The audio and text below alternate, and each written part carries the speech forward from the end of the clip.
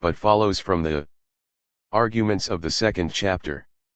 It provides us with the connection between lending and credit means of payment, and leads us to what I regard as the nature of the credit phenomenon.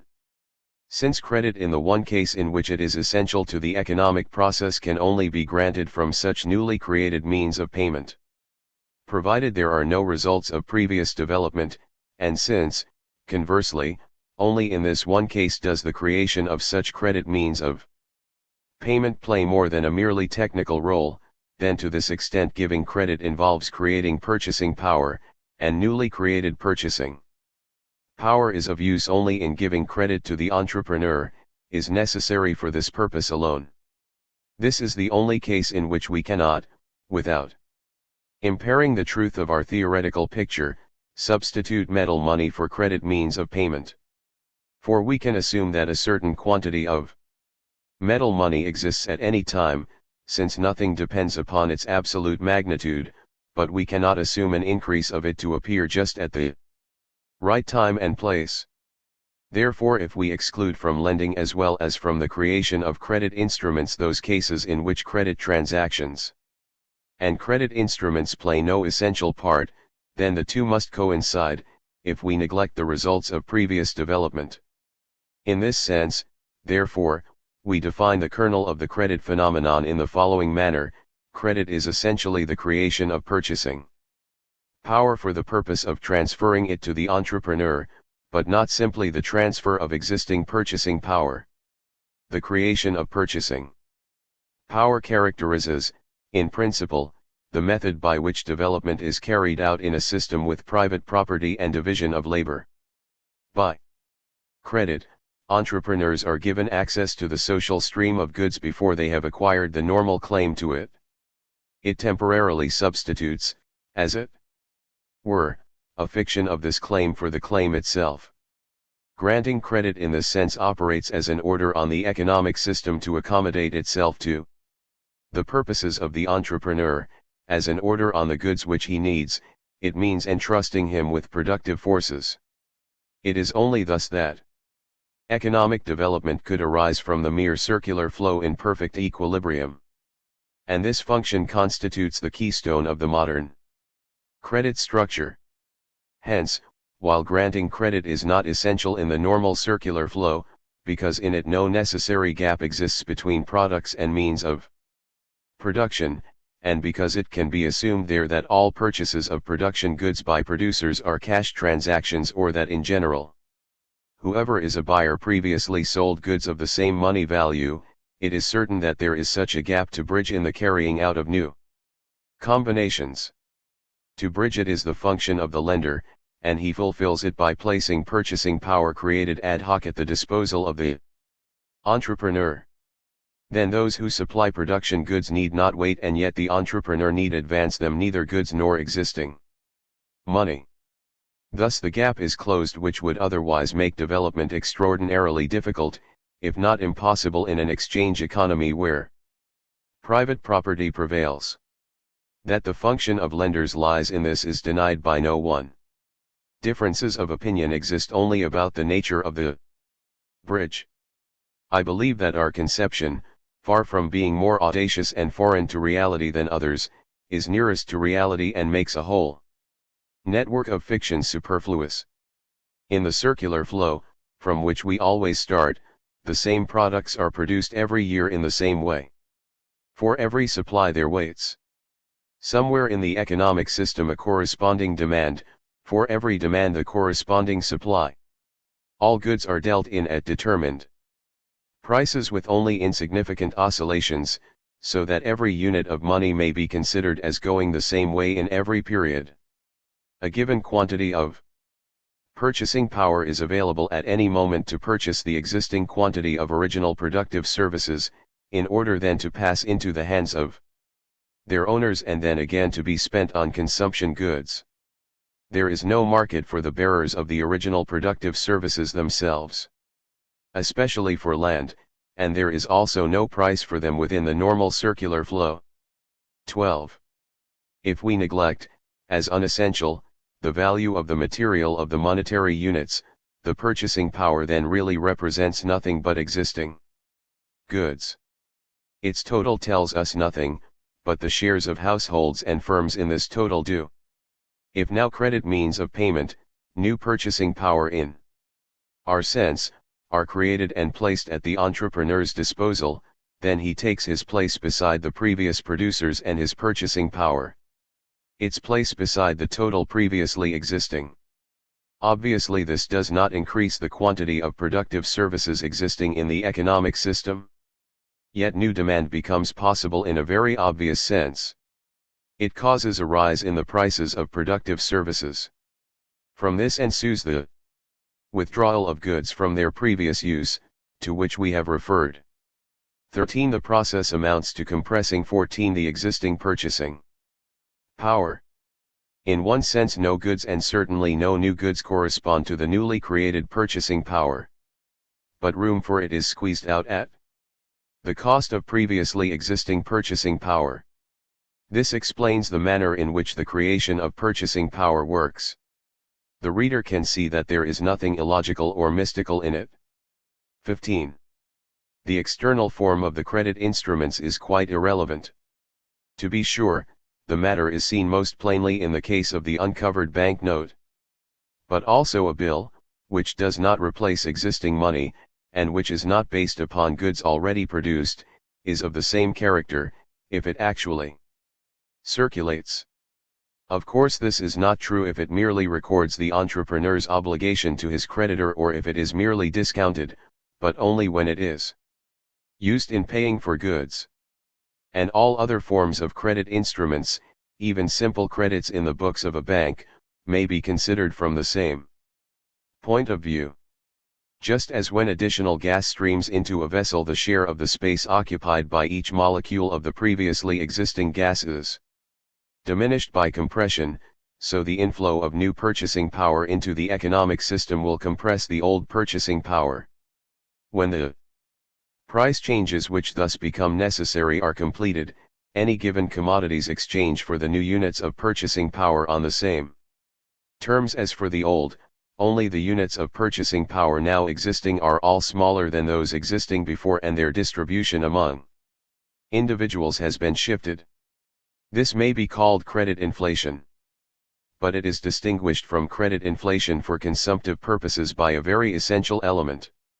In these cases also new purchasing power takes its place beside the old, prices rise, a withdrawal of goods results in favor of the credit receiver or of those to whom the latter pays out the borrowed sums. There the process breaks off, the goods withdrawn are consumed, the means of payment created remain in circulation, the credit must be continually renewed, and prices have risen permanently. It may be then that the loan is paid off out of the normal income stream, for example by an increase in taxation. But this is a new, special operation, deflation, which, proceeding in the well-known way, again restores the health of the monetary system, which but for it would not return to its previous state. In our case, however, the process goes 6 impressive further. The entrepreneur must not only legally repay money to his banker, but he must also economically repay commodities to the reservoir of goods, the equivalent of borrowed productive means, or, as we have expressed it, he must ultimately fulfill the condition upon which goods may normally be taken out of the social stream. The result of the borrowing enables him to fulfill this condition. After completing his business in our conception, therefore, after a period at the end of which his products are on the market and his productive goods used up, he has, if everything has gone according to expectations, enriched the social stream with goods whose total price is greater than the credit received and than the total price of the goods directly and indirectly used up by him. Hence the equivalence between the money and commodity streams is more than restored, the credit inflation more than eliminated, the effect upon prices more than compensated.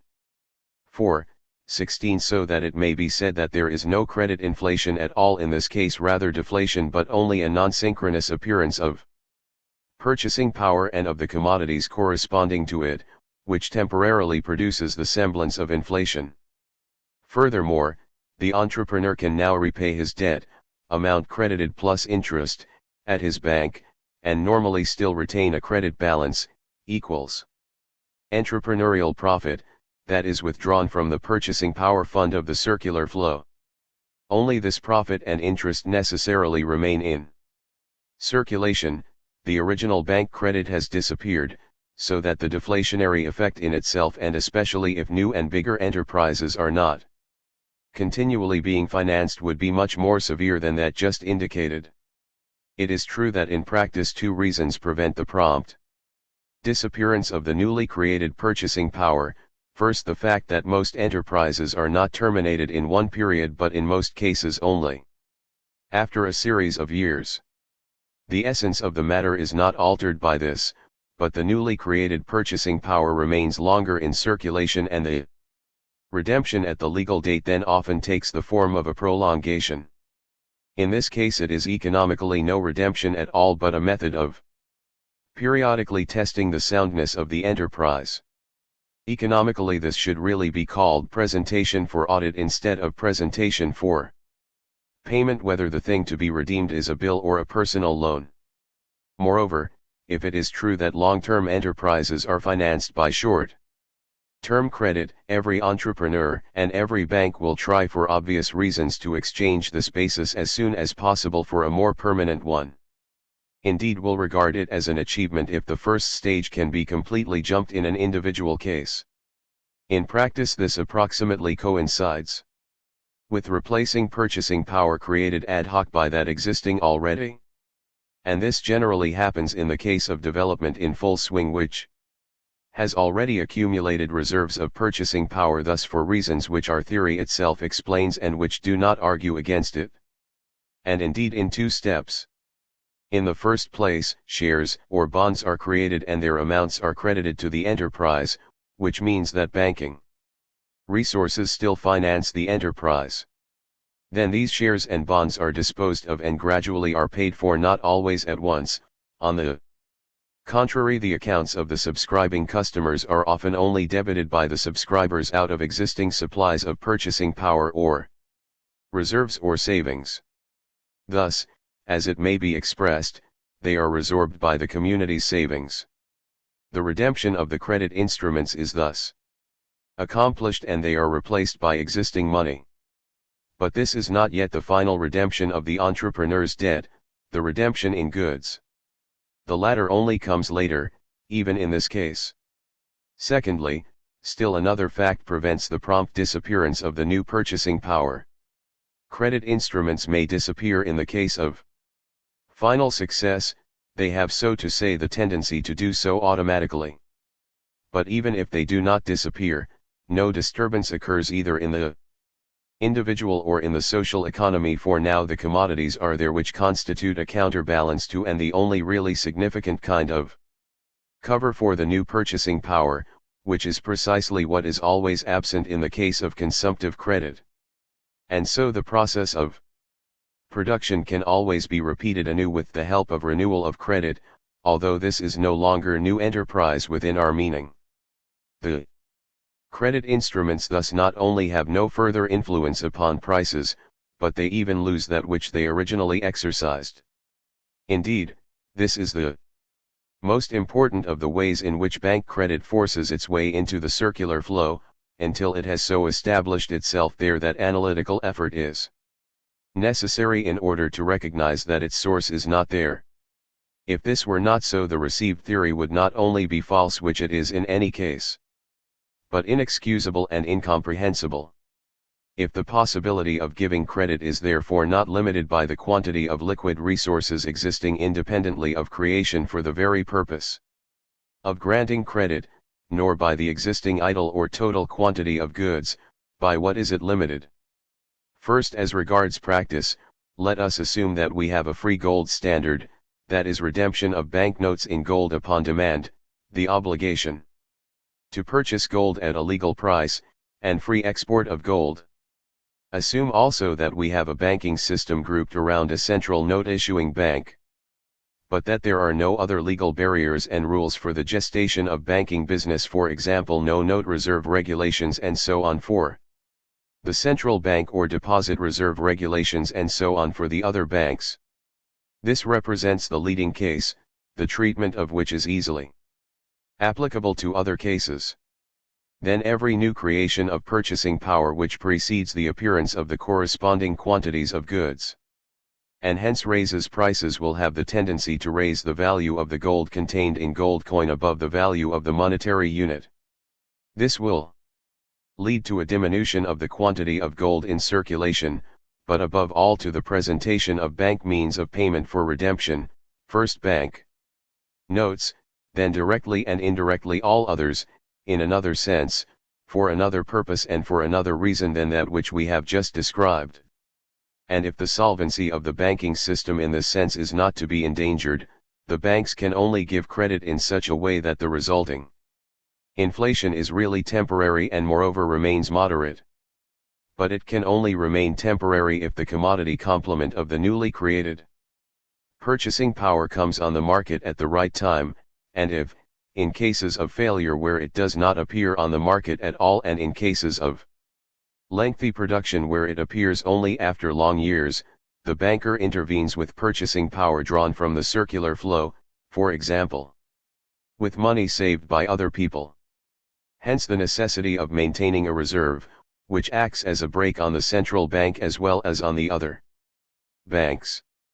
Competing with this nexus is the circumstance that all credits given are finally resolved into small sums in daily trade, and in order to serve in the latter must be changed into coin or small state notes, at least in most countries, which cannot be created by the banks. Finally, the credit inflation must start an outflow of gold abroad, hence a further danger of insolvency. It may happen, however, and is indeed sometimes approximately realized, that the banks of all countries extend their credits almost simultaneously. Therefore, even if we cannot, in the nature of things, state the limit to the creation of purchasing power under the assumptions made as accurately as, say, the limit to the production of a commodity, and even if the limit must vary according to the mentality of the people, legislation, and so on, yet we can state that there is such a limit at any time, and what circumstances normally guarantee its maintenance. Its existence neither excludes the creation of purchasing power in our sense nor alters its significance. But it makes its volume at any time an elastic, though nevertheless a definite, magnitude. The fundamental question under consideration here is of course only very superficially answered by the above, just as the question regarding the reasons for a rate of exchange is answered superficially by saying it must lie between the gold points in the case of a universal free gold standard. However, just as we look at essentials in the latter case if we omit the gold mechanism and look at the commodity points underneath, so in our case, by the same principle, we arrive at a more fundamental explanation of the fact that the creation of purchasing power has definite, even though elastic, limits if we consider a country with a paper standard, or let us say outright with nothing but bank means of payment. Since the case of countries trading with one another offers nothing fundamentally new, we leave the analysis of it to the reader. Here, then, the limit is given by the condition that credit inflation in favor of new enterprises should be only temporary, or that there should be no inflation at all in the sense of permanently raising the price level. And the brake which guarantees the maintenance of this limit is the fact that any other conduct in the face of the rush of entrepreneurs seeking credit would mean a loss for the bank concerned. This loss always occurs if the entrepreneur does not succeed in producing commodities at least equal in value to the credit plus interest. Only when he succeeds in so doing has the bank done good business. Then and only then, however, is there also no inflation, as we have shown, that is no infraction of the limit. From this the rules may be derived which determine in individual cases the magnitude of the possible creation of purchasing power. Only in one other case could the banking world, if it were released from the obligation of redeeming its means of payment in gold, and if the regard for international exchange were suspended, start inflation and arbitrarily determine the price level, not only without loss but even with profit. namely, if it pumped credit means of payment into the circular flow either by making bad commitments good by a further creation of new circulating media or by giving credits which really serve consumptive ends. In general, no single bank could do this. For while its issue of means of payment would not appreciably affect the price level, the bad commitment would remain bad and the consumptive credit become bad if it did not lie within the limits in which it could be repaid by the debtor out of his income. But all banks together could do it.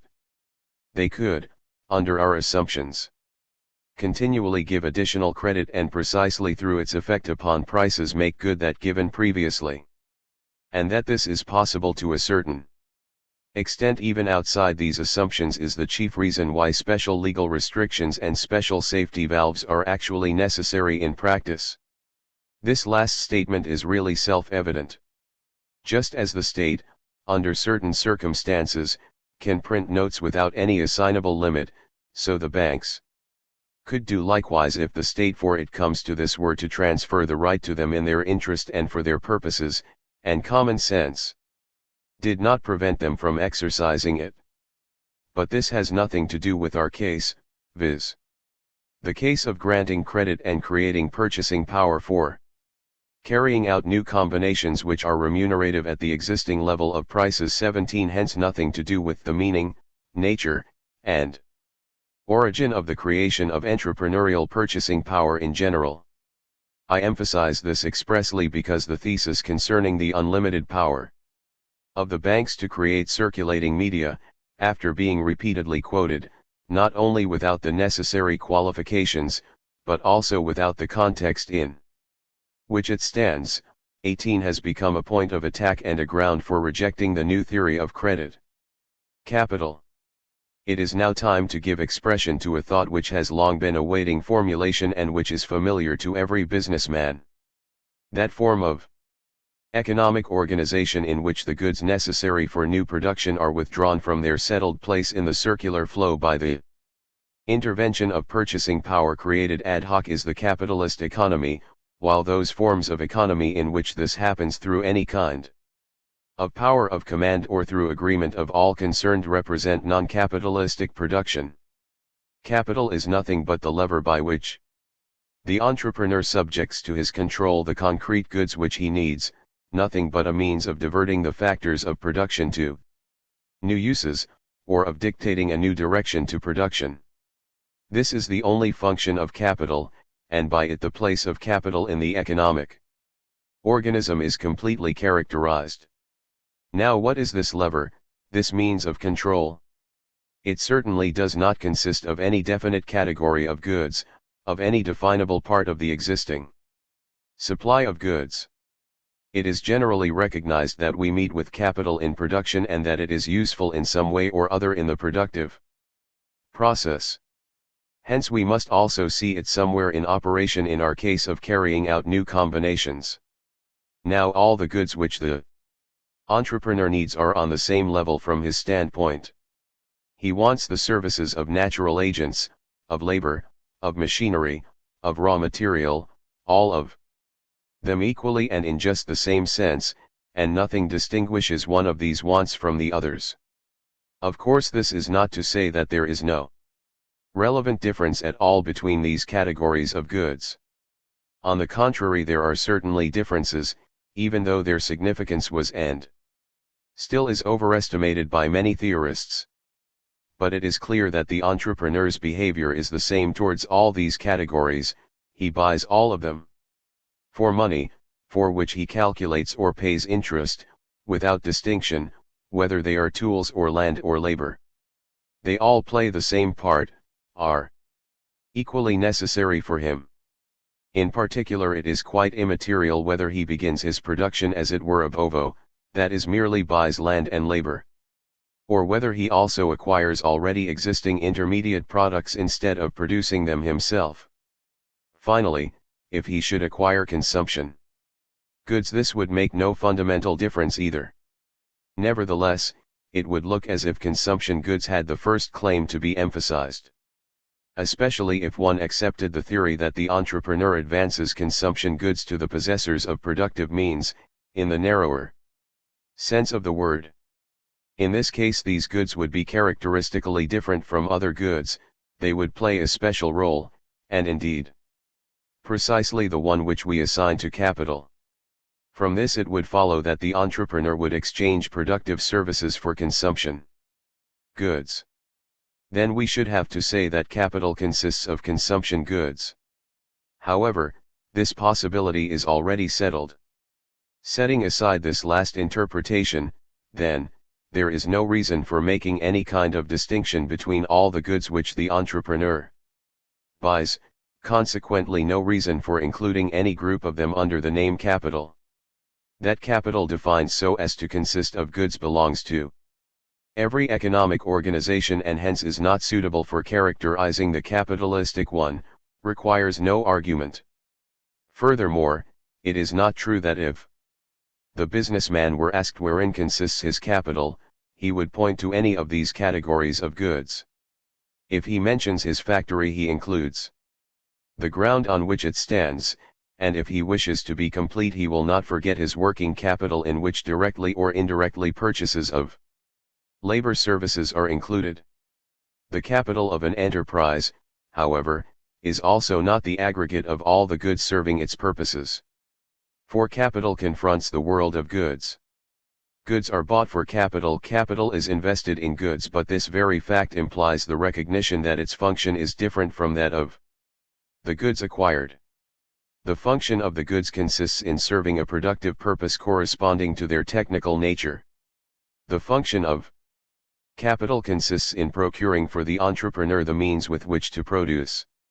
It stands as a third agent necessary to production in an exchange economy between the entrepreneur and the world of goods. It constitutes the bridge between them. It does not take part directly in production, it is not itself worked up, on the contrary it performs a task which must be done before technical production can begin. The entrepreneur must have capital before he can think of providing himself with concrete goods. There is a time when he already has the necessary capital but not yet the production goods, and at this moment one can see more clearly than ever that capital is not something identical with concrete goods but is an independent agent. And its only purpose, the only reason why the entrepreneur needs capital, I appeal to obvious facts, is simply to serve as a fund out of which productive goods can be paid for. Furthermore, so long as this purchase is not completed, the capital has absolutely no relation to any definite goods at all. It exists, of course, who could deny it? But its characteristic quality is precisely that it does not come into consideration as a concrete category of goods, that it is not employed technically as a good, but as a means of providing those goods which are to be employed in production in the technical sense.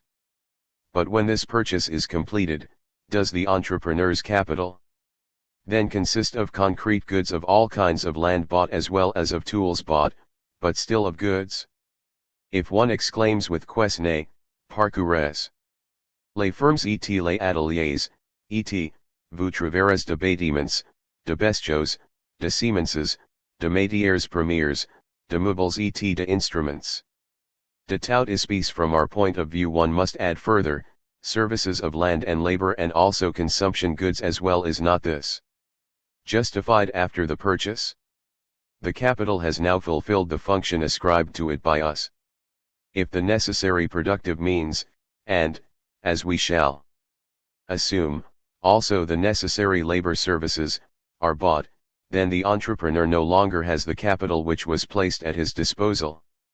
He has surrendered it for productive means. It has been dissolved into incomes. The traditional conception at present is that his capital now consists of the goods acquired. Indeed, it is a presupposition of this interpretation that the function of capital in procuring goods is completely ignored, and replaced by the unreal hypothesis that the very goods which he needs are lent to the entrepreneur. If one does not do this, and if, following reality, one distinguishes the fund out of which production goods are paid for from these productive means themselves, there cannot, in my opinion, be the Slightest doubt that it is to this fund that everything that one is accustomed to say of capital and all that we designate as capitalistic phenomena refer.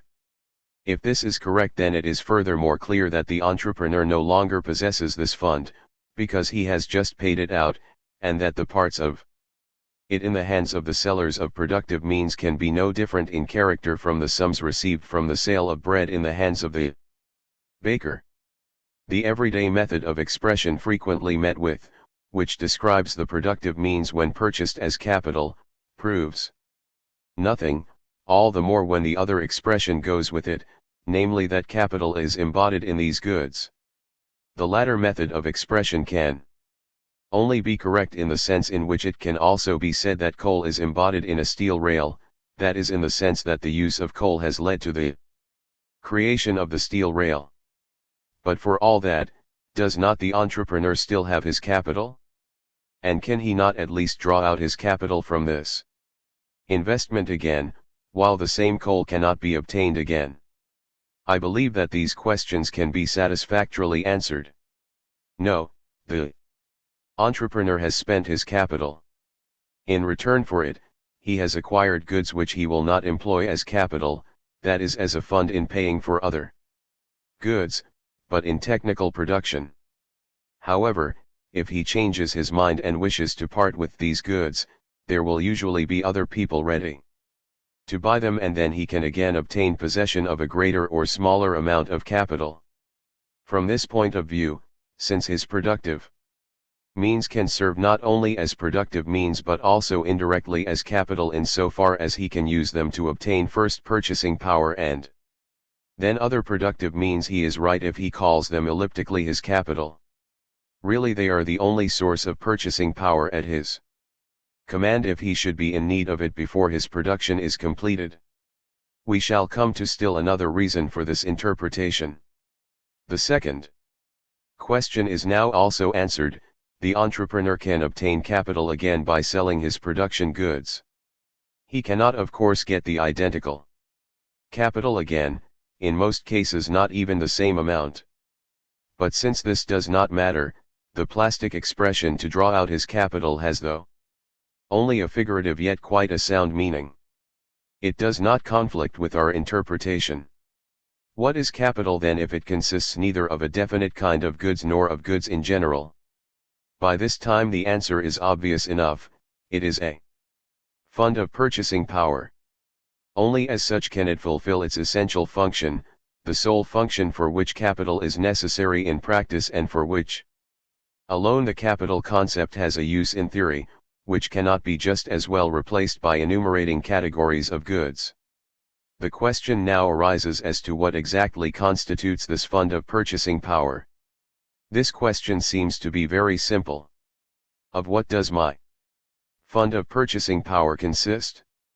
Why, of money and of my other assets calculated in money. This answer would bring us practically to Menger's capital concept. Certainly I call this my capital innumerable times. Further, there are also no difficulties in distinguishing it as a fund from the stream of returns, so that here we take a step again in Irving Fisher's direction. Again, it might be said that I can embark upon an enterprise with this very sum or lend it to an entrepreneur. However, this view, apparently so satisfactory at first sight, is unfortunately not completely adequate. It is not true that I can enter the ranks of entrepreneurs only with this sum.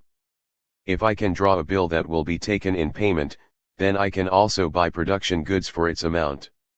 One might now say that I simply contract a debt thereby, which is far from increasing my capital. One might say further that the goods bought with the bill are just lent to me. Yet let us look more closely.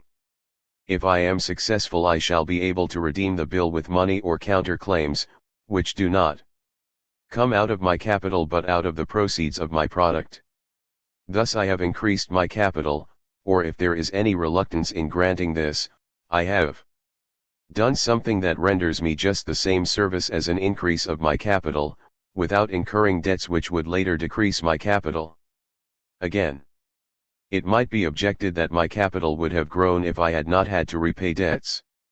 However, these debts were paid out of a gain, which we cannot even be certain would have been added to my capital if it had accrued to me unimpaired. For I might use it to acquire consumption goods, in which case it would be contrary to every kind of usage to describe it as a part of capital.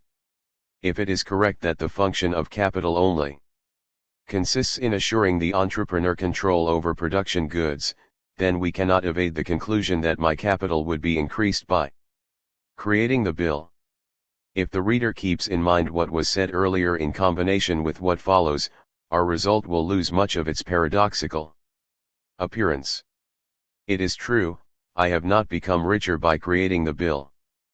But the term wealth, vermogen, makes it possible to take account of this other aspect of the matter. But it is also not true that expression in terms of money suffices to lend a capital character in our sense to property which is not itself held in the form of money. If one possesses some sort of goods, it will not in general be possible to obtain by direct exchange the production goods which one needs. On the contrary, one will always have to sell the goods one has and then employ the proceeds of the sale as capital, that is, in obtaining the production goods required. Actually, the conception under consideration recognizes this also in that it stresses the money value of the goods which anyone possesses. It is easy to see that it is only an elliptical or figurative method of expression when one describes these goods themselves as capital. The same is also true of purchased means of production, as already mentioned, which this conception also treats as capital. So far our definition is on the one hand wider and on the other hand narrower than Menger's and others related to it. Only means of payment are capital, not merely money but circulating media in general, of whatever kind they may be, not all means of payment, however, but only those which actually fulfill the characteristic function with which we are concerned. This limitation lies in the nature of the thing. If means of payment do not serve to provide an entrepreneur with production goods and to withdraw the latter from their previous employment for this purpose, then they are not capital. In an economic system without development there is therefore no capital, or, otherwise expressed, capital does not fulfill its characteristic function, it is not an independent agent. Or, still differently expressed, the various forms of general purchasing power do not constitute capital there, they are simply exchange media, technical means for carrying out the customary exchanges. With this, their role in the circular flow is complete. They have none except this technical role, so that they can be neglected without overlooking anything very essential. In the carrying out of new combinations, however, money and its substitutes become an essential factor, and we express this by describing them as capital.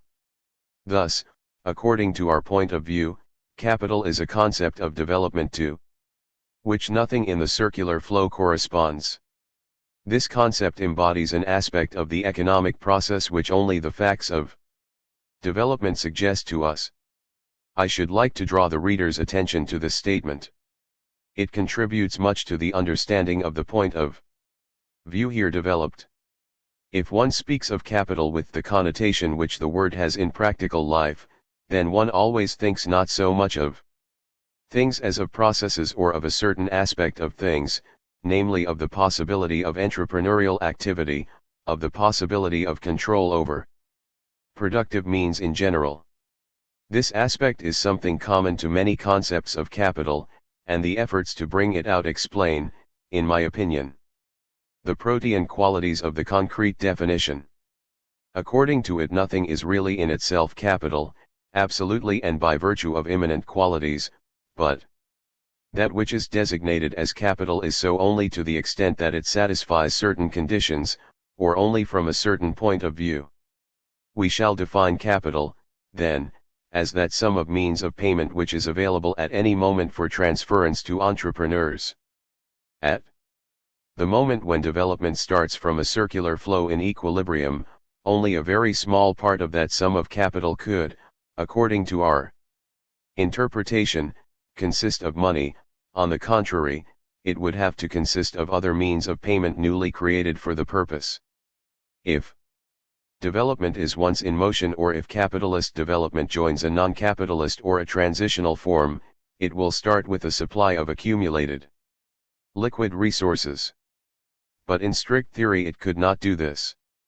And even in reality it is always impossible when something really significant is to be done. For the first time, capital, then, is an agent in the exchange economy. A process of the exchange economy is given expression to in the capital aspect, namely the transfer of productive means to the entrepreneur. There is therefore in our sense really only private and no social capital. Means of payment can only perform their capital role in the hands of private individuals. Hence there would be little purpose in speaking of social capital with this meaning. Nevertheless, the sum of private capitals tells us something. It gives the magnitude of the fund that can be put at the disposal of entrepreneurs, the magnitude of the power of withdrawing means of production from their previous channels. Therefore the concept of social capital is not meaningless. 19 Even though there would be no such capital in a communist economy, yet one thinks for the most part of a nation's stock of goods. When one speaks of social capital, and only the real capital concepts have led to that of social capital, the money market, one more step remains to be taken. Capital is neither the whole nor a part of the means of production original or produced. Nor is capital a stock of consumption goods. It is a special agent. As such it must have a market in that theoretical sense in which there is a market for consumption goods and for production goods. And to this theoretical market something similar must correspond in reality as in the case of these other two. We saw in the first chapter that there are markets for the services of labor and land and for consumption goods in which everything essential to the circular flow is settled, while the produced means of production, transitory items, have no such independent market. In development, which introduces the new agent capital into the economic process, there must be still a third market in which something interesting happens, the capital market. This does exist. Reality shows it to us directly, much more directly than it shows us the markets for services and for consumption goods.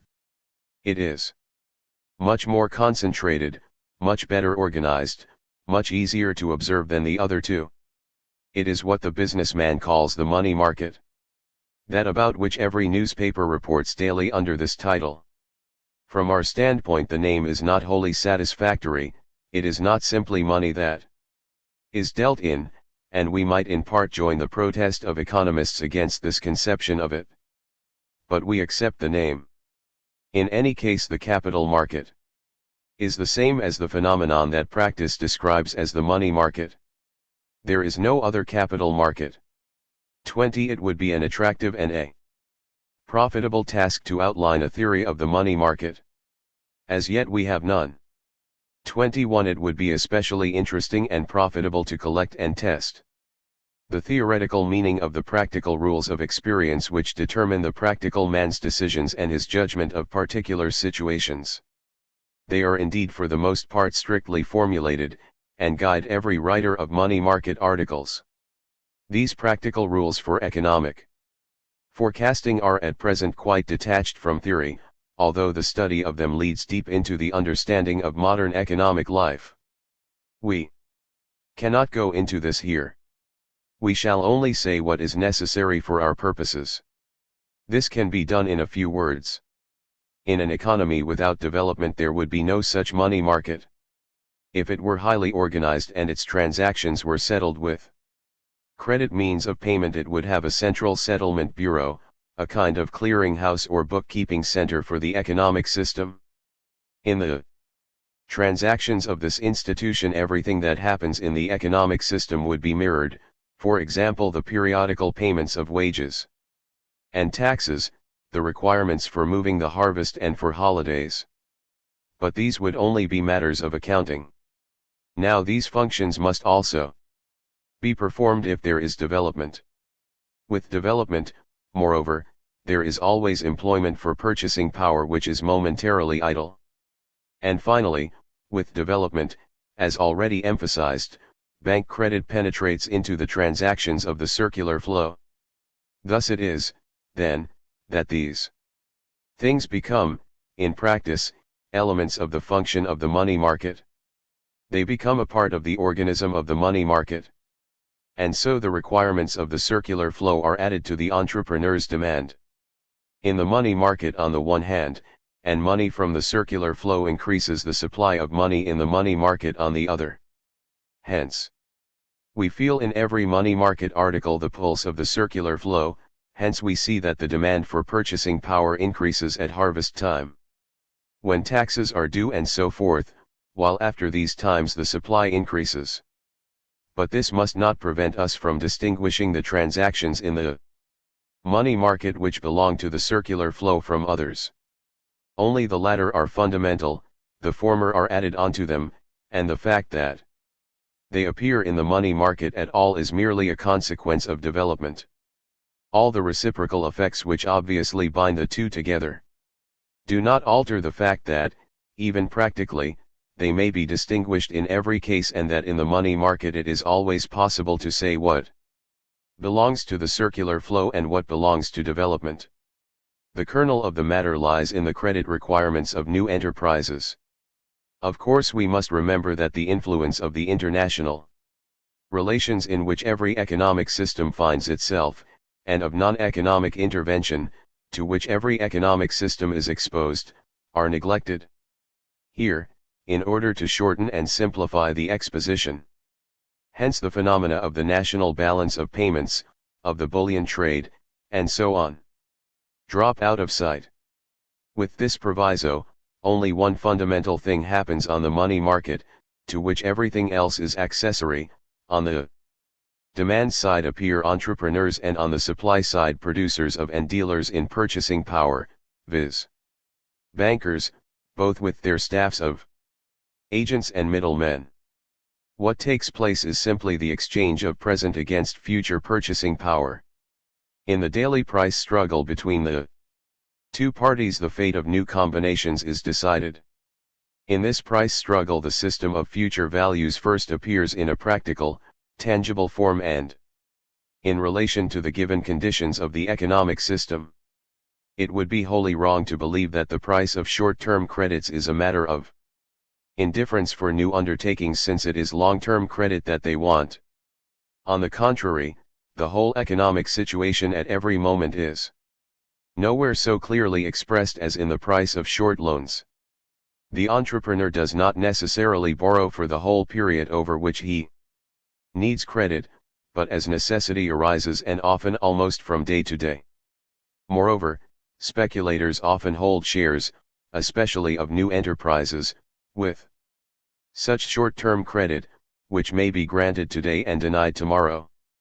We may observe from day to day how the credit requirements of industry manifest themselves, and how the banking world sometimes supports and encourages, sometimes curbs, the demand, while in other markets the demand as well as the supply exhibits a certain constancy. Even in development, here surprisingly large fluctuations appear from day to day. We shall explain this by the special function of the money market. All plans and outlooks for the future in the economic system affect it, all conditions of the national life, all political, economic, and natural events.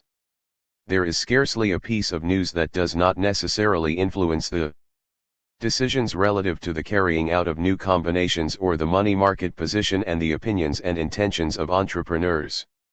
The system of future values must be adapted to every new situation. This is of course not merely affected by variations in the price of purchasing power. Frequently, personal influence acts in addition to or in the place of the latter. But there is no need to go into these well-known details. The money market is always, as it were, the headquarters of the capitalist system, from which orders go out to its individual divisions, and that which is debated and decided there is always in essence the settlement of plans for further development. All kinds of credit requirements come to this market, all kinds of economic projects are first brought into relation with one another, and contend for their realization in it, all kinds of purchasing power, balances of every sort, flow to it to be sold. This gives rise to a number of arbitrage operations and intermediate maneuvers, which may easily veil the fundamental thing. Nevertheless, I believe that at bottom our conception need hardly fear contradiction. Thus the main function of the money or capital market is trading in credit for the purpose of financing development. Development creates and nourishes this market. In the course of development it is assigned still another, that is a third, function, it becomes the market for sources of incomes themselves. We shall consider later the relation between the price of credit and the price of sources of permanent or temporary returns. Here so much is clear, that the sale of such sources of returns represents a method of acquiring capital, and their purchase a method of employing capital. Consequently the dealing in sources of returns cannot be far removed from the money market. Traffic in land also belongs here, and only technical circumstances prevent it from appearing in practice as a part of money market transactions, but there is no lack of causal connection between the two. Chapter 4. Entrepreneurial Profit. 1. The first 3 chapters laid the foundation upon which rests all that is to follow. As a first fruit we arrive at an explanation of entrepreneurial profit. And indeed so easily and naturally that in order to keep this chapter short and simple I prefer to put some more difficult discussions, which really belong here, in the next chapter, where all the knotty problems may be dealt with as a whole. Entrepreneurial profit is a surplus over costs. From the standpoint of the entrepreneur, it is the difference between receipts and outlay in a business, as we have already been told by a long line of economists. Superficial as this definition is, it is sufficient as a starting point. By outlay we understand all the disbursements which the entrepreneur must make directly or indirectly in production. To this must be added an appropriate wage for labor performed by the entrepreneur, an appropriate rent for any land which may chance to belong to him, and finally a premium for risk. On the other hand, I do not insist here that interest on capital should be excluded from these costs. In practice it is included in them, either visibly or, if the capital belongs to the entrepreneur himself, by the same accounting method as wages for his personal work or rent for his own land. This may suffice for the moment, all the more so since many theorists put interest on capital in the same category with wages and rent. I now leave it to the reader's discretion in this chapter either to neglect the existence of interest on capital, in the sense of our interpretation, or to recognize it, in the sense of any theory of interest whatsoever, as a third static branch of income and to include it in business costs. Its nature and its origin do not concern us here in any case. Upon this definition of outlays it may appear doubtful whether there is any surplus at all as against costs. To prove that there is a surplus is therefore our first task. Our solution may be expressed briefly, in the circular flow the total receipts of a business abstracting from monopoly are just big enough to cover outlays. In it there are only producers who neither make profits nor suffer losses and whose income is sufficiently characterized by the phrase wages of management. And since the new combinations which are carried out if there is development are necessarily more advantageous than the old, total receipts must in this case be greater than total costs.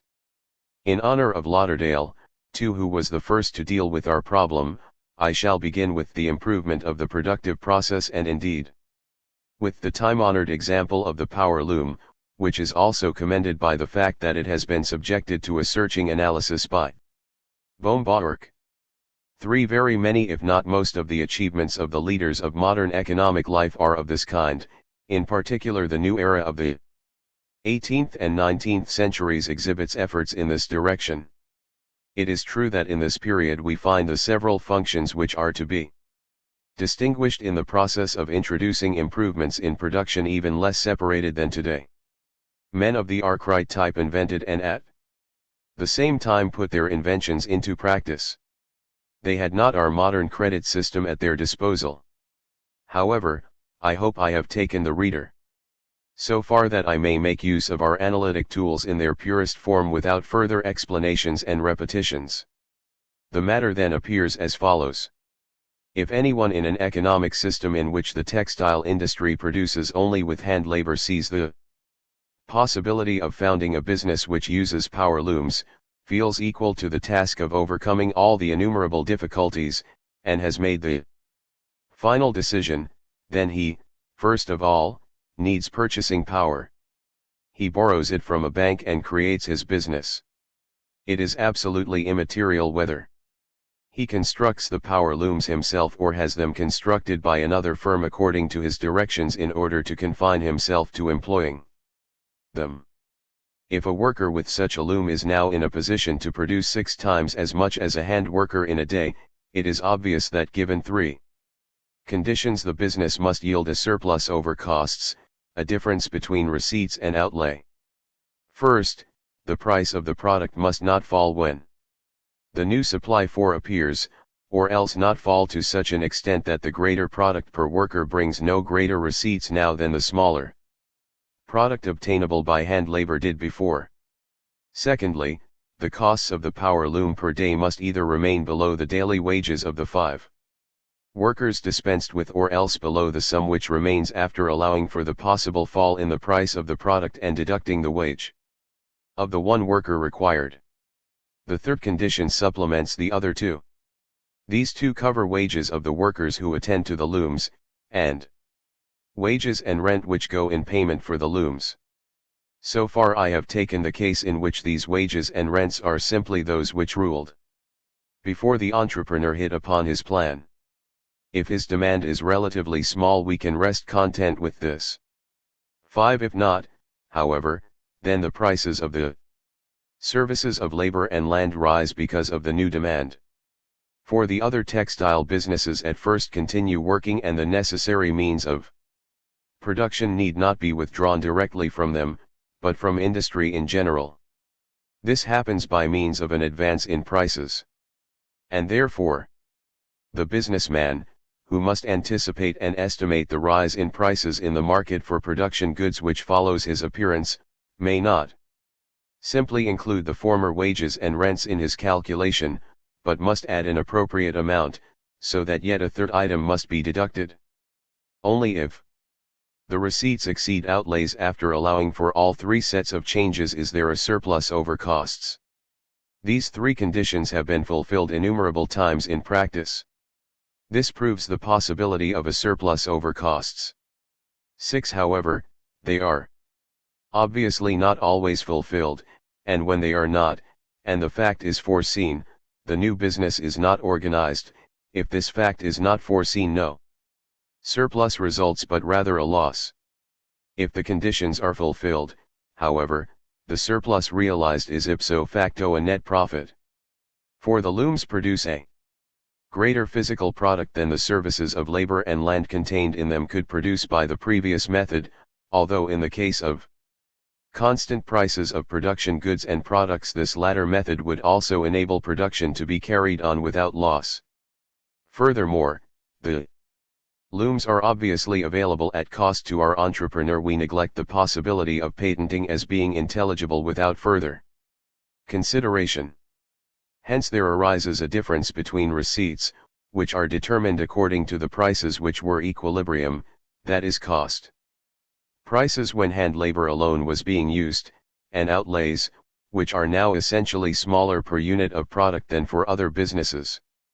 And this difference need not be annihilated by the price changes brought about by the appearance of the individual in question on the demand and the supply side.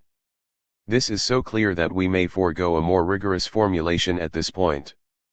But now comes the second act of the drama. The spell is broken and new businesses are continually arising under the impulse of the alluring profit.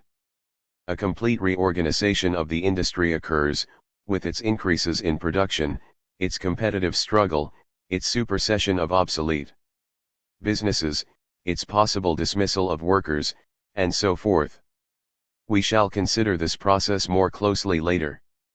Only one thing interests us here: the final result must be a new equilibrium position, in which, with new data, the law of cost again rules, so that now the prices of the products are again equal to the wages and rents of the services of labor and land which are embodied in the looms plus the wages and rents of the services of labor and land which must still cooperate with the looms in order that the product may come into existence. The incentive to produce more and more products will not cease before this condition is arrived at, nor before price falls as a result of the growing supply. Consequently, the surplus of the entrepreneur in question and of his immediate followers disappears. 7. Not at once, it is true, but as a rule only. After a longer or shorter period of progressive diminution. 8. Nevertheless, the surplus is realized, it constitutes under given conditions a definite amount of net returns even though only temporary. Now to whom does it fall? Obviously to the individuals who introduced the looms into the circular flow, not to the mere inventors, but also not to the mere producers or users of them. Those who produce them to order will only receive their cost price, those who employ them according to instructions will buy them so dearly at first that they will hardly receive any profit. The profit will fall to those individuals whose achievement it is to introduce the looms, whether they produce and use them, or whether they only produce or only use them. In our example, the chief importance attaches to employment, but that is not essential. The introduction is achieved by founding new businesses, whether for production or for employment or for both. What have the individuals under consideration contributed to this? Only the will and the action, not concrete goods, for they bought these either from others or from themselves, not the purchasing power with which they bought, for they borrowed this from others or, if we also take account of acquisition in earlier periods, from themselves. And what have they done? They have not accumulated any kind of goods, they have created no original means of production, but have employed existing means of production differently, more appropriately, more advantageously. They have carried out new combinations. They are entrepreneurs. And their profit, the surplus, to which no liability corresponds, is an entrepreneurial profit. Just as the introduction of looms is a special case of the introduction of machinery in general, so the introduction of machinery is a special case of all changes in the productive process in the widest sense, the aim of which is to produce a unit of product with less expense and thus to create a discrepancy between their existing price and their new costs. Many innovations in business organization and all innovations in commercial combinations are included in this.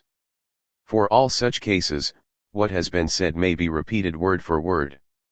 Representative of the first group is the introduction of large-scale manufacturing businesses into an economic system in which they were previously unknown. In a large-scale business, a more suitable arrangement and better utilization of the factors of production are possible than in smaller businesses, and furthermore the choice of a more favorable location is possible. But the introduction of large-scale businesses is difficult. Under our assumptions, all the necessary conditions are wanting: workers, trained personnel, the necessary market conditions. Innumerable resistances of a social and political character work against it. And the organization itself, still unknown, requires special aptitude to set it up.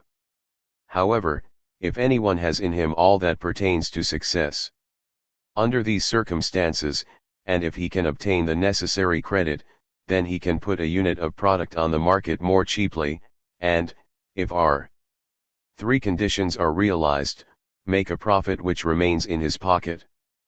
But he has also triumphed for others, blazed the trail and created a model for them which they can copy. They can and will follow him, first individuals and then whole crowds. Again that process of reorganization occurs. which must result in the annihilation of the surplus over costs, when the new business form has become part of the circular flow. But previously, profits were made. To repeat, these individuals have done nothing but employ existing goods to greater effect, they have carried out new combinations and are entrepreneurs in our sense. Their gain is an entrepreneurial profit. As an example of the cases of commercial combinations, the choice of a new and cheaper source of supply for a means of production, perhaps a raw material, may be cited. This source of supply did not exist previously for the economic system. No direct and regular connection existed with its country of origin if overseas, for example, neither a steamship line nor foreign correspondence. The innovation is hazardous, impossible for most producers. But if someone establishes a business having regard to the source of supply, and everything goes well, then he can produce a unit of product more cheaply, while at first the existing prices substantially continue to exist. He then makes a profit. Again, he has contributed nothing. But will and action has done nothing but recombine existing factors. Again, he is an entrepreneur, his profit entrepreneurial profit. And again the latter, and also the entrepreneurial function as such, perish in the vortex of the competition which streams after them. The case of the choice of new trade routes belongs here. Analogous to the cases of simply improving the process of production is the case of replacing one production or consumption good by another, which serves the same or approximately the same purpose, but is cheaper. Concrete examples are offered by the partial replacement of wool by cotton in the last quarter of the 18th century, and by all production of substitutes. These cases are to be treated exactly as those just mentioned. The difference, that the new products here will certainly not bring the same price as those previously produced in the industry under consideration, is only one of degree, as may easily be seen. For the rest, exactly the same holds good. Again, it is immaterial whether the individuals concerned produce the new production or consumption good themselves or only employ or dispose of it as the case may be, and draw it for this purpose from its possible existing uses. Here also these individuals contribute neither goods nor purchasing power. Here also they nevertheless make a profit which is connected with the carrying out of new combinations. We recognize them accordingly as entrepreneurs. Here too the profit will not last long. The creation of a new good which more adequately satisfies existing and previously satisfied needs is a somewhat different case. The production of improved musical instruments is an example. In this case the possibility of profit rests upon the fact that the higher price received for the better commodity surpasses its costs, which are likewise higher in most cases. One can easily convince oneself of its existence. Furthermore, the adaptation of our three conditions to this case presents no difficulties and may be left to the reader. If a surplus exists and if, therefore, the introduction of better instruments occurs, then here also a tendency to reorganization in the industry will set in, which will finally restore the rule of the law of cost. Hence, here also there is clearly a new combination of existing factors, an entrepreneurial act and an entrepreneurial profit, even though it is not permanent. A combination of the case of the better satisfaction of a need with the case of lower cost of the unit of product following. The appearance of a very great increase in demand is presented by the example of railway and canal construction. The search for new markets in which an article has not yet been made familiar and in which it is not produced is an extraordinarily rich, and in former times was a very lasting, source of entrepreneurial profit. Primitive trading profits belong here, and the sale of glass beads to a Negro tribe may serve as an example. The principle of the matter is that a new commodity is valued by purchasers much as gifts of nature or pictures by old masters, that is, its price is determined without regard to cost of production. Hence the possibility that it may sell above costs, including all the Expenditure connected with overcoming the innumerable difficulties of the venture. At first only a few see the new enterprise and are able to carry it out. This also is an entrepreneurial act, the carrying out of a new combination, and it yields a profit, which remains in the entrepreneur's pocket. It is true, the source dries up sooner or later. Today an appropriate organization would soon come into existence and the trade in glass beads would very soon no longer yield a profit. At the same time the above covers the case of the production of a completely new good. Such a good must first of all be forced on consumers. Perhaps even given away gratis. A host of obstacles arise. But when these are overcome and the consumers take to the commodity, there follows a period of price determination solely on the basis of direct valuation and without much regard to costs, which here also consist fundamentally of the hitherto prevailing prices of the necessary services of labor and land. Hence a surplus can exist which remains in the hands of the successful producers. These again are entrepreneurs who have only contributed will and action and have only carried out the new combination of existing productive factors. Again there is an entrepreneurial profit. And this disappears again when the new commodity becomes part of the circular flow. And its price is put in the normal relation to costs. These examples show us the nature of profit as the result of carrying out new combinations. They show too how the process must be thought of essentially as the new employment of existing production goods. The entrepreneur does not save in order to obtain the means which he needs. Nor does he accumulate any goods before beginning to produce. Furthermore, when a business is not established all at once in its definitive form, but slowly develops, the matter is not as different as one would believe. If the entrepreneur's strength is not exhausted on one project and yet he continues to carry on the same business, then he proceeds to new changes which are always new enterprises according to our terminology, often with means which he draws from his past profits. The process then appears to be different, but its nature is the same. The same is true if a new enterprise is started by a producer in the same industry and is connected with his previous production. This is by no means the rule. New enterprises are mostly founded by new men and the old businesses sink into insignificance. But even if an individual who previously carried on his business by annually repeating his part in the circular flow becomes an entrepreneur, no change takes place in the nature of the proceeding.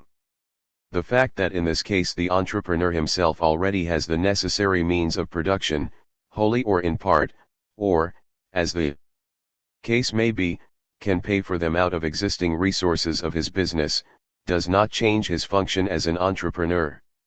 It is true our conception does not then fit the facts in every detail. The new enterprise still coexists with the other businesses, which at first continue to operate in the customary manner, but it does not increase the demand for means of production nor does it necessarily supply new products. Yet we only so arranged our picture because the practically more important case demands it and because it shows us the principle of the matter and especially the fact that the new business need not spring directly from the old. Appropriately interpreted, it also fits this case in essentials. Here also it is only a matter of carrying out new combinations and nothing else. The entrepreneur is never the risk bearer. 9. In our example this is quite clear. The one who gives credit comes to grief if the undertaking fails. 4. Although any property possessed by the entrepreneur may be liable, yet such possession of wealth is not essential, even though advantageous.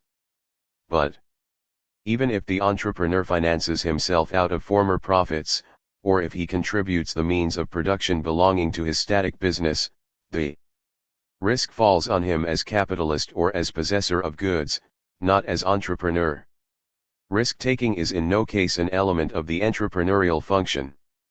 Even though he may risk his reputation, the direct economic responsibility of failure never falls on him. It may now be briefly observed that profit as here conceived is the main element of the phenomenon which is described as promoter's profit. Whatever promoter's profit may be in addition, its basis is the temporary surplus of receipts over cost of production in a new enterprise. The promoter may indeed be, as we saw, the purest type of the entrepreneur genus.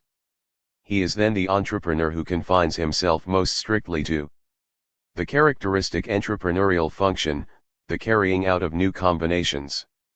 If, during the founding of a business, everything were to proceed correctly and with ideal perfection and foresight on all sides, the profit would be what remained in the founder's hands.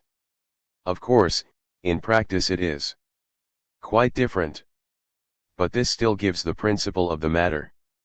It is true, this applies only to the real promoter and not to the agent who sometimes performs the technical work of forming a company and frequently also goes by this name. The latter only receives a remuneration which is of the character of wages. Finally, everything new that is created in a company is not in most cases perfected with the promotion of it. On the contrary, its leading men often continually embark upon new enterprises, whereby they then continue the role of the original promoter and are entrepreneurs, whatever their official position in the company may be. If we assume, however, that the company, once founded, is simply carried on, then the promoter is the only one who exercises entrepreneurial activity in relation to this business. Let us assume that the prices of the means of production 10 are represented by bonds, that the capitalized higher return of the lasting sources of gain associated with the enterprise are represented by shares, and that there are also promoters' shares which were transferred to the promoter gratuitously. Then these promoters' shares will not yield a lasting income, but will only bring to the promoter that temporary surplus which exists before the enterprise is embodied in the economic system. And then they become worthless. In such a case profit would appear in its purest form. This picture of profit must now be worked out. And this is done by our asking ourselves the question of what corresponds to this phenomenon in other than the capitalist form of society. The simple exchange economy, that is the kind of economic system in which there is exchange of products but in which the capitalistic method is unknown, gives us no new problem to solve. In the units of such a society there must be a different kind of power of disposal over means of production, in which respect the exchange economy can be dealt with as in the case which we are about to take up. For the rest, however, the same will hold true as for the capitalistic system. Therefore, in order to avoid repetitions, I shall turn to the simple non-exchange economy. Here two types of organization come into consideration. The first is that of an isolated monoreal estate in which most means of production belong to the lord and all people are subject to him. The second is that of an isolated communist society in which a central organ disposes of all material goods and services of labor, and expresses all value judgments. At first both forms may be treated in common. In both some individuals have absolute control over the means of production. They expect neither cooperation in production nor the offer of possibilities of profit-making from other economic units. The world of prices does not exist and only that of values remains. Thus, when we pass from the consideration of our examples to the treatment of the non-exchange economy, we begin the investigation of value phenomena which are at the bottom of profit. We know that here too there is a circular flow, in which the law of cost strictly rules, in the sense of equality between value of products and value of means of production, and that here too economic development in our sense is only accomplished in the form of carrying out new combinations of existing goods. One might think that the accumulation of stocks of goods would here be necessary and would form a special function. The first is in part correct, not always, it is true, but frequently the accumulation of stocks is a step towards the end of carrying out new combinations. But it never constitutes a special function to which special value phenomena may be attached. A different employment of goods is simply prescribed by the leader or leading organ of the system. Whether the desired result is reached directly or only indirectly through a preparatory stage of collecting stocks is completely immaterial. Whether all the participators individually agree with the new aims and are willing to undertake the collection of stocks is likewise immaterial. The leaders make no sacrifice and take no notice of a possible temporary sacrifice of those led if and so long as the reins rest firmly in their hands. If the execution of far-reaching plans diminishes the present consumption of the people led, which is not necessary, but possible, the latter will oppose them, if they can. 11. Their opposition may make these plans impossible. But neglecting this, they have no direct and economic influence on what shall happen, in particular a shrinkage of consumption and accumulation of stocks is not their voluntary service. Therefore this also involves no special function which should be inserted in our picture of the process of development. If the leader promises the people a premium, it amounts to nothing more than when a general promises his soldiers some special remuneration. It is a gift intended to make the people more docile, but it is not part of the essence of the matter and forms no special, purely economic category. Hence the difference between the lord and the leader of a communist economy is only one of degree. The fact that, according to the idea of a communist society, the advantages accruing are to go to the whole community while the lord possibly has only his own interest in view, constitutes no fundamental difference. From this it follows also that the element of time can have no independent influence here. It is true, leaders must compare the result of the contemplated combination not merely with the result that the same productive factors could produce in the same time in their previous method of employment, but also with the results of other new combinations which could alternatively be carried out with the same means. And if these latter require less time, the results of as many other combinations as could be carried out in the time saved must be allowed for in estimating the relative importance of the competing methods of employment. Therefore the time element will certainly appear in a non-exchange economy, while in the capitalist system its influence is expressed by the interest item, as we shall see later. This, however, is self-evident. Even here time plays no other role, none, for example, that would make the necessity of waiting or the smaller desire for future enjoyments special factors. One only waits unwillingly because, and as long as, one can do something else in the meantime. Future enjoyments only appear smaller because the further in the future their realization lies, the greater become the deductions on account of enjoyments realizable elsewhere. Thus the leader of such a community, whatever his position may be, withdraws a certain quantity of means of production from their previous uses and with them carries out a new combination, for example the production of a new good or the production of a good already known by a better method. In the latter case it is quite immaterial whether he withdraws the necessary means of production from the branch of industry which hitherto manufactured the same commodity, or whether he allows existing firms to continue working in the habitual manner and begins to produce alongside of them with the new method and withdraws the necessary means of production from quite different branches of industry. The new products will be ex hypothesi of higher value than those produced previously by the same quantities of means of production. However, valuations in such a society may be formed.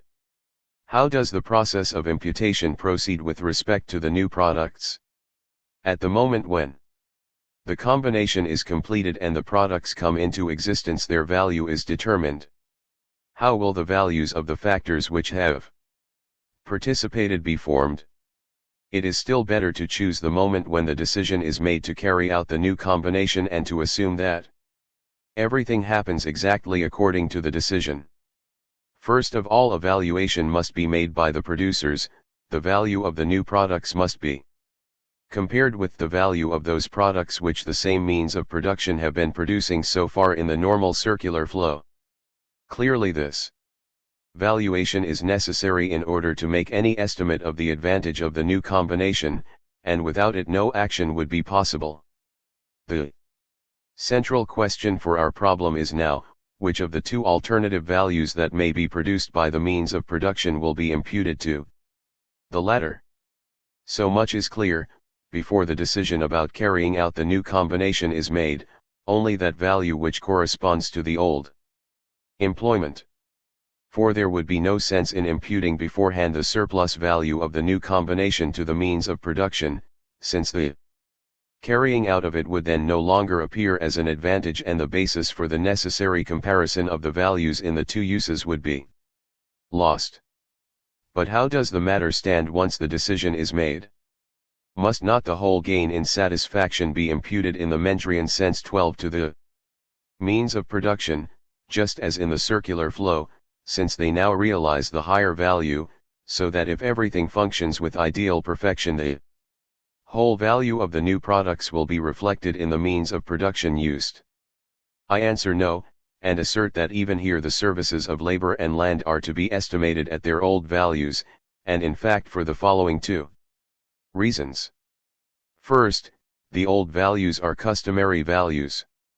Long experience has determined them, and they are established in the consciousness of individuals. They are only altered in the course of time and under the pressure of further long experience. Their values are stable to a high degree. All the more so since the services of labor and land themselves have not changed. The values of the new products on the contrary stand just as much outside the existing value system as the prices of new products in the capitalist system. They are not joined in continuity with the old values, but are separated discretely. Hence the justification of the method of interpretation 13 according to which any productive good is only assigned the value which it would realize in other than its actual employment. For only this value, that is in our case its hitherto prevailing value, is dependent upon the concrete means of production. If they cease to exist they would be replaced by other units from these other employments. No unit of a commodity can be valued higher than another identical unit, if they exist simultaneously. Now the services of labor and land employed in the new combination are homogeneous with those simultaneously employed. If they were not, there would indeed be a difference in value, but one easily explicable without affecting the principle and therefore cannot have a different value from the latter. Even in the extreme case, if all productive powers in the economic system were put at the service of the new combination, they would have to be invested at this stage with the values hitherto prevailing, which in case of failure they could realize again and upon which the magnitude of the losses would be based if they were completely annihilated. Therefore the successful carrying out of new combinations also results in a value surplus in the non-exchange economy, not only in the capitalistic, and in fact a value surplus in the sense of a quantity of value to which there is no corresponding claim of imputation by means of production, not merely a surplus of satisfaction as against the earlier position. As we may also put it, surplus value 14 in development is not only a private but also a social phenomenon, and so far is in every respect the same thing as the capitalistic entrepreneurial profit which we met before. Secondly, the same result may be reached by another approach. The entrepreneurial activity of the leader, which is indeed a necessary condition of the realization of the combination, may be conceived as a means of production. I do not so conceive it ordinarily, because more interest attaches to the contrast between entrepreneur and means of production. But here this method of consideration does good service for the time being. Therefore, let us constitute the leadership function a third original productive factor. Then it is clear that some part of the value of the new products must be imputed to it. But how much?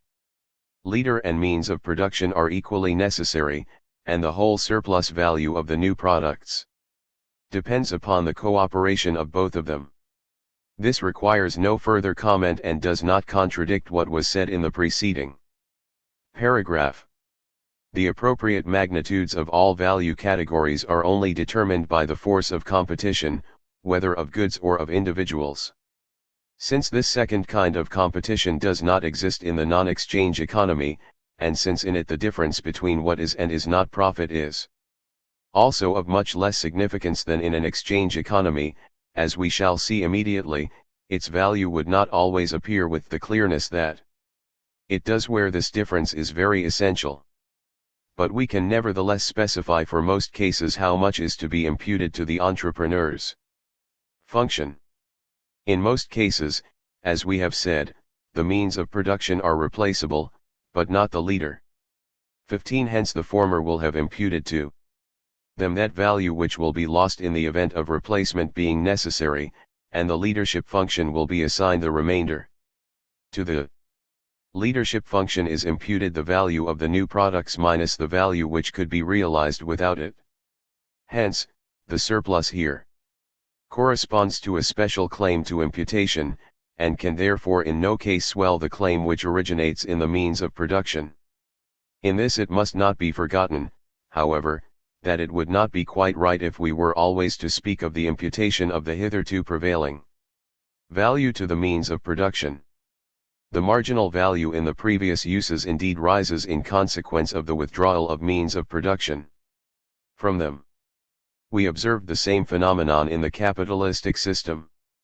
The rise of prices of means of production in consequence of new demand by entrepreneurs in the capitalistic system corresponds exactly to this valuation process. Our method of expression must be corrected accordingly. However, nothing is changed in fundamentals. This rise in value must not be confused, of course, with the imputation of the value due to development to the means of production. No one can assert that the valuation process described above is not real and that profit as a special value magnitude has no meaning in a non-exchange economy. Even a non-exchange economy must know clearly what it is doing, what advantage its new combinations yield, and also to what this advantage is to be attributed. One might assert, however, that profit has no significance as a distributive category in a non-exchange economy. In a certain sense this is true. In the feudal type of non-exchange economy the lord can indeed dispose freely of the quantity of product corresponding to his service, but in it the lord can dispose freely of all returns. He can give the workers more but also less than corresponds to their marginal productivity. In the communist type the profit falls entirely to the people as a whole, at least in theory. This in itself does not concern us. But can one not infer from it, especially for the communist type, that profit is absorbed in wages, that reality pushes the theory of value aside, and that wages embrace the whole product? No, one must distinguish the economic nature of a return from what happens to it. The economic nature of a return rests upon a productive service. In this sense we call wages that return which is to be imputed to a labor service. Under free competition in an exchange economy this return goes to the worker, but only because the principle of free competition is remuneration according to marginal significance. It is necessary only in the sense that in the capitalistic system precisely this wage calls forth the effort. If the effort were assured by another method, by the feeling of social duty or perhaps by compulsion, the worker might receive less, but his wages would nevertheless be determined by the marginal productivity of labor, and the amount by which his remuneration fell short of this should be classified as a deduction from his economic wage. This deduction would also be wages, quite on the same plane with the wage paid to the worker. In a communist society the leader would certainly not receive profit. And most decidedly it cannot be asserted that this would make development impossible. On the contrary, it is possible that the people in such an organization would in time think so differently that they would no more lay claim to profit than a statesman or a general would wish to keep the spoils of victory wholly or partly for himself. But the profit would remain profit. That it will not do to characterize it as the wages of labor may be seen by adapting the argument which Bohm-Bawerk formulated classically with respect to interest. 16 It also applies to rent of land, in which likewise the nature and value of the productive contribution of land are to be distinguished from the revenue received by particular individuals. 17. As the wage of which workers would the profit be designated? Two answers to this question are conceivable. In the first place, it may be said, as part of the wage of the workers who worked on the new product. Now this cannot be. For then these workers would ex hypothesi get higher wages than their fellows. The latter, however, perform no less work of no inferior quality, so that if we accept this possibility we come into conflict with a fundamental economic principle, that excludes different values for different parts of homogeneous goods. Quite apart from the injustice that would lie in such a measure, privileged workers would plainly be created by it. The arrangement is possible, but the surplus received by these workers would not be wages. The other conceivable answer is, the values which we call profit and the amounts of product corresponding to them simply constitute a part of the national dividend and are to be allotted equally to all labor services contributed in the relevant economic period, assuming homogeneity of the services or, as the case may be, taking account of disparities in any recognized way. In this case, the laborers who have not worked on the new products get more than the product of their labor. Never yet has an economic meaning been associated with a wage that is higher than the total value product. Therefore it will easily be conceded that in this case the workers get their share not wholly as an economic wage but partially under a non-economic title. To be sure, this arrangement is also possible, and many others equally so. The community must indeed dispose somehow of its profit as of all other returns. It must dispose of it in favor of the workers since there are no others entitled to shares. In this it can proceed according to the most varied principles. It can, for example, distribute according to intensity of need or promote general ends without distributing it. But this alters nothing in the economic categories. In the normal circular flow it is not possible for the workers, any more than land, to receive directly or indirectly more than their economic product, for more does not exist. If this is possible in our case, it is solely because some other agent does not receive its product. If we so define the ambiguous expression exploitation, that exploitation occurs when a necessary agent of production, or the possessor of it as the case may be, receives less than its product in the economic sense, then we can say that this extra payment to the workers is only possible by exploiting the leaders. If we confine the expression to the case in which some personal service is deprived of its product in order to exclude the concept of exploitation from being applied to land, where, considering the non-existence of landlords in the communist society, it would be out of place, then we can still say that exploitation of the leaders occurs, to be sure, without wishing to pass any moral judgment. Therefore profit does not become wages in the economic sense even if it goes wholly to the workers. It is practically important for a communist system to recognize this clearly and always to separate profit from wages. For the general understanding of its life as well as decisions about concrete questions manifestly depend upon such recognition. This whole consideration teaches us the independence of the phenomenon from the concrete form of economic organization.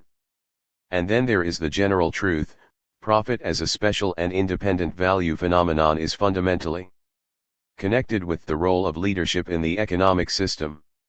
If development required no direction and no force, then profit would indeed exist. It would be a part of wages and rents, but it would not be a phenomenon sui generis. As long as this is not the case, that is, as long as the bulk of the people have the slightest resemblance to the masses of all nations of whom we have any knowledge, so long the whole return cannot be imputed to the services of labor and land, even in the ideally perfect case of frictionless and timeless economic process. 18. But also in the non-exchange economy profit does not live eternally. Here too, necessary changes appear which put an end to it. The new combination is carried out, its results are at hand, all doubts are silenced, the advantages, and at the same time the manner of obtaining them, are henceforth evident. There is further need, at the most, of a manager or foreman, but not of the creative power of a leader. It is only necessary to repeat what has been done before to acquire the equivalent advantages. And that can and will be done without a leader. Even if resistances from friction must still be overcome, the matter has become essentially different, and easier. The advantages have become realities to all members of the community, and the new products, uniformly distributed in time, are continually before their eyes. They free them, in the sense of what we said on this point in the first chapter, from every sacrifice or necessity of waiting for the completion of further products. The economic system is no longer expected to advance, but only to assure the continuity of the existing stream of goods. We can expect that of it. Thus the new process of production will be repeated. 19 And for this entrepreneurial activity is no longer necessary. If we conceive it again as a third productive factor, then we can say that in the mere repetition of the familiarized new combinations one of the factors of production, which were necessary to carrying them out initially, disappears. At the same time the claim to imputation associated with it is abolished and the values of the others, that is of the services of labor and land, will be increased until they exhaust the value product. Only these are necessary now, they alone create the product. Imputation is to them alone, in the first place to the services of labor and land which are actually used in the given production. But subsequently, in accordance with well-known principles, equally to all. The values of the former services of labor and land will first increase and then will diffuse themselves over all others. Hence, the values of all services of labor and land will rise correspondingly. This rise, however, must be distinguished from that which appeared with the carrying out of the new combination, not only in degree but also in kind. It signifies no rise in their scale of values but only in their marginal utility in consequence of the fact that, because of the withdrawal of means of production from the hitherto prevailing uses, production cannot be carried as far as before, hence only needs of higher intensity than before can be satisfied. In the other case something quite different occurs, namely, the entry of the value of the new products into the scale of values of means of production. This may also raise the marginal utility of the latter, but it raises their total value too, a difference which is of practical importance where the disposal of larger quantities of factors is concerned. Hence the values of the means of production now express the fact that the new increase in satisfaction depends upon them and them alone, that the product of labor and land has become greater. They will now no longer be assigned the values which they had in the former circular flow, but those which they realize in the new circular flow. At the time of the transformation there was no sense in imputing to them a value higher than their replacement value. Now their replacement value already includes the value of the new employment. The rise in the value of the social product draws the values of the means of production after it, and the new state of affairs will soon replace the old accustomed value by a new one, which will finally become the customary one, based upon the new marginal productivity. Thus the contact between value of product and value of means of production would be re-established. There will be no more discrepancy between the two value categories in the new system than there was in the earlier. And if everything functions with ideal perfection, then the communist society is now quite right if it considers all the resulting product as a permanent return to its labor and land and distributes it amongst its members for consumption. 20 The facts would not disavow it. So far the elimination of profit in the non-exchange economy proceeds in a manner quite analogous to its elimination in the capitalistic system. But the other part of this process in the capitalist system, namely the forcing down of the price of the new product in consequence of the appearance of competing firms, must be absent in the non-exchange economy.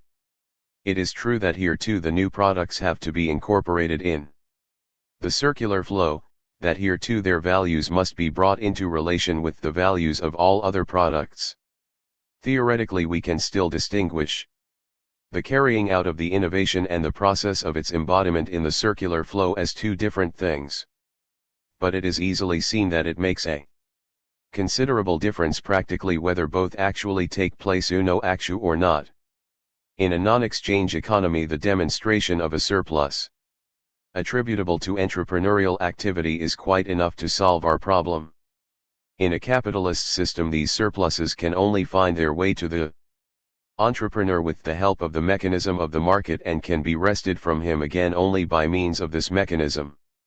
Thus there is, besides the simple value problem, the further one of how it happens that the profit actually accrues to the entrepreneur. And this mechanism creates many phenomena which must be absent in a non-exchange economy. In spite of this, not only is the innermost economic nature of profit the same in all forms of organization, but so is the innermost nature of the process that eliminates it. In all cases the matter turns upon the elimination of the obstructions which prevent the whole value product from being imputed to the services of labor and land, or, as the case may be, their prices from being put on a level with the price of the product. The ruling principles are always that the economic process, if unobstructed, first does not tolerate value surpluses in the case of individual products, and secondly always forces the values of the means of production up to those of the products. These principles are valid immediately in a non-exchange economy, and they are realized through free competition in a capitalist system. In the latter, the prices of the means of production must, under free competition, be such that they exhaust the price of the product. In so far as this is not possible, the price of the product must correspondingly fall. If under these circumstances profit exists at all, it is only because the transition from one position in which there are no surpluses to another new position in which there are again none cannot happen without the help of the entrepreneur, and unless the further condition necessary in a capitalist system is also fulfilled, namely that the profit cannot be immediately wrested from him by competition. Profit clings to the means of production in no other sense than does the effort of a poet to his partly finished manuscript. No part of the profit is imputed to them, nor is the possession and the furnishing of them the content of the entrepreneurial function. And above all, as we saw, profit is not to be sought in the permanent increase in value which the original means of production experience in consequence of the new employment. Let us consider the case of a slave economy in which land and workers belong to the entrepreneur who has bought them for the purpose of carrying out new combinations. One could say in this case, if anywhere, that a price will be paid for land and workers corresponding to their hitherto prevailing employments, and that profit is the amount by which land and workers now permanently produce more. But this would be wrong for two reasons. First, the receipts for the new products will reach a height from which competition must pull them down again, so that this conception would not allow for an element of profit. Secondly, the lasting surplus amount in so far as it is not quasi-rent is economically simply an increase of the wages of labor, which, it is true, accrues to the owner of labor here, not to the worker, and of rent of land. Slaves and land certainly have a higher value now for their proprietor, but he has become permanently richer as their proprietor and not as an entrepreneur, if one neglects occasional or temporary profit. Even if a natural agent of production first comes into existence in the new combination, for example a brook as water power, the matter is in no way different. It is not the water power that yields the profit. What it permanently yields is rent in our sense. Hence a part of what is in the first instance profit changes into rent. Thereby the economic nature of the quantity in question is changed. Let us assume that a planter who has previously cultivated sugar cane changes over to cotton growing, which until recently was more lucrative than it is now. 21. This is a new combination, the man thereby becomes an entrepreneur and makes a profit. For the time being rent of land appears in the list of costs only at the amount appropriate to sugar cane cultivation. As has actually happened, we shall assume that competition sooner or later forces down the receipts. If a surplus still remains, however, how is that to be explained and what is it economically? Neglecting friction, it can only result because the land either is differentially suited to cotton growing or the rent of land has risen in general as a result of the new employments. In principle, it is always a consequence of both elements. This at once characterizes that part of the increase in total return which is permanent as rent of land. The entrepreneurial function of this man disappears if he continues to grow cotton, and the whole return is henceforth imputed to the original factors of production. A word about the relation of profit to monopoly revenue. Since the entrepreneur has no competitors when the new products first appear, the determination of their price proceeds wholly, or within certain limits, according to the principles of monopoly price. Thus there is a monopoly element in profit in a capitalist economy. Let us now assume that the new combination consists in establishing a permanent monopoly, perhaps in forming a trust which need fear absolutely no competing outsiders. Then profit is obviously to be considered simply as permanent monopoly revenue and monopoly revenue simply as profit. And yet two quite different economic phenomena exist. The carrying out of the monopolistic organization is an entrepreneurial act and its product is expressed in profit. Once it is running smoothly, the concern in this case goes on earning a surplus, which henceforth, however, must be imputed to those natural or social forces upon which the monopoly position rests. It has become a monopoly revenue. Profit from founding a business and permanent return are distinguished in practice. The former is the value of the monopoly, the latter is just the return from the monopoly condition. These discussions cannot be continued further within the scope of this work. Perhaps they are too long already. But if I must reproach myself with having wearied the reader too much with these things, I still cannot spare myself the reproach that not all points are exhaustively explained and not all possible misunderstandings excluded. The fundamental aspects of the matter ought to be elucidated. A few more observations before we leave the subject. Entrepreneurial profit is not a rent like the return to differential advantages in the permanent elements of a business, nor is it a return to capital.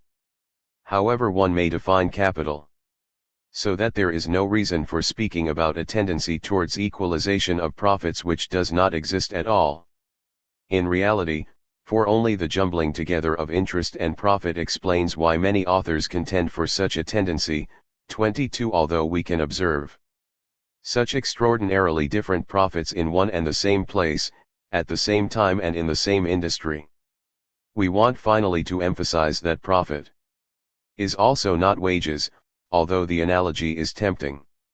It is certainly not a simple residuum, it is the expression of the value of what the entrepreneur contributes to production in exactly the same sense that wages are the value expression of what the worker produces. It is not a profit of exploitation any more than are wages. However, while wages are determined according to the marginal productivity of labor, profit is a striking exception to this law. The problem of profit lies precisely in the fact that the laws of cost and of marginal productivity seem to exclude it. And what the marginal entrepreneur receives is wholly a matter of indifference for the success of the others. Every rise in wages is diffused over all wages. One who has success as an entrepreneur has it alone at first. Wages are an element in price, profit is not in the same sense. The payment of wages is one of the brakes to production, profit is not. One might say of the latter, but with more right, what the classical economists asserted of rent of land, namely that it does not enter into the price of the products. Wages are a permanent branch of income, profit is no branch of income at all if one counts the regular recurrence of a return as one of the characteristic features of income. It slips from the entrepreneur's grasp as soon as the entrepreneurial function is performed. It attaches to the creation of new things, to the realization of the future value system. It is at the same time the child and the victim of development. 23. Without development there is no profit, without profit no development. For the capitalist system it must be added further that without profit there would be no accumulation of wealth. At least there would not be the great social phenomenon which we have in view. This is certainly a consequence of development and indeed of profit.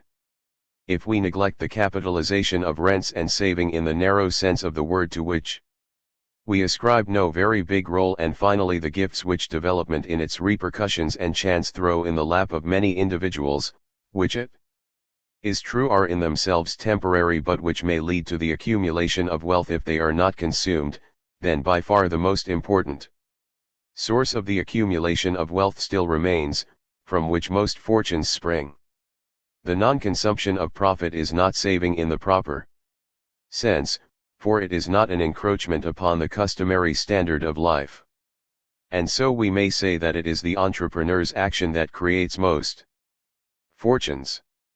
It seems to me that reality convincingly substantiates this derivation of the accumulation of wealth from profit.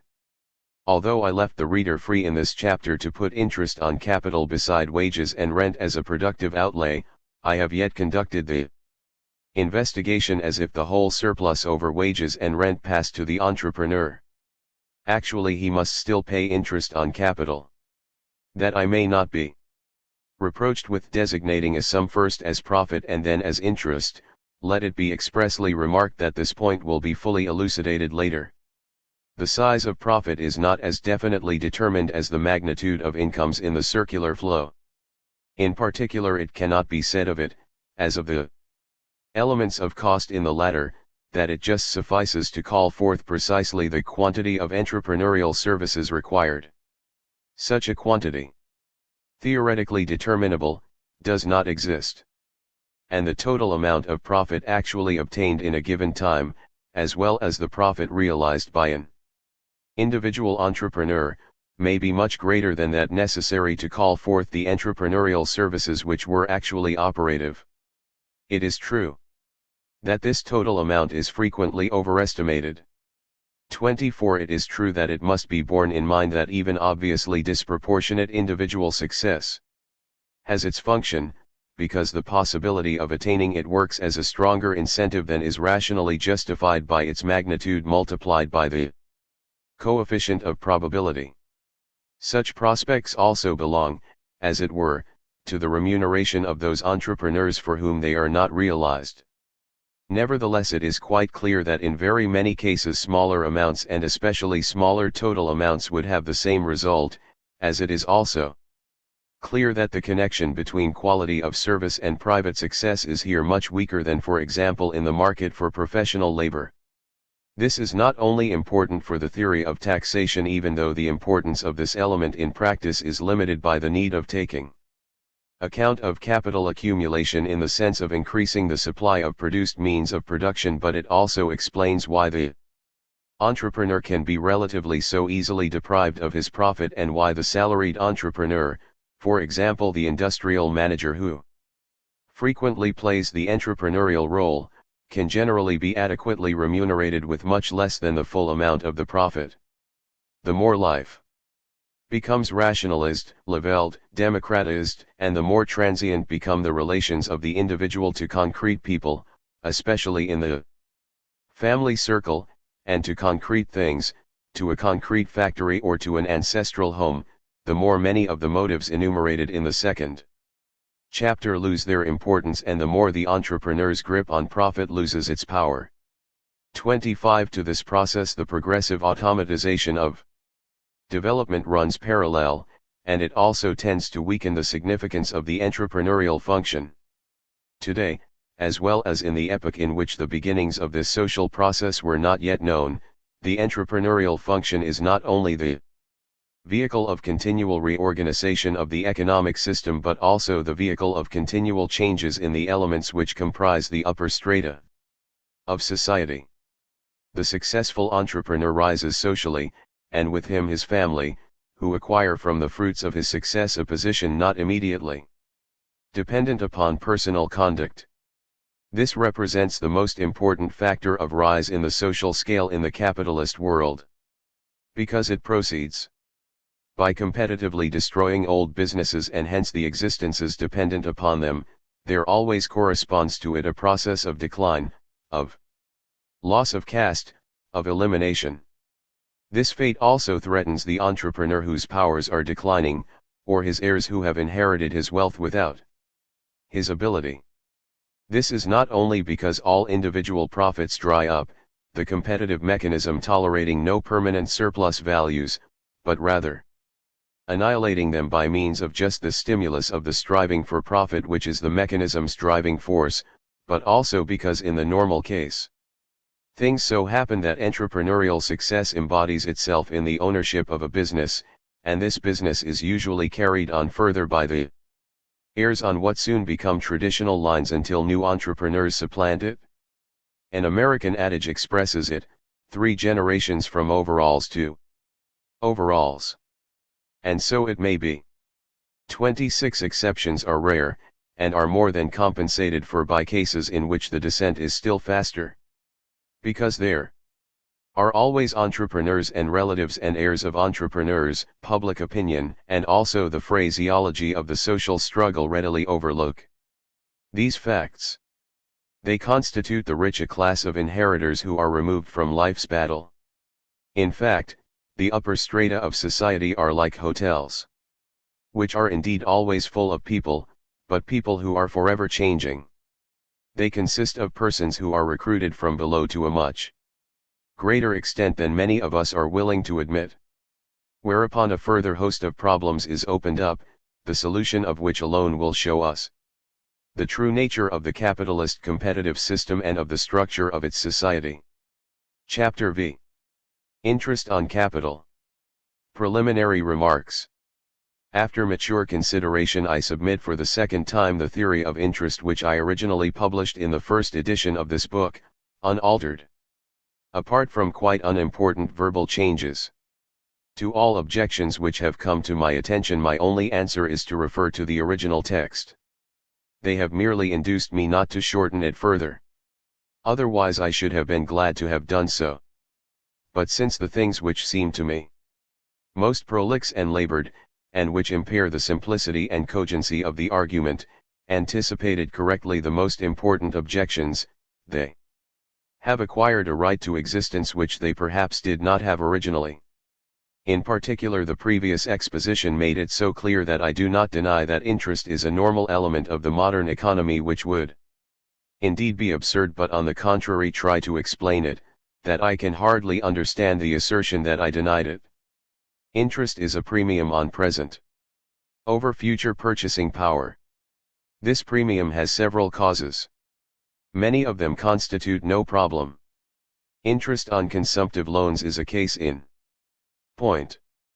That anyone in unexpected distress, for example, if fire destroys a business, or in expectation of a future increase in income, for example, if a student is heir to a well-disposed aunt of tender health, values 100 present more highly than 100 future marks, requires no explanation.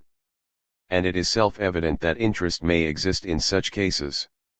All categories of government credit requirements belong here. There have always been such cases of interest, and obviously they could also exist in the circular flow in which there is no development. But they do not constitute the great social phenomenon that needs explaining. This consists of interest on productive loans, productive zins. It is to be found everywhere in the capitalist system, and not only where it originates, that is in new enterprises. I merely want to show that productive interest has its source in profits, that it is by nature an offshoot of the latter, and that it, like that which I call the interest aspect of returns, spreads from the profits incident to the successful carrying out of new combinations over the whole economic system, and even forces its way into the sphere of old businesses, in whose life it would not be a necessary element if there were no development. This is all I mean by the statement, the static economy knows no productive interest, which is certainly fundamental to our insight into the structure and workings of capitalism. And is it not almost self-evident in the last analysis? No one can deny that just as the business situation decides the movement of the rate of interest and business situation means normally, that is to say, neglecting the effects of non-economic forces, simply the existing tempo of development, so the money required for innovations constitutes the chief factor in the industrial demand on the money market. Is it such a great step from this to the recognition that the chief real factor is also the fundamental theoretical factor, by which alone the other source of demand is brought into play, while the latter, that is, the demand of the old businesses in the tested, continually repeated round, would normally not have to come into the money market at all? Because old businesses are adequately financed by the current return from production? From this the rest follows, especially the theorem that interest attaches to money and not to goods. I am concerned with the truth and not with the originality of my theory.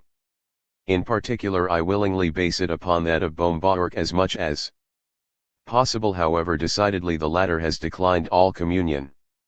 From his point of view too, it must be a question of purchasing power in the first place, even though he immediately passes to the premium on present goods.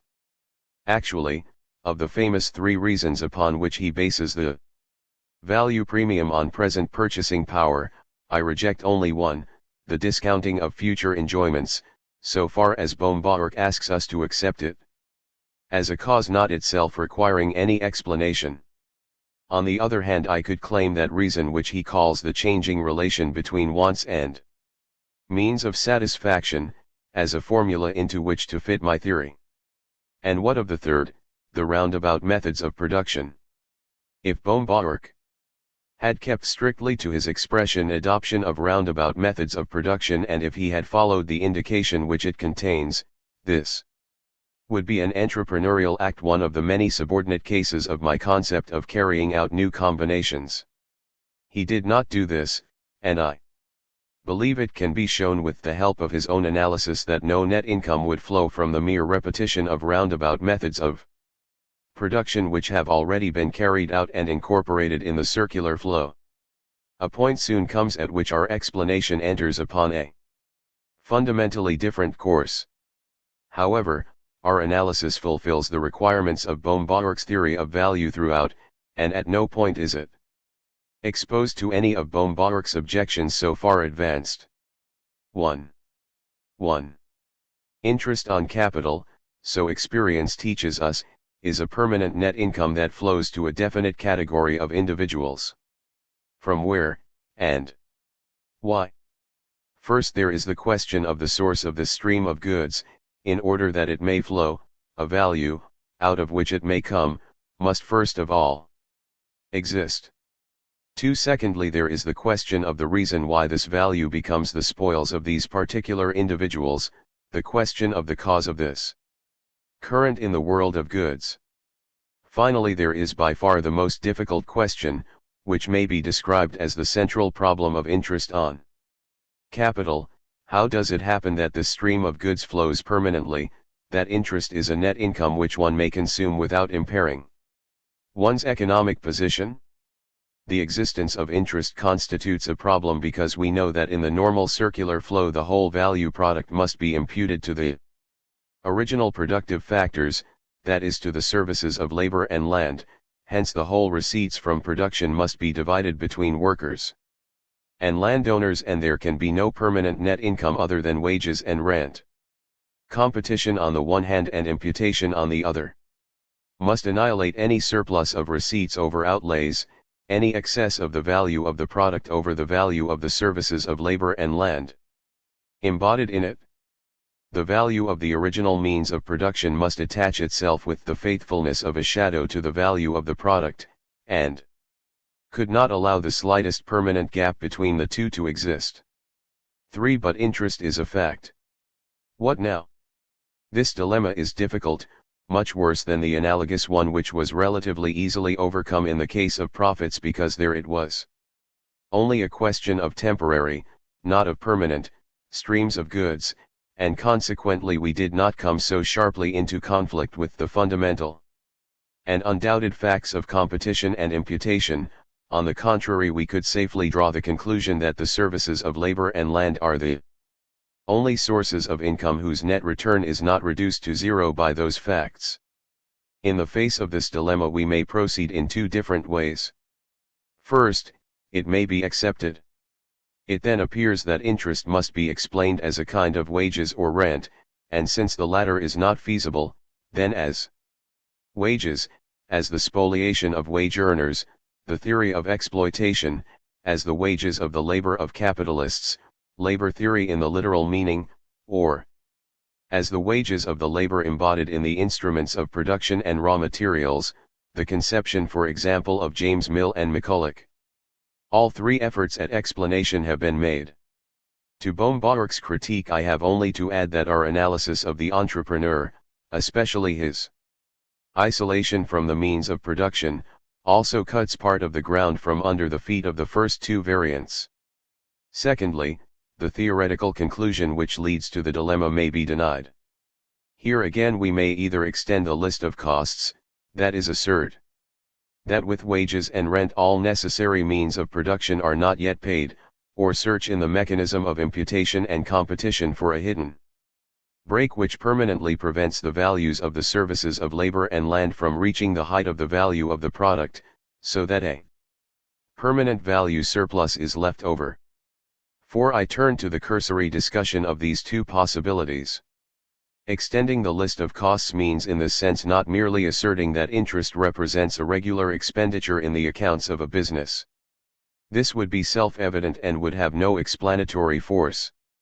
It means much more, namely conceiving interest as an element of cost in the narrower and special sense which was formulated in the first chapter. This is equivalent to constituting a third original productive factor, which bears interest as labor receives wages. If this were satisfactorily achieved, our three questions, the question of the source, of the basis, and of the non-disappearance of interest, would obviously all be answered at once, and the dilemma would be escaped. Abstinence might be such a third factor. If it were an independent productive service, all our requirements would be fulfilled in a manner free from objection, and the existence and source of a permanent net income as well as its assignment to definite individuals would be explained beyond doubt. Only it would still have to be proved that in reality interest does rest upon this element. But unfortunately this explanation is not satisfactory, because such an independent element does not exist, as has already been shown by Baumgartner, and need not be further discussed here. Produced means of production might also be constituted a third productive factor independent of abstinence. With them it is the other way round. There can be no doubt about their productive effect. It is so clear, that the investigator's glance very soon fell upon it, and that today the fundamental proposition of the equality between the value of the product and of the services of labor and land still excites astonishment. It is so clear that even today it is still extremely difficult, as experience teaches, to divert even specialists from this wrong track. Yet it does not explain a permanent net income. To be sure, produced means of production have the capacity of serving in the production of goods. More goods may be produced with than without them. And these goods also have a higher value than those which could be produced without the produced means of production. 5. But this higher value must also lead to a higher value of these instruments of production, and this again to a higher value of the services of labor and land employed. No element of surplus value can remain permanently attached to these intermediate means of production. 4. On the one hand, no discrepancy can exist permanently between the value of the products to be imputed to them and their own value. However many products a machine may help to produce, competition must always lower their price until equality is established. On the other hand, however much more than hand labor the machine may do, once introduced it does not continually save labor anew, so that it does not continually yield a new profit. The extra receipts due to it which are so conspicuous, the whole sum which the user is ready to pay for it, must be handed over to workers and landowners. In general, it does not produce the value which it adds to the product, as is often naively assumed, but the latter is only temporarily associated with it, as was argued in the previous chapter. A code containing a banknote has indeed, as long as this is the case, a correspondingly higher value for its owner, but it only received this higher value from outside and did not produce it. Similarly, a machine has a value corresponding to its product, but has only received it from the services of labor and land which existed before it was created, to which the value has already been imputed as a whole. It is true that a stream of goods flows to the machine, but it also flows through it. At this point it is not damned to form a reservoir for consumption. The possessor of the machine does not permanently get more than he must pay out, either by value or by price accounting. The machine itself is a product, and therefore just like a consumption good, its value is conducted onto a reservoir, from which no interest can flow any more. Hence, on the basis of the arguments in the first and fourth chapters and of the reference to Bohm-Bawerk, we can state that the above opens up no way out of the dilemma, and that no source of value at all exists here for the payment of interest. At the most, a difficulty occurs in the case of goods which are said to increase automatically, for example seed corn or cattle used in breeding. Do not the latter ensure to their owner more corn or more cattle in the future, and must not the more corn and the more cattle be more valuable than the original seed corn and cattle?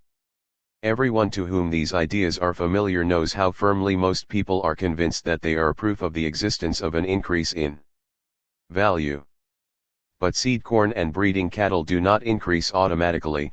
On the contrary, well-known items of expenditure must be deducted from their return. However, it is decisive that even the residue left over after this deduction represents no gain in value, for the crop and the herds are certainly dependent upon seed corn and breeding cattle, and the latter must therefore be valued according to the values of the former.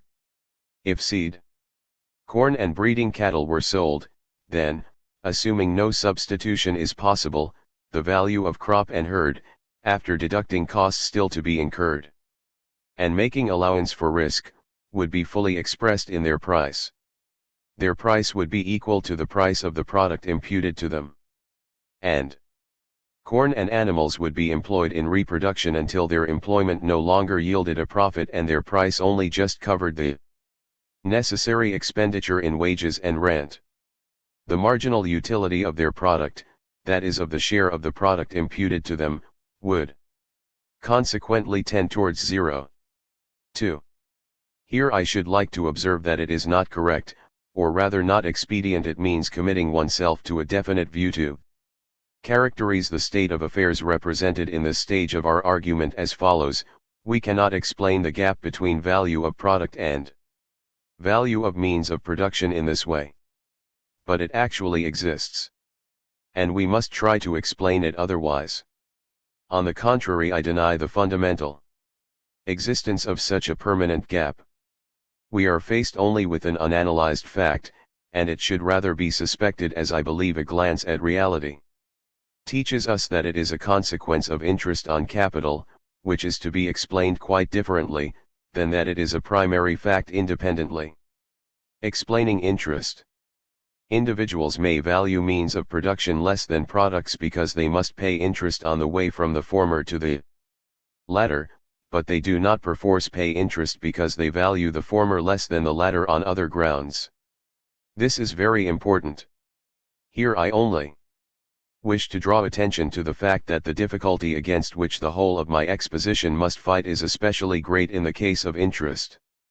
The difficulty, namely, that outside of certain fundamentals we have become accustomed to simply accepting a series of unanalyzed facts, and, instead of penetrating more deeply into the interior of things, to considering many things as elements which are complex combinations. Once this habit is acquired, we proceed to further analysis only with reluctance. We are always inclined to point to such facts as to living objections. Abstinence is such a fact. The assertion that capital value is simply the capitalized value of the return is another. And because in making this assertion one always takes one stand upon experience, the latter does not offer a sufficiently emphatic contradiction. For the time being, however, we must still retain this conception of the gap. A few remarks are now necessary to formulate precisely the process of computation, Einrechnungsvorgang. Hitherto we have always spoken of the process of imputation and have traced it back from its anchoring ground in the value of the product to the services of labor and land. It might now seem that the imputation could take still another step, that it might lead the value stream still further back, namely to the labor power and to the land themselves. Since there is no reason in an exchange economy to become conscious of a value of labor power as such, and since if there were the same would hold true of it as for land, we shall confine ourselves to the latter, and respecting labor power merely emphasize again that it would only present a special problem if we regarded it, which we do not, as a product of the means of subsistence of the laborer and his family. Now, one might first of all conceive the services of land as the product of land and the latter itself as the true original means of production to which imputation must sweep the value of its product. This would be logically false. 8. For land is not an independent commodity, separate from its own services, but merely a bundle of these services. Therefore it is better not to speak of imputation at all in this case. For imputation involves the transference of value to goods of continually higher orders. It so operates that nowhere is a piece of value left hanging. In determining the value of land, however, something else is involved, namely the derivation of its value from the given values of the elements of which it consists, economically, which were determined by imputation. Here it is better to speak of computation, Einrechnung. In the case of every good, whether a consumption or a production good, these two processes are to be distinguished.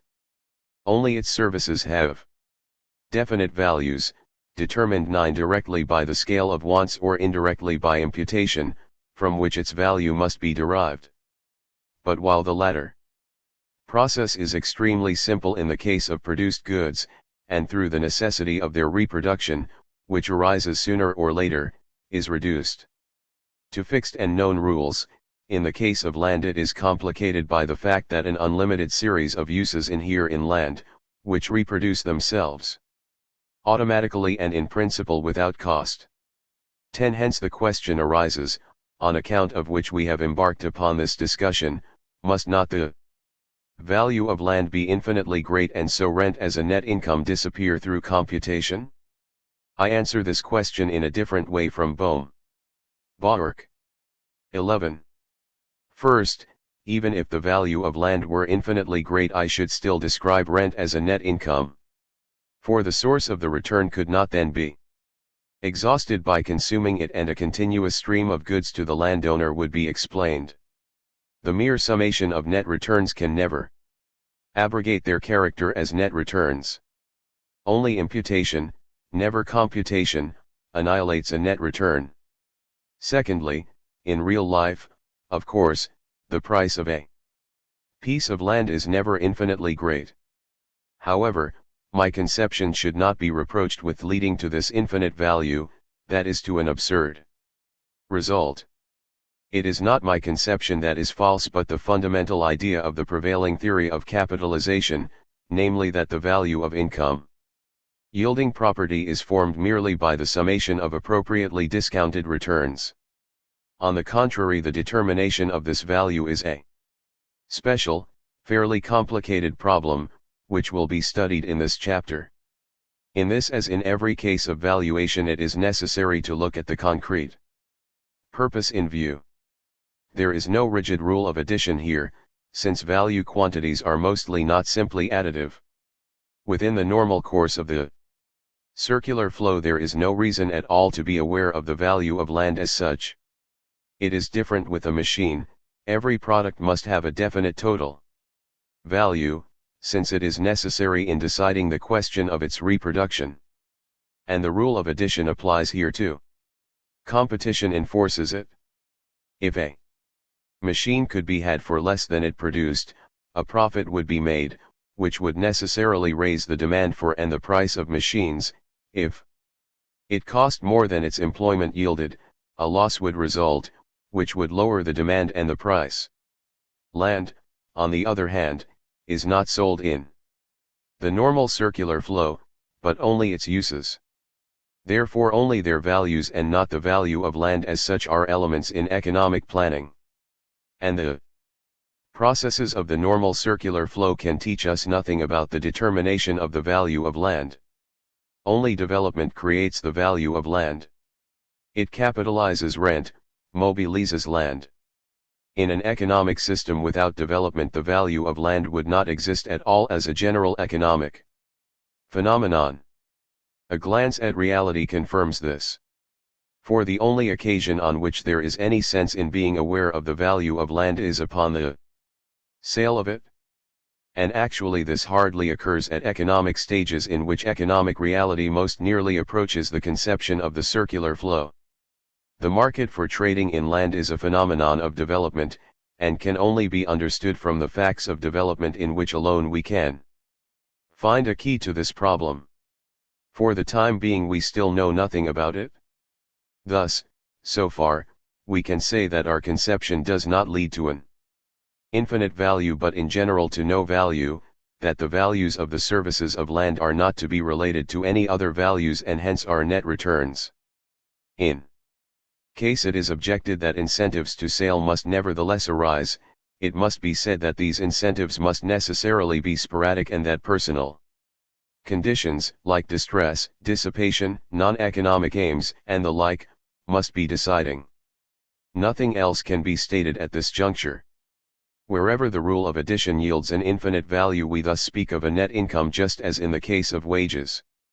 For our sole concern here is that a permanent stream of goods flows to an individual and that he is not required to pass them on. And the computation which yields an infinite result, far from excluding the possibility of such a stream of goods, is a symptom of its existence. This is in fact an essential element in understanding the theory of interest which is to be expounded. 3. There is still a second method of escaping the dilemma of interest. The question of how a permanent surplus over the values of the services of labor and land is possible may also be answered by pointing to a break on the latter. If there were such a break, then the possibility of a permanent value surplus would undoubtedly be proved, and to the circumstance which brings it about would have to be ascribed, at least from the private standpoint, value productivity in the fullest sense. It or the commodity in which it is embodied would yield a net income. A special and independent value surplus would occur in every economic process. Interest would then not be an element of cost in the real sense, it would owe its existence to a discrepancy between costs and the value or price of the product. It would be a real surplus over costs. Such a case occurs in an exchange economy when a product is monopolized. Monopolies of original productive factors do not interest us here because it is clear from the outset that interest cannot be based upon them. The monopoly position actually operates as a brake and brings the monopolist a permanent net income. We regard monopoly revenue as a net income with the same right and for the same reasons as we do rent.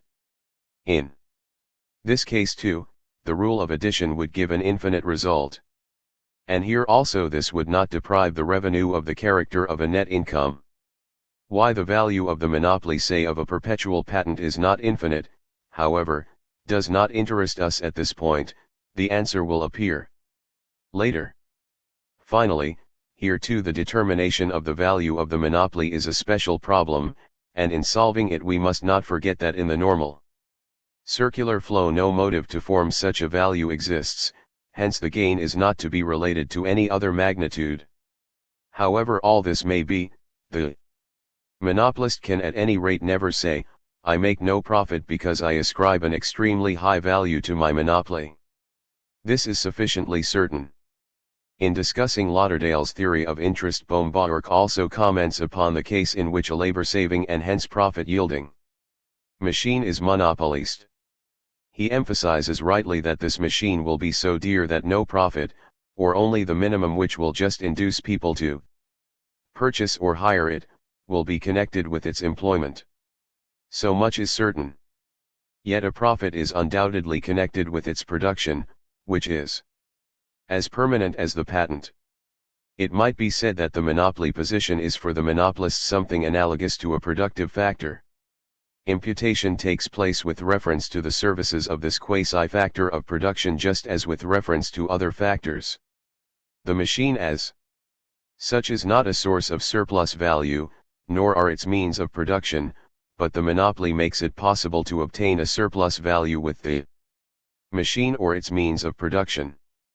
Obviously nothing is changed if we allow producer and user to coincide in one person.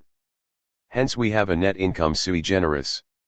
If what is called interest were the same as this, all would be well.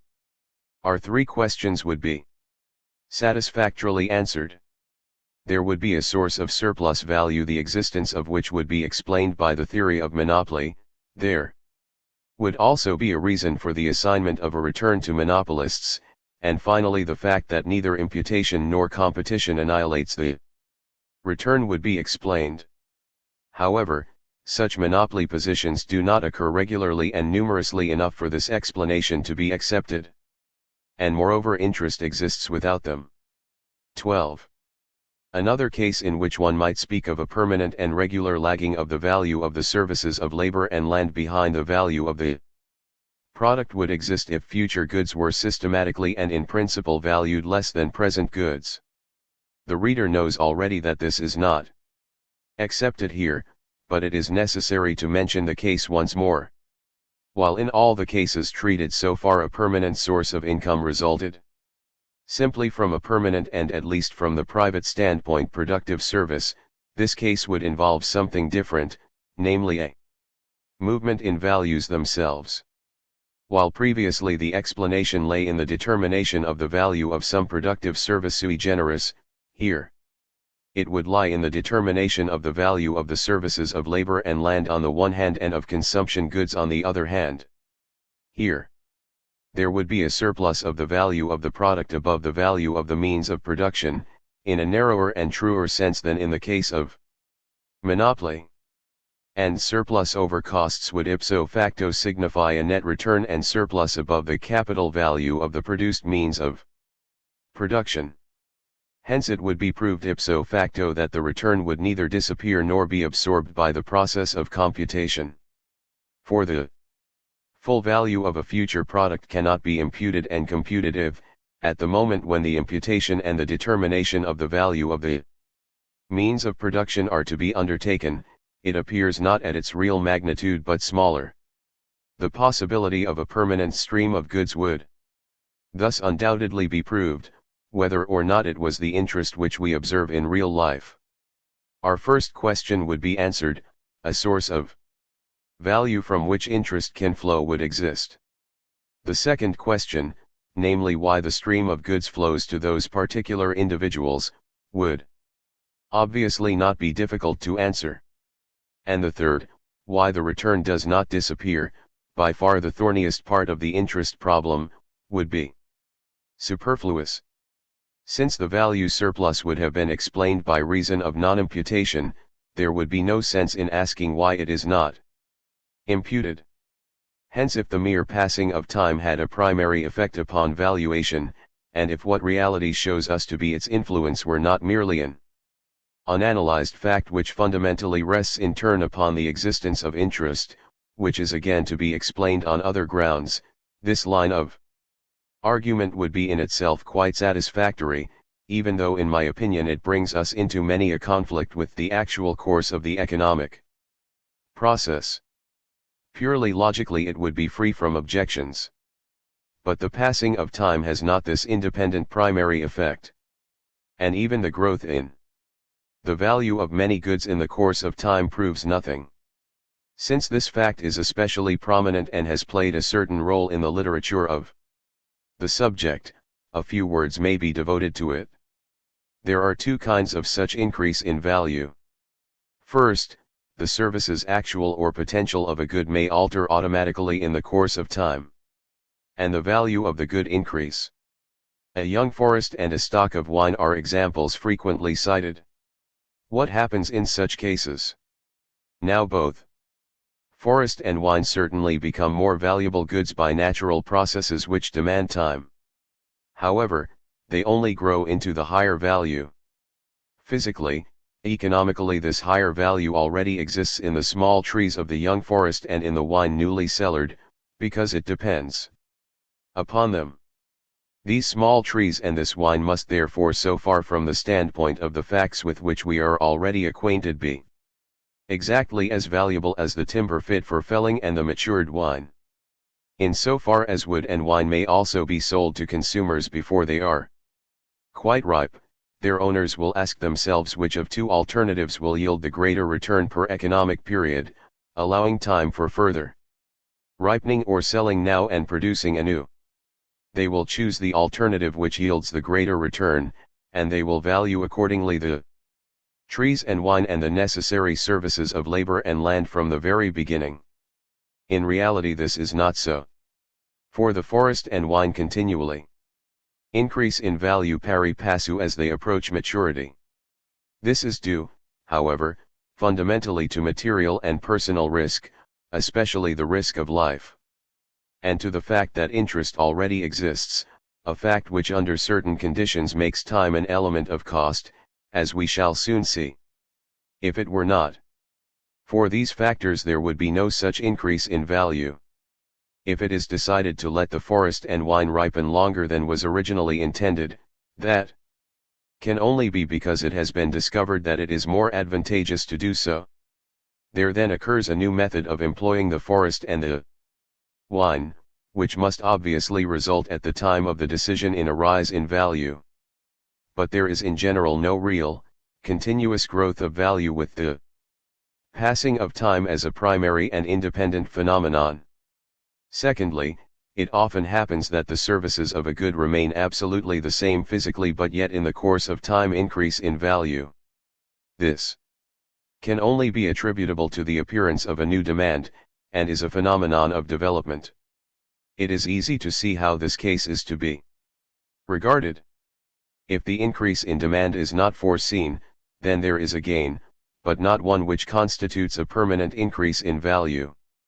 If on the contrary it is foreseen, then it must be imputed from the very beginning to the good concerned, so that again there is no increase in value. If in reality it nevertheless appears that there is, we shall explain it in the same way as in the case of the improvement of physical qualities. 4. We have exhausted the most important lines of thought which might have led us out of the dilemma of interest, and with a negative result. Hence we find ourselves driven back again to those surplus values of which we have already spoken repeatedly and which we can consider as net surpluses with a clear conscience, namely surpluses of the value of products above the value of the quantities of production goods embodied in them. They owe their existence to some special circumstance which raises the value of products above the equilibrium value that the commodities in question would have in the circular flow. The character of such surpluses as a net return and as the source of a flow of goods is thereby ipso facto established just as much as it would be in the case of systematic undervaluation of future goods. Circumstances which raise the value of a product above that of its means of production, so that with the help of the latter a profit can be made, also occur in an economy without development. Errors and windfalls, unintentional and unexpected deviations of results from expectations, conditions of distress and accidental superabundance, these and many other circumstances may produce surpluses, but this kind of deviation of actual values from normal values, and at the same time from the values of the means of production used, is of little importance. We turn to those surplus values which owe their existence to development, and which are much more interesting. We have already divided them into two main groups. The one embraces those surplus values which development carries with it of necessity, in the creation of which development consists in a sense, and which are explained by the choice of new, more advantageous, uses of producers' goods, whose values were previously determined. According to other, less advantageous, uses. The second group embraces those surplus values which are based upon repercussions of development, that is upon increases, actual or anticipated, of the demand for certain goods which development brings about. To repeat, all these surplus values are, as Bohm-Bawerk would also admit, true and real surpluses in every conceivable sense, and have nothing to fear either from the Scylla of computation or from the Charybdis of the list of costs. All streams of goods which flow to individuals under any other title than wages, rent, and monopoly revenue must directly or indirectly be due to them. Let us recall, however, the proposition already derived, that competition and the working of the general laws of valuation tend to eliminate all surpluses above costs.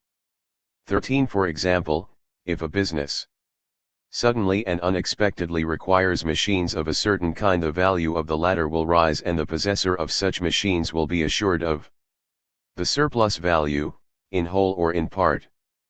But if the new demand is foreseen, then it must be assumed that more of such machines have already been produced and are now supplied by competing producers. Then either no special profit will be realized at all, or, if production cannot be appropriately extended, the surplus will be imputed to the natural and original productive factors, and surrendered to their owners, in accordance with well-known rules. Even if the new demand is not anticipated, the economic system will finally be adjusted to it, and no permanent surplus value will be associated with the machines. 5. We can now formulate 5 propositions of our theory of interest which follow almost automatically from the first elementary conclusion that interest is a value phenomenon and an element in price. We have this much in common with every scientific theory of interest, and which will have to be completed later by a 6th proposition. First, interest flows essentially from the surplus values just considered. It can flow from nothing else, since there are no other surpluses in the normal course of economic life. Of course, this is only true for what we have called productive interest in the narrowest sense, which does not include consumptive productive interest. 14. For insofar as interest is only a parasite in the body of wages and rent, it has clearly nothing to do directly with these surplus values. But the large, regularly flowing stream of goods on which the capitalist class lives and which flows to it in every economic period from the proceeds of production, this can only come from our surplus values. These points will be examined more closely later. Moreover, there is one surplus value which is not of this kind, namely monopoly revenue. Our thesis therefore assumes that the typical source of interest is not in monopoly revenue. This, however, as I have already said, should be sufficiently clear. Thus, without development, with the qualifications mentioned, there would be no interest.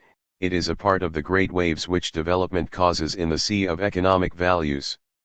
Our thesis rests first of all upon the negative proof that the determination of value in the circular flow excludes the phenomenon of interest.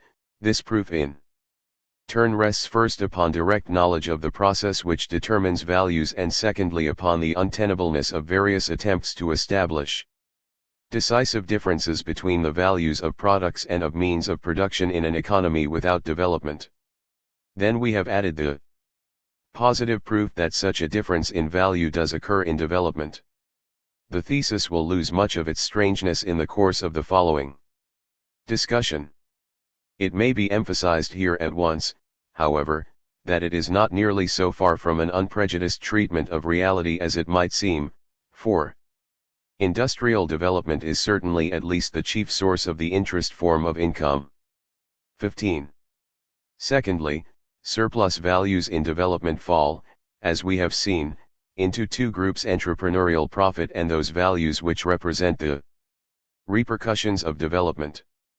It is clear that interest cannot attach itself to the latter. We can assert this so easily because the process of creating this kind of surplus is quite clear, so that we can see immediately what is and is not there. Let us consider the example of a tradesman who, in consequence of the establishment of factories in his village, receives more than equilibrium income for a time.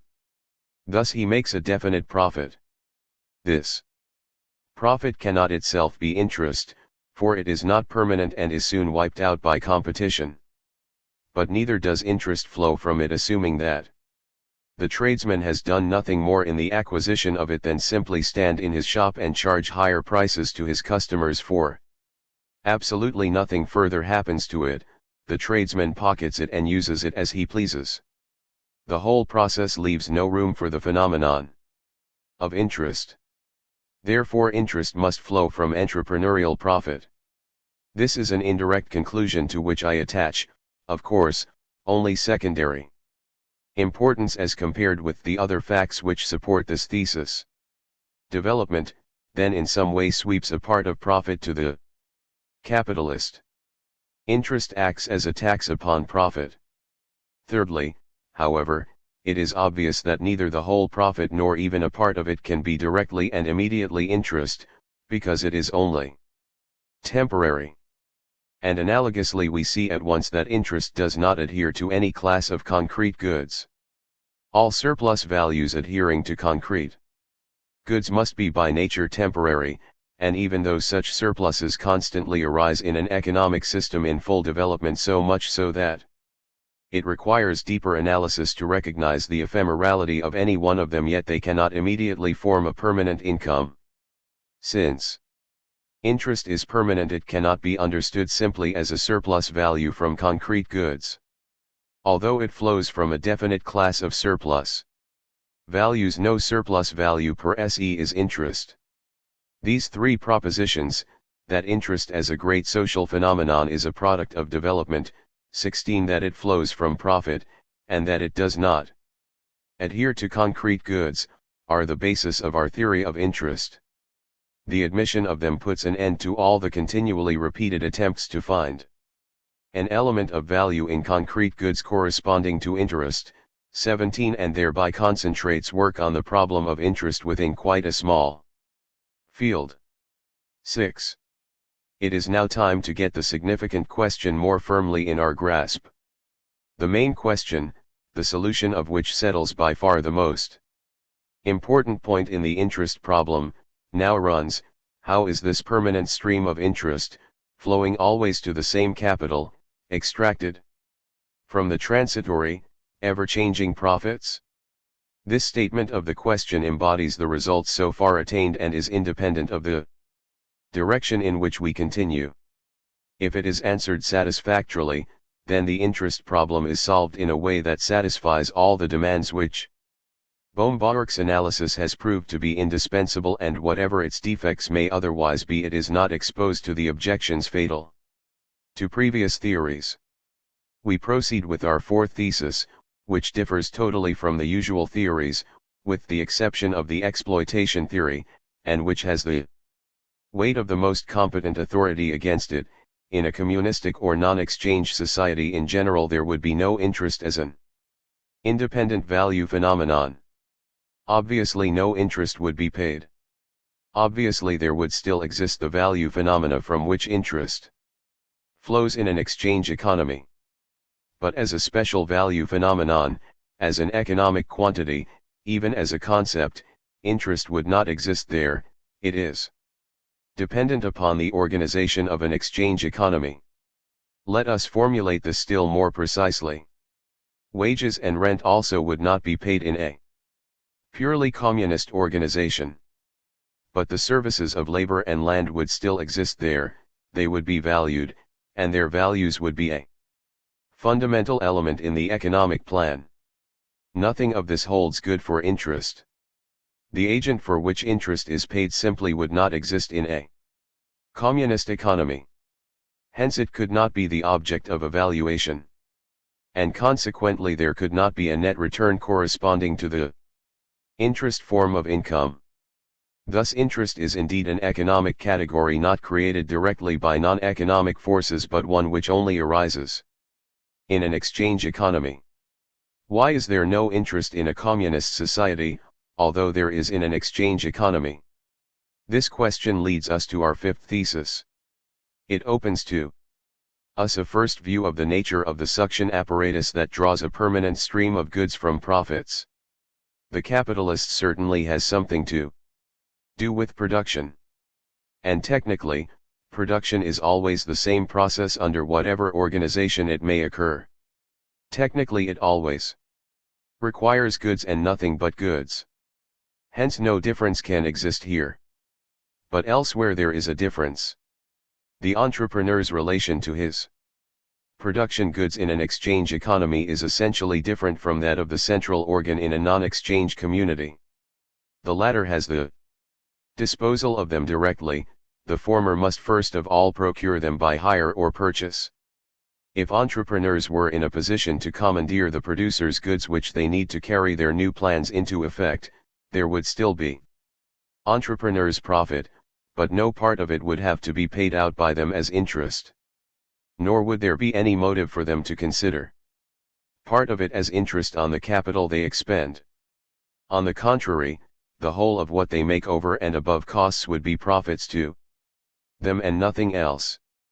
It is only because other people have command of the necessary producers' goods that entrepreneurs must call in the capitalist to help them to remove the obstacle which private property in means of production or the right to dispose freely of one's personal services puts in their way.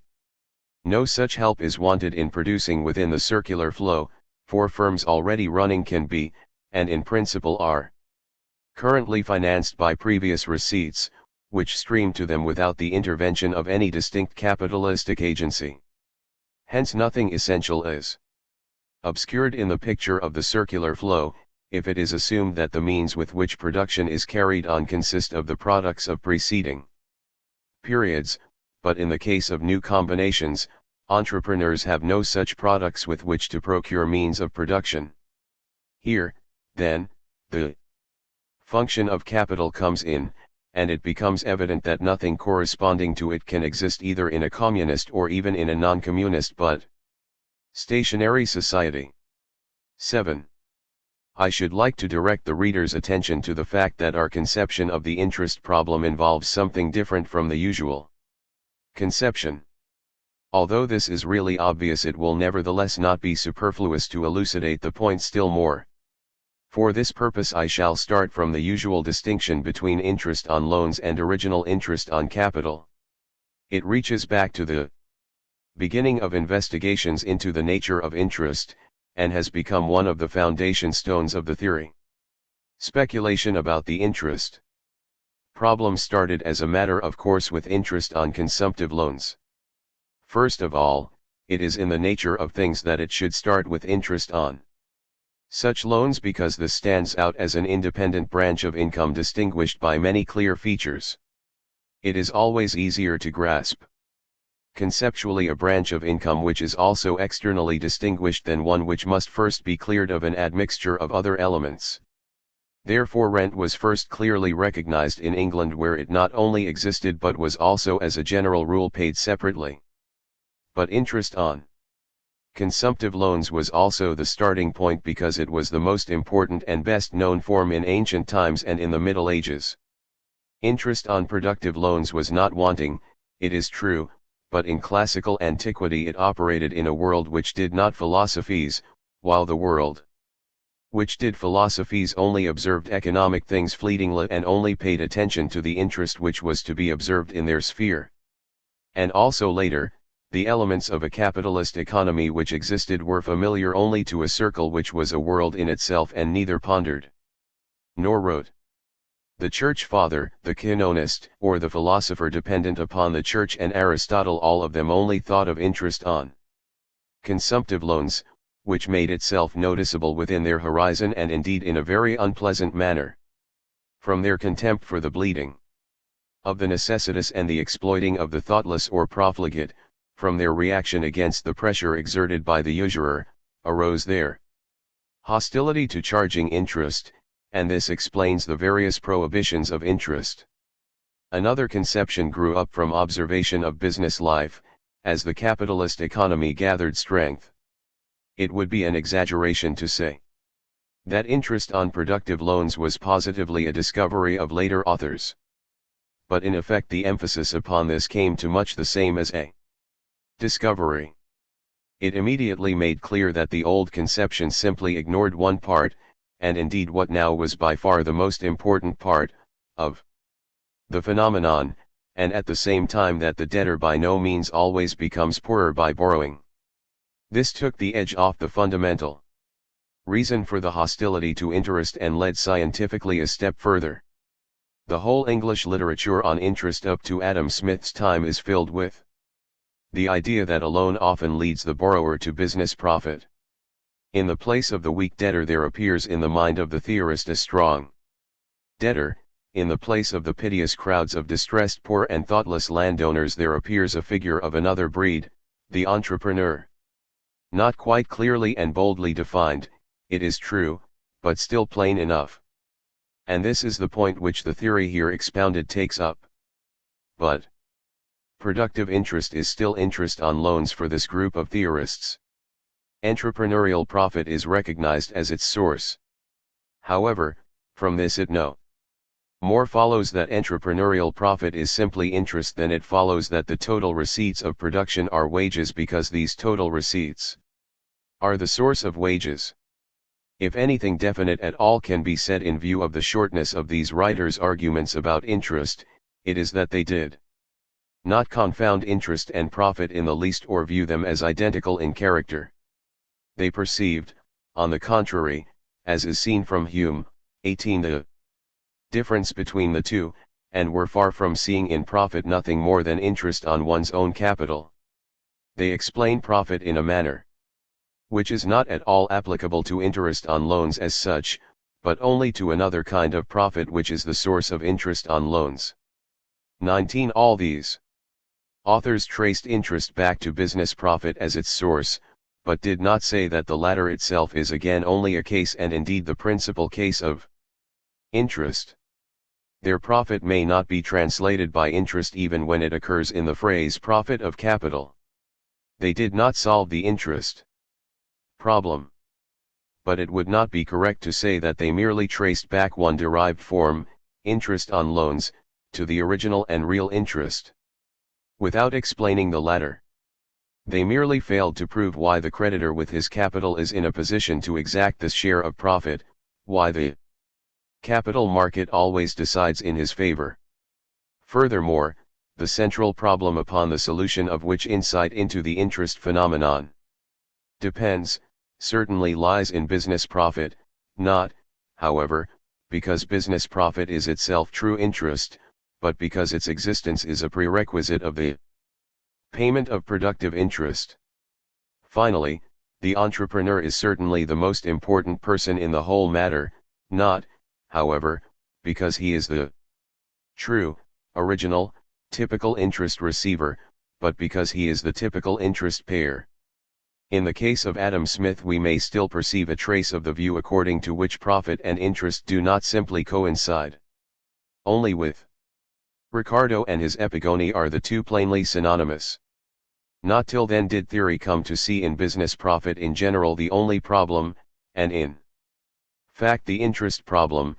Not till then did the question, why does the entrepreneur obtain a business profit, become the interest problem, and finally, not till then is the meaning of the English authors correctly rendered if their profit is translated by profit on capital, Kapitalgewinn, or primary interest, Ursprunglickerzins.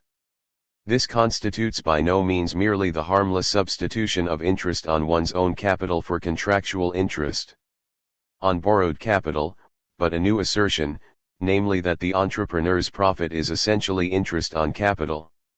The following facts must have contributed to what from our standpoint clearly appears as a deviation from the right path.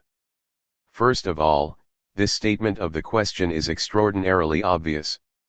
Contractual agricultural rent is certainly only a consequence of the original phenomenon, namely of that part of the product which is imputable to land. It is nothing more than the latter itself, the net return of agriculture. From the landlord's point of view, contractual wages are only the consequence of the economic productivity of labor, they are simply the net return of production from the worker's point of view. Why should it be otherwise in the case of interest? Without special reason it will not be taken to be so. The conclusion, that corresponding to contractual interest there is an original interest and that the latter is just as much the typical income of the entrepreneur as rent is the typical income of the landlord, appears to be perfectly natural, almost self-evident. In practice the entrepreneur allows for interest on his own capital. This appears as an incontestable sanction if such is necessary at all. The surplus of the value of products over their costs, then, is really the fundamental phenomenon upon which interest is also dependent. And it arises in the hands of the entrepreneur. Is it to be wondered at that only this problem was seen and that it was hoped that everything was settled with the solution of it? Economists had just wrested themselves free of mercantilist superficialities and become accustomed to looking at the concrete goods which lay behind the money veil. It was emphasized that capital consists of concrete goods, and the tendency was to constitute this capital a special productive factor. This standpoint, once taken up, leads directly to considering interest as an element in the price of stocks of goods, and hence it has simply been identified with what the entrepreneur obtains by means of these stocks. Because interest undoubtedly came from profit, and thus represented a part of profit, the latter or at any rate the better part of it became interest unawares, quite automatically at the moment when interest was connected with the concrete goods which the entrepreneur makes use of in production. That wages do not similarly become interest, because interest may be paid out of them, is a reflection that is remoter than one would think. The unsatisfactory analysis of the entrepreneurial function contributed powerfully to make this view general. It is perhaps not quite correct to say that entrepreneur and capitalist were simply lumped together. But in any case one started from the observation that the entrepreneur can only make his profit with the aid of capital in the sense of a stock of goods, and placed an emphasis upon this observation which it does not deserve. One saw, and this was quite natural in the employment of capital, the characteristic function of the entrepreneur and distinguished him by it from the worker. He was regarded in principle as the employer of capital, the user of production goods, just as the capitalist was regarded as the provider of some kind of goods. The above statement of the question then readily suggests itself. It must appear simply as a more precise and more profound statement of the question concerning interest on loans. This must obviously have had grave consequences for the interest problem. There was interest on loans because there was original interest, and the latter arose in the hands of entrepreneurs. Thereby the whole apparatus for the solution of the problem was focused on the entrepreneur. Now, this led to a great number of false sense. Many attempts at explanation, like the exploitation theory and some labor theories as explanations of interest, became possible for the first time. For only when interest is linked with the entrepreneur can the idea arise of explaining it by his labor service, or by labor contained in production goods, or by the price struggle between entrepreneur and workers. Other attempts, such for example as all productivity theories, even though not made possible, were nevertheless made essentially more obvious by this way of formulating the interest problem. It made a sound theory of entrepreneurs and capitalists impossible, it made the recognition of a special entrepreneurial profit difficult, and ruined the explanation of it from the outset. But by far the worst consequence of this interpretation was the creation of a problem that became a kind of economic perpetuum mobile. Interest is, as experience teaches, a permanent income. It originates in the hands of the entrepreneur. Consequently, a permanent income sui generis originates in the hands of the entrepreneur. And the question confronting the traditional theory of interest is, from where does it come? For more than a century theorists have been attacking this impossible, indeed meaningless, question. Our position is entirely different.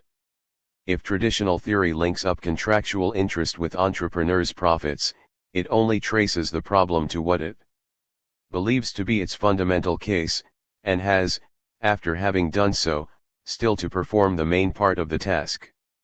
If we succeed in linking up interest with entrepreneurs' profits, we shall have solved the whole problem, because entrepreneurs' profits themselves are not another case of interest, but something different from it, which has been explained already.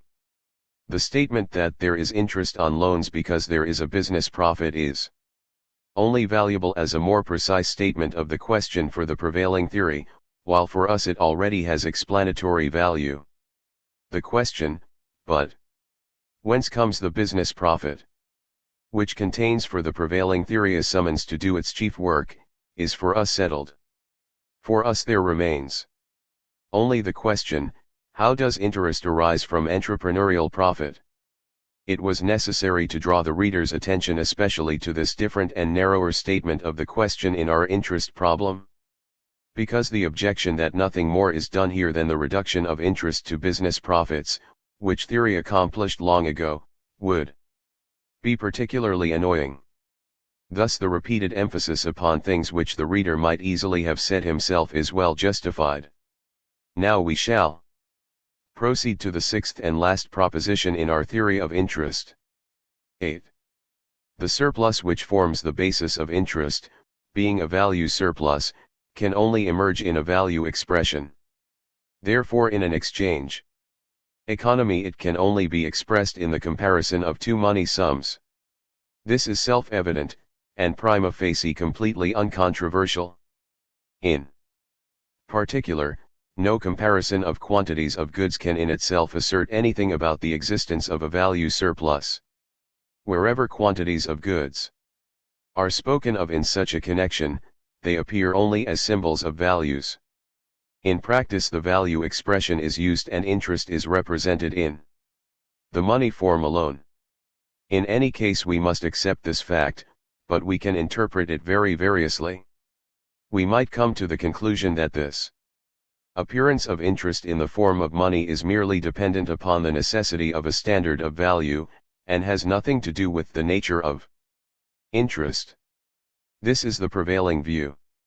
According to it, money serves as the form of expression and nothing else, while interest on the contrary arises in goods of some kind as a surplus of the goods themselves.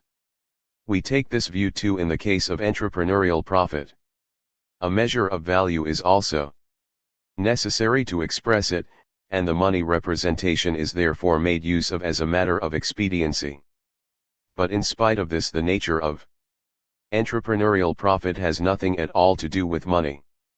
Unquestionably it is extraordinarily tempting in the case of interest also to try to turn away from the element of money as quickly as possible and to carry the explanation of interest into the region where values and returns arise, namely in the realm of the production of goods. However, we cannot turn aside. It is true that in every case, corresponding to money interest, that is to the premium on purchasing power, there is a premium on goods of some kind.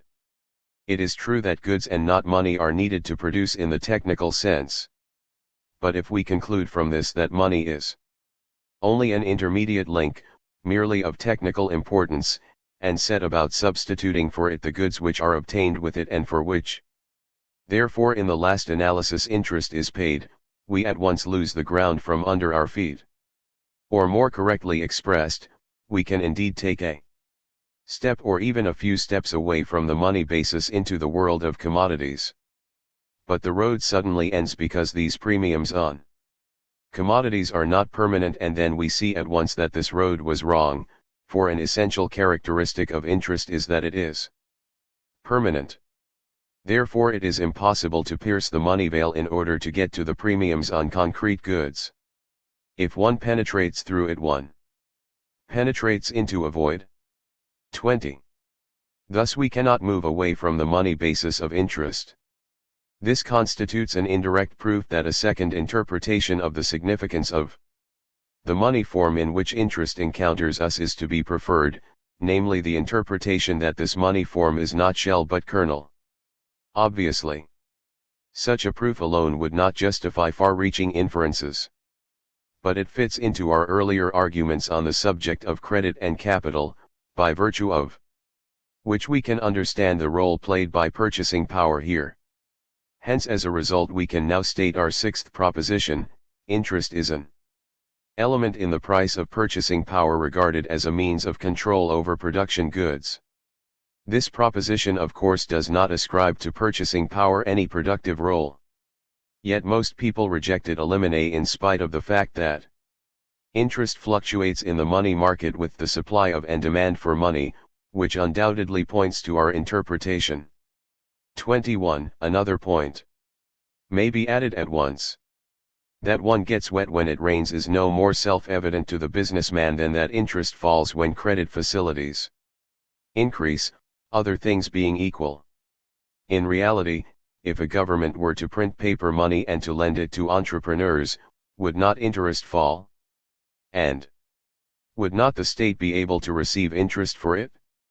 Does not the connection of interest with rates of exchange and gold movements speak plainly enough? It is an extremely wide and significant range of everyday observations that supports us here. Nevertheless, only a few significant theorists introduce these facts into the discussion of the interest phenomenon.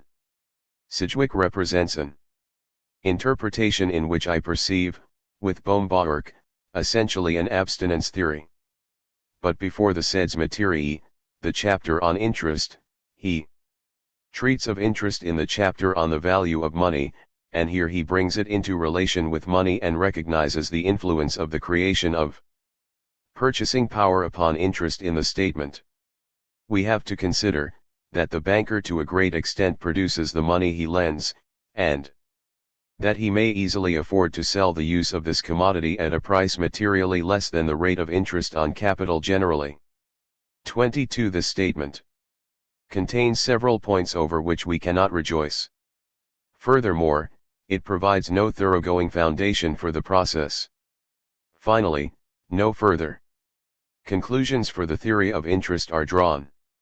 Yet it is a step in our direction, obviously made with reference to MacLeod. Davenport applies himself much more to the subject, but his analysis also comes to nothing. He rides quite nicely and willingly up to the fence but then refuses to take it. The prevailing theories completely neglect the element of money. They leave it to the financial writers as a technical matter without theoretical interest. This attitude is so general that it must rest upon an element of truth and in any case is in need of explanation. Least may be said for the attempt to deny the statistical connection between the interest rate and the quantity of money. R. George's Levy 23 has compared the interest rate with the production of gold and, as was to be expected, found that no significant correlation exists. Neglecting the fact that the statistical method employed was defective, it does not justify the conclusion that the quantity of money and the interest rate have nothing to do with one another. In the first place, an exact time correlation is not to be expected. Then the supply of gold, even of the banks, is not simply proportional to the volume of credit granted, and only the granting of credit is significant for the rate of interest. Finally, the whole production of gold does not flow to the entrepreneur. Nor does the inductive refutation attempted by Irving Fisher, rate of interest, p. 319 ff, affect our argument. Yearly averages prove absolutely nothing as against the observations which may be made in the details of everyday dealings in money. Also, he compared the circulation of money per capita with the interest rate and thereby made the comparison completely irrelevant. But of course economists of the 18th century had every reason to emphasize that interest is ultimately paid for goods. They had to fight not only mercantilistic but all sorts of other errors, both of businessmen and philosophers, and in so doing they did in fact establish valuable truths and expose a long list of popular fallacies. Law, Locke, Montesquieu, and others were undoubtedly quite wrong in making the rate of interest simply depend on the quantity of money, and Adam Smith was right in pointing out 24 that an increase in the quantity of money will ceteris paribus raise prices, and that, at a higher level, the same relation between return and capital which ruled before will tend to re-establish itself. Even the immediate effect of an increase of money in circulation would be to raise the rate of interest rather than to reduce it. For anticipation of such an increase must have that effect, 25, and in any case the demand for credit will be stimulated by the rise in prices. But all this, while it explains and to some extent justifies the aversion which most of our highest authorities display against any monetary theory of interest, yet has nothing whatever to do with our proposition. We can also discover other elements of truth in the point of view hostile to monetary explanations. 26 Businessmen and financial writers often emphasize the importance of discount policy and the monetary system in a wrong way. The fact that the central banks can influence the interest rate no more proves that interest is the price of purchasing power than the fact that the state can fix prices proves that prices in general are explicable by governmental action. The interest rate can no doubt be influenced by the attention paid to the state of the currency, but the theoretical significance of this fact does not in itself go far. It is a case of influencing a price for motives which lie outside the market. The view that by the monetary system and by discount policy a country's interest rate can be kept lower than that of other countries, and that such a policy stimulates economic development, is nothing but a pre-scientific prejudice. The organization of a money market is of course just as capable of improvement as that of a labor market, but nothing in the fundamental processes can be altered by this. 9.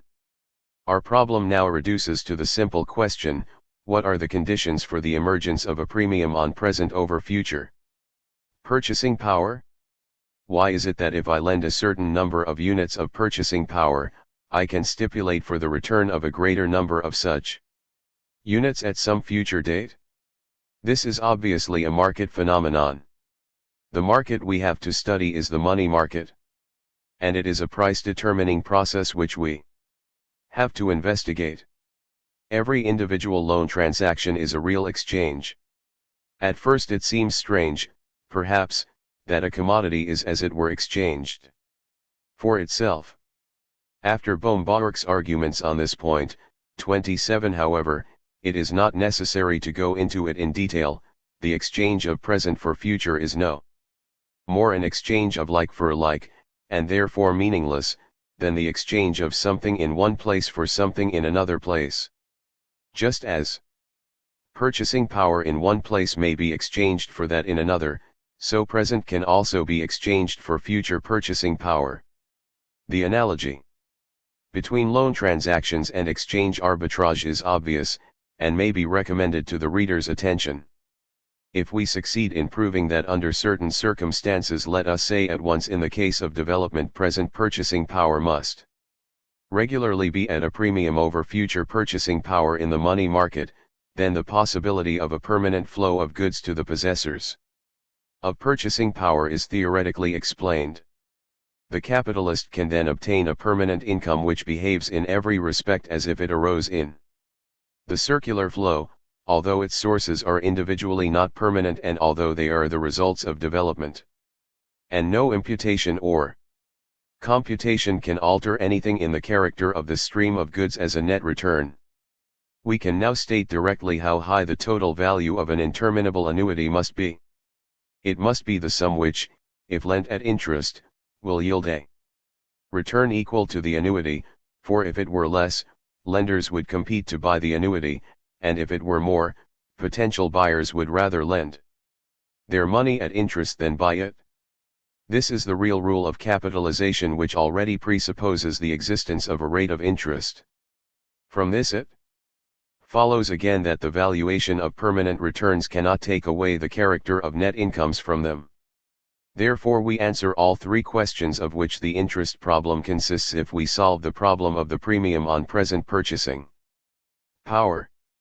The proof of a permanent flow of goods to capitalists, from which no deduction is to be made and which is not to be passed on to other individuals, completely settles the matter and explains ipso facto that this flow also represents a gain, that it is a net return. We shall now proceed to produce this proof and unfold step by step our explanation of the many-sided problem of interest. 10. It has been said already that even in the circular flow cases may and will arise in which people will be ready to borrow even on the condition of having to pay back a larger sum than they receive. Whatever the motive, temporary distress, expectation of a future increase in income, weakness of will, or foresight, such people will be able to express their valuation of present purchasing power in terms of future purchasing power, which determines their demand curve for the former in the ordinary way.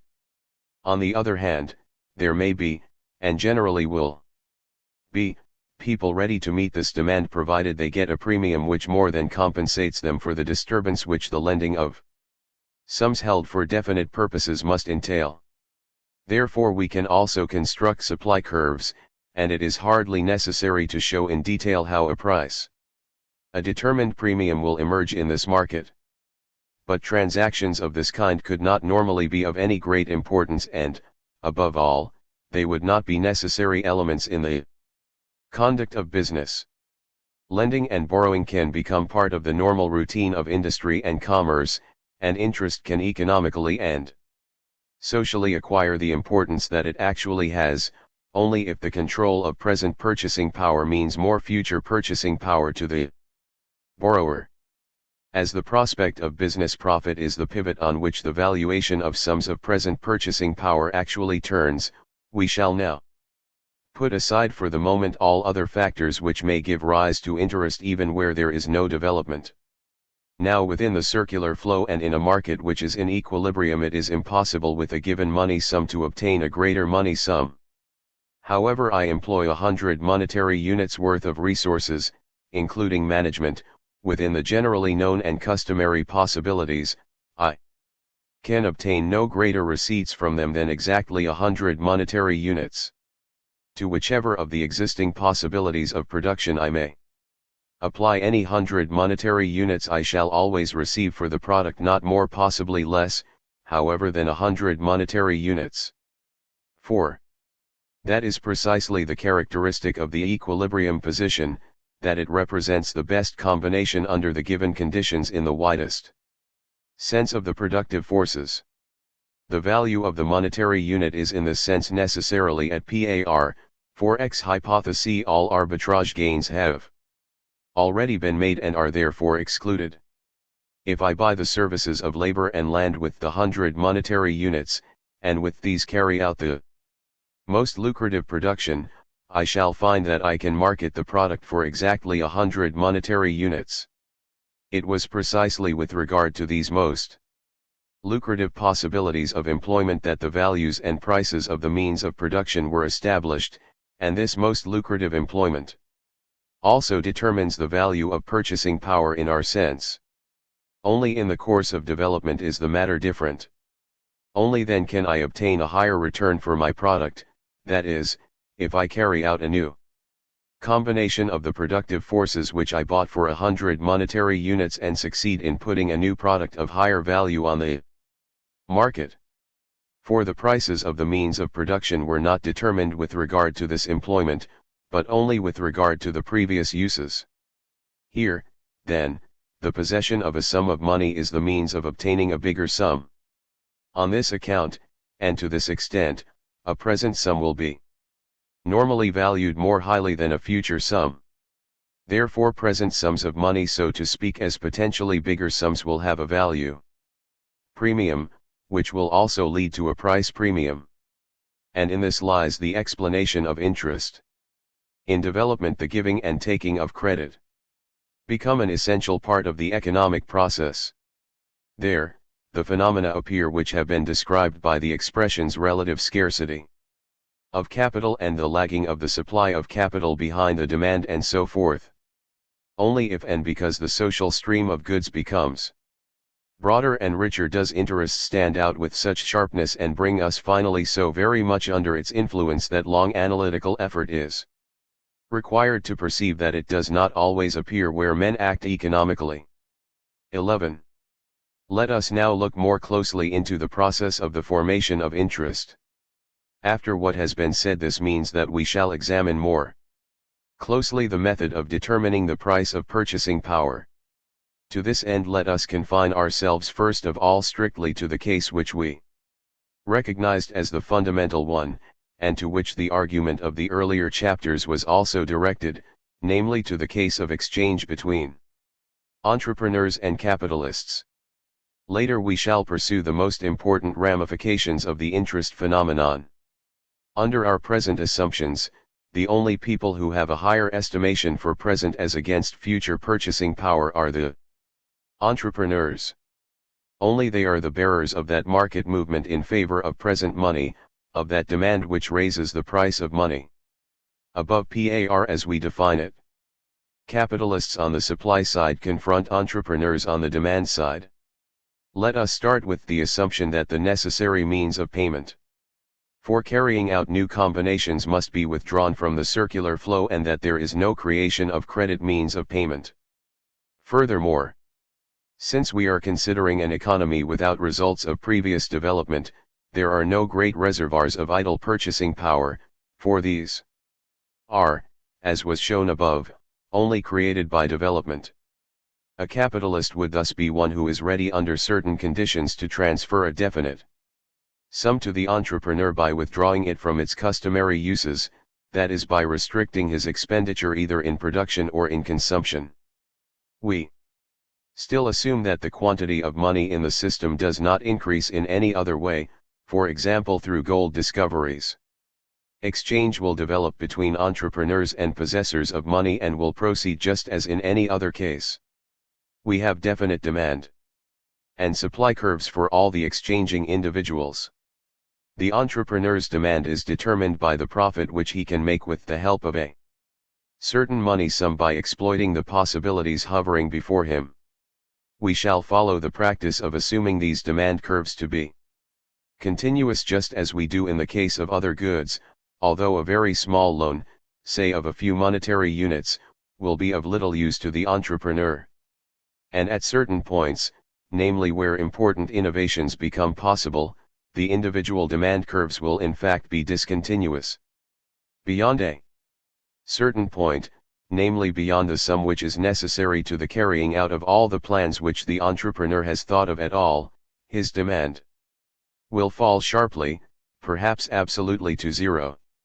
However, in considering the whole economic process, that is in considering very many entrepreneurs, these circumstances lose much of their importance. Therefore we shall imagine that the entrepreneur is able to attach determined quantities of entrepreneurial profit to the individual monetary units from zero to the limit for practical purposes, in the same way as every individual attaches certain values to the successive units of any good. Any normal individual's valuation of his stock of money per economic period follows from the subjective exchange value of any unit, as was explained in the first chapter. The same rules are also valid for an increase in money beyond this accustomed stock. From this there results a definite utility curve for every individual, and from this again, according to well-known principles, a definite curve of the potential supplies on the money market. 28. And now we have to describe the price struggle between entrepreneurs and potential suppliers of money. Let us assume as a starting point that upon our money market, which might be regarded as similar to a stock exchange, someone offers a certain price for purchasing power by way of experiment. Under our present assumptions this price would have to be very high, since the lender would have to disturb severely all his private and business arrangements. Suppose then that this price of present purchasing power expressed in future purchasing power is 140 for 1 year. With a premium of 40% or only those entrepreneurs could exercise an effective demand who hope to make an entrepreneurial profit of at least 40% or more correctly of over 40%, or all others would be excluded. Assume that a certain number of the former existed. According to the principle better to exchange with small advantage than not to exchange at all, 29 these entrepreneurs will really be ready to pay this interest rate for a certain quantity of purchasing power. On the other side of the market there will likewise be lenders who will not exchange even at this rate. Assuming again that a number of people considered this compensation to be adequate, they would ponder the question of how much they should lend. The 40%er is only a sufficient compensation for a certain sum, for everyone. There is a limit beyond which the magnitude of the sacrifice in the present economic period must exceed the magnitude of the increase in utility in the next. But the loan must also be actually so big that an increase would result in a surplus of disadvantage, for as long as it is smaller the lending of further monetary units at that rate would afford a surplus of advantage which, according to general principles, no individual can forego. Supply and demand, therefore, are unequivocally determined in every such case of a tentative price. If they were by accident equally great, then the price would stand, in our case, a rate of interest of 40%er. If the entrepreneurs, however, can use more money at this rate than is supplied, they will outbid one another, whereupon some will drop out and new lenders will appear until equilibrium is attained. If the entrepreneurs cannot use as much money as is supplied at this rate, then the lenders will underbid one another, whereupon some of them will drop out and new entrepreneurs will appear until equilibrium is attained.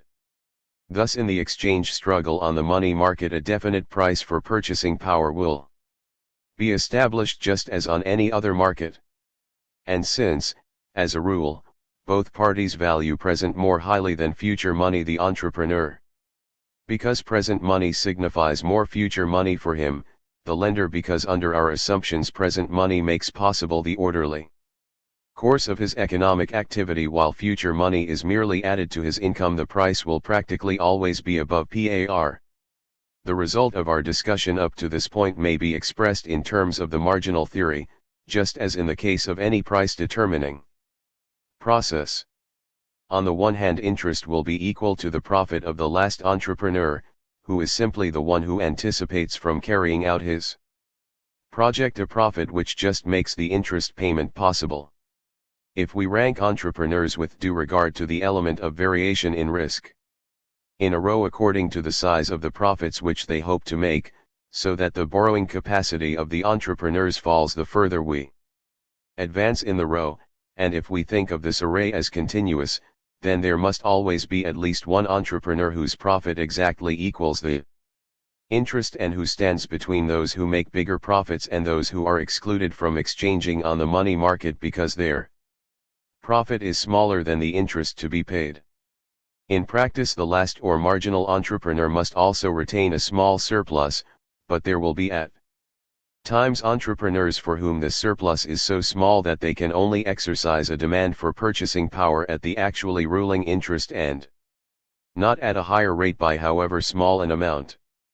These are in the position which corresponds to the theoretical marginal entrepreneur. We can say, then, that interest must in every case be equal to the smallest entrepreneurial profit that will be actually realized. With this statement we approach again the usual interpretation.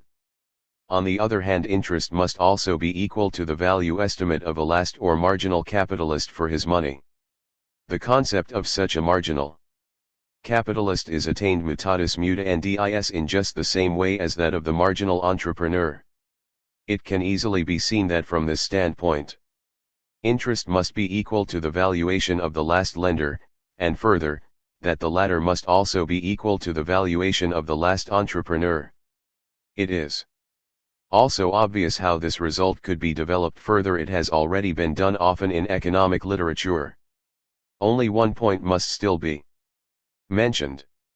The last lender's valuation rests upon the importance which he attaches to the habitual course of his economic life, and this may be expressed by saying that the loan involves a sacrifice, and indeed for the marginal capitalist a marginal sacrifice, that corresponds to the valuation of the increase in income by the receipt of interest. Then interest is also equal to the greatest or marginal sacrifice that must be made in order to satisfy the existing demand for money at a given rate of interest.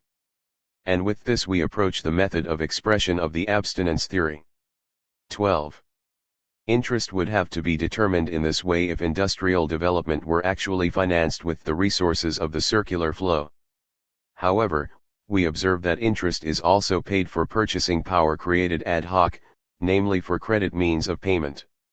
This leads us back to the results which were developed in the second and third chapters of this book, and it is time to introduce them here. We saw there that in a capitalist society, industrial development could in principle be carried out solely with credit means of payment. We now adopt this conception. Let it be remembered once more that the great reservoirs of money which actually exist arise as a consequence of development and must therefore be left out of account at first. By the introduction of this element our previous picture of reality is altered but is not made unusable in its main features. What we said about the demand side of the money market remains provisionally unaltered. Now as before, the demand comes from the entrepreneurs and indeed in the same way as in the case just considered. Only on the side of supply is there much alteration.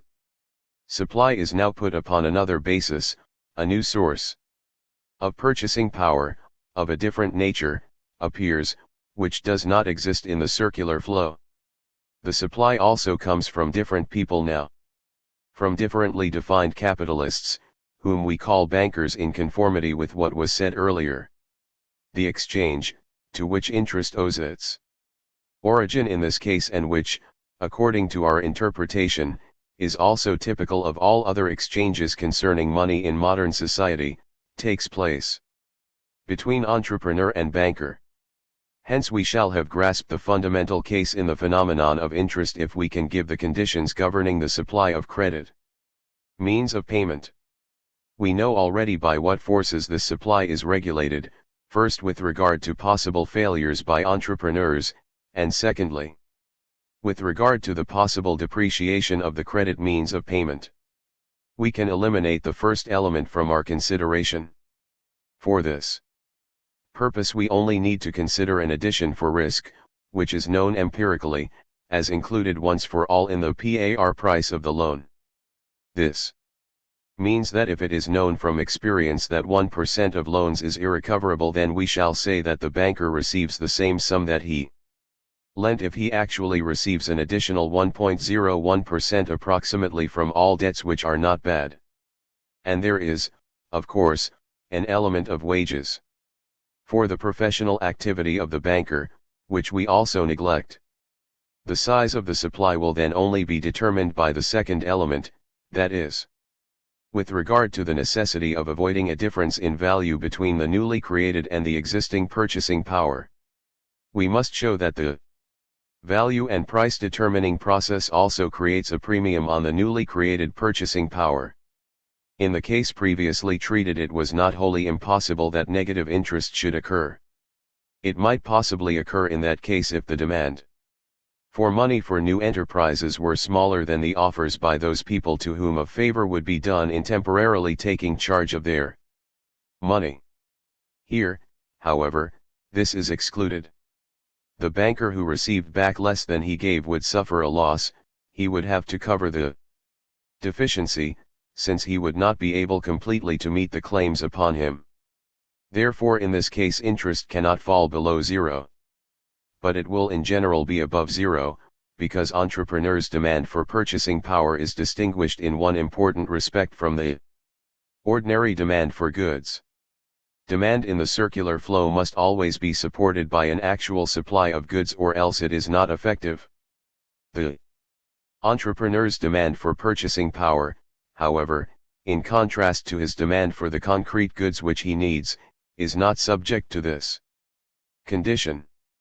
On the contrary, it is only restricted by the much less stringent condition that the entrepreneur will be able later on to repay the loan with interest. Since, even if there were no interest, the entrepreneur would only demand credit in the event of his being able to make a profit with the help of the loan, for otherwise he would have no economic incentive to produce. We can also say that the entrepreneur's demand is subject to the condition, or is effective upon the condition, that he can make a profit with the loan. This leads to the relation between supply and demand. In any kind of economic situation whatever, the number of possible innovations is practically unlimited, as was explained in the second chapter. Even the richest economic system is not absolutely perfect and cannot be so. Improvements can always be made, and the striving after improvements is always limited by the given conditions and not by the perfection of what exists. Every step forward opens new prospects. Every improvement leads further away from the appearance of absolute perfection. The possibility of profit, therefore, and with it the potential demand, have no definite limit. Consequently, the demand with interest at zero would always be greater than the supply, which is always limited. However, these possibilities of profit are powerless and unreal if they are not supported by the entrepreneur's personality. So far we only know that profit-yielding innovations are possible in economic life. We do not even know whether they will always be taken up by concrete individuals in such measure that the demand for purchasing power with interest at zero is always greater than the supply. We may go still further. The fact that economic systems without development may exist teaches us that individuals who are capable and inclined to carry out such innovations may even not exist at all. May it not be concluded from this that such individuals may also possibly exist in such a small number that the supply of purchasing power is not exhausted, instead of being insufficient for the satisfaction of all?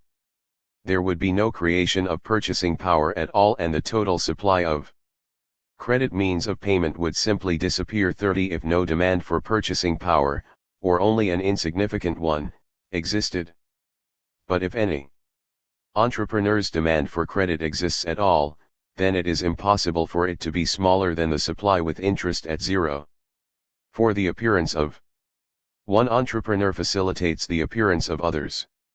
In the 6th chapter it will be shown that the obstacles with which innovations are confronted become smaller the more a community gets accustomed to the appearance of such innovations, and that in particular the technical difficulties in founding new enterprises become smaller because connections with foreign markets, credit forms, and so on, when once created, benefit the epigony of the pioneers.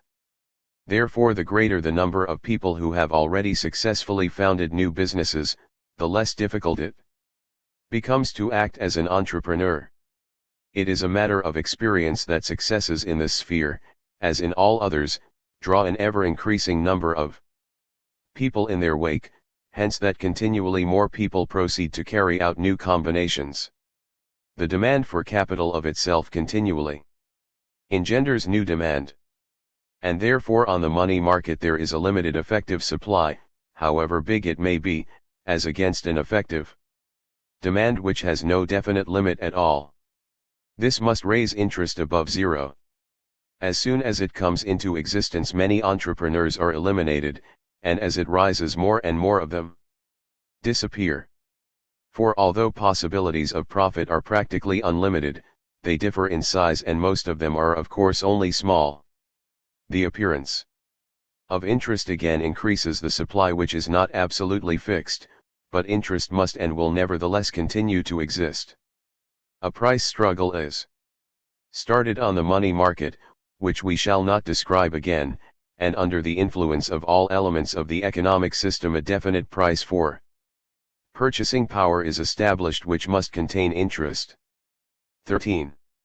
We have now to connect the empirical facts, which we have so far excluded, with the fundamental principle relating to interest. First we must enumerate all those sources of existing, in contrast to newly created, purchasing power which actually feed the great money market reservoir. And secondly we must show how interest spreads from its quite narrow basis over the whole exchange economy, permeates as it were the whole economic system, so that interest seems to occupy much more room than one would expect from our theory. Only if the whole area of the interest problem in these two directions can be exhaustively explored from our point of view can we consider our problem as solved. The first task presents no difficulty. First of all, Every concrete phase of development begins, as was said before, with a heritage from earlier phases. A reservoir of purchasing power may already be formed by the elements which the pre-capitalist exchange economy has created, and hence there will always be greater or lesser quantities of purchasing power in the economic system which are at the disposal of new enterprises, either permanently or for a certain time. Moreover, when the capitalist development is in motion, an ever-increasing stream of disposable purchasing power flows to the money market. We shall distinguish three branches of it. First, by far the largest part of entrepreneurial profit is employed in this way. The profit will be invested. Here it is in principle quite immaterial whether an entrepreneur invests his profit in his own business or whether the sum in question comes on the market. Secondly, in the case of the retirement of entrepreneurs or perhaps of their heirs from active business life, if this leads to the liquidation of the enterprise, greater or lesser sums then become free without other sums always and necessarily at the same time becoming tied up. Thirdly and finally, those profits which development so to speak sweeps to other people than entrepreneurs, and which are based upon repercussions of development, will to a greater or lesser extent come directly or indirectly into the money market. Let us notice here that this process is accessory in still another sense than in the sense that this sum only owes its existence to development. It is the fact that interest exists, the possibility of receiving interest for this sum of money, that draws disposable purchasing power to the money market. The acquisition of interest is the only motive that leads its possessor to offer it. If there were no interest, the purchasing power would be hoarded or spent on goods. It is similar in the case of another element. We saw that the significance of saving in an economic system without development 31 would be relatively very small, and that what is usually meant by the size of the savings of a modern nation is nothing but the sum of those profits from development which never become elements of income. Now the importance of saving in the real sense might not be large enough, even in a system with development, to play a decisive part for industrial requirements, but for the fact that a new kind of saving, and indeed of real saving, appears which is absent in a system without development.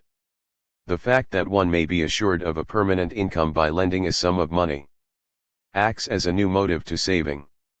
It is conceivable that, just because a sum saved increases automatically and consequently its marginal utility sinks, less will sometimes be saved than if no interest were received.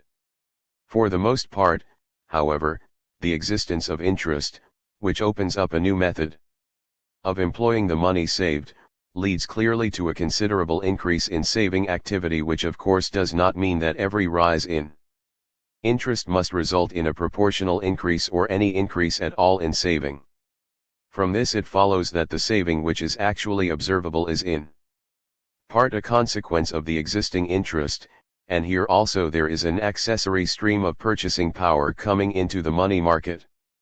A third source which supplies the money market is money which is idle for a longer or shorter time and which is also lent if interest can be obtained for it. It consists of momentarily disposable business capital and so forth. The banks collect these sums, and a highly developed technique enables every monetary unit, even if it is held ready for an impending expenditure, to contribute to increasing the supply of purchasing power. Still, another fact belongs here. We saw that the nature of credit means of payment and the explanation of their existence must not be sought in the effort to economize metal money. Of course, credit means of payment cause less metal money to be used than would have to be used if the same transactions had to be carried out with metal money alone. But these transactions only arose with the help of credit means of payment, and as against the money requirement which would have developed in the same time if there had been no credit means of payment, no economy in money so far occurs. Yet we must now recognize that, apart from the credit means of payment which development brings into existence, further transactions which were perhaps carried out previously by means of metal money are settled with credit by the banks under the pressure of the Desire to increase the quantity of interest-bearing purchasing power, that is, credit means of payment, are likewise created by banking technique. Consequently, a still further increase in the disposable quantity of money results from this source. All these elements increase the supply on the money market and lower interest far below the level at which it would be if they were not present. They would very soon reduce it to zero if development did not continually create new possibilities of employment. Whenever development stagnates, the banker hardly knows what to do with the disposable funds, and often it becomes doubtful whether the price of money contains more than the capital sum plus a premium for risk and compensation for labor.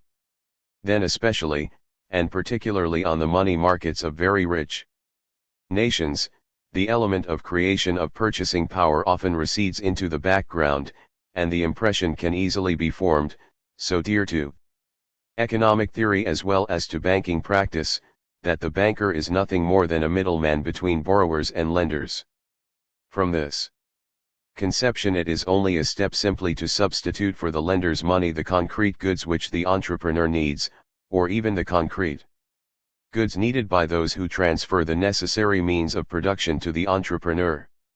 It may be remarked further that there are cases, as Bohm-Bawerk has already emphasized, in which interest is only demanded and paid because it is possible to demand and pay it. Interest on bank balances is an example. No one transfers his purchasing power to the bank with the intention of investing his capital in this way. On the contrary, money is deposited only in so far as it is desirable to have a supply of purchasing power available for business or private reasons. This would happen even if something had to be paid for it. But actually the depositor receives, in most countries, a kind of share in the interest which the sums in question yield in the banker's hands. And when once this has become usual, people will not be inclined to leave a balance at a bank which does not pay interest. Here interest accrues to the depositor without anything being done on his part. Now this phenomenon reaches very far into all economic life.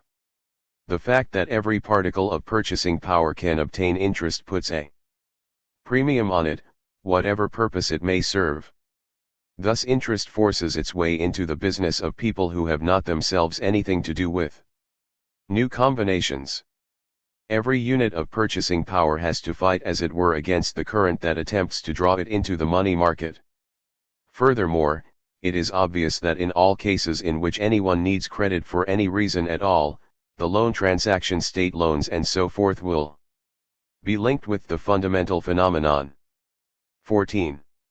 In this way the interest phenomenon extends gradually over the whole economic system, and therefore it presents a much wider front to the observer than one would suspect from its innermost nature.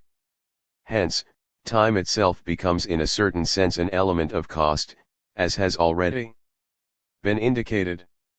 This consequent phenomenon, which the prevailing doctrine accepts as the fundamental fact, explains and at the same time justifies the discrepancy between it and our interpretation. But we have still a further step to take, namely to explain the fact that interest finally becomes a form of expression for all returns with the exception of wages.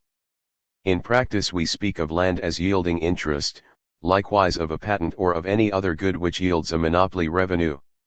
We even speak of interest bearing in the case of a non-permanent return. We say, for example, that a sum of money employed in speculation, even a commodity employed in speculation, has yielded interest. Does not this contradict our interpretation? Does it not show that interest is an income from the possession of goods, that it is in an altogether different category than it would be according to our interpretation? This method of expressing returns has borne definite fruit in theory amongst American economists. The impetus came from Professor Clark.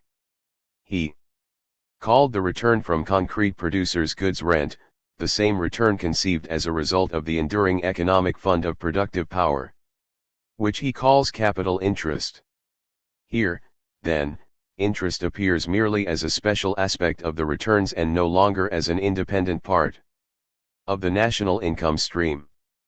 Professor Fetter 32 has developed the same idea still more strongly and in a somewhat different way.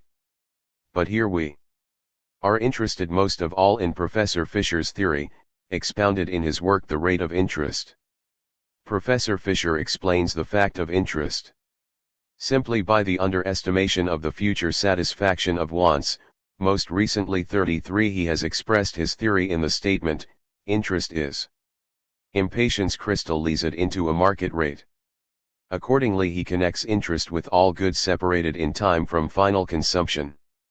And since all returns to the latter can be capitalized, consequently expressed in the form of interest, interest is not a part but the whole of the income stream. Wages are interest on human capital, rent is interest on capital in the form of land, and every other return is interest on produced capital. Every income is value product discounted according to the rate of the undervaluation of future satisfactions. It is clear that we cannot accept this theory, because we do not even recognize the existence of the fundamental element in it. It is just as clear that for Fisher this element becomes a central factor in economic life, which must be brought in to explain nearly every economic phenomenon. The fundamental principle that comes into consideration here, and that should lead us to understand the universal practice of expressing returns in the form of interest, is the following. According to our interpretation, concrete goods are never capital. Yet anyone who possesses concrete goods can, in a system which is conceived to be in full development, obtain capital by selling them. In this sense the concrete goods might be called potential capital, at least they are so from the standpoint of their possessor, who can exchange them for capital. In this connection, however, only land and monopoly positions 34 come into consideration, for two reasons. First, it is clear that one cannot sell one's labor power as such, if we neglect the case of slavery.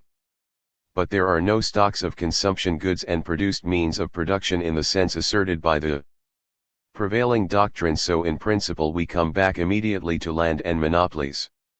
And secondly, only land and monopoly positions are directly income-bearing. Since capital is also income-bearing, its owner would not exchange it for goods which yield no net income, or only if such a price reduction is conceded to him that he can realize a profit with the goods in the current economic period and then reinvest his capital uninjured, but in this case the seller would suffer a loss to which he would only make up his mind in abnormal conditions, especially in distress, as will be shown immediately.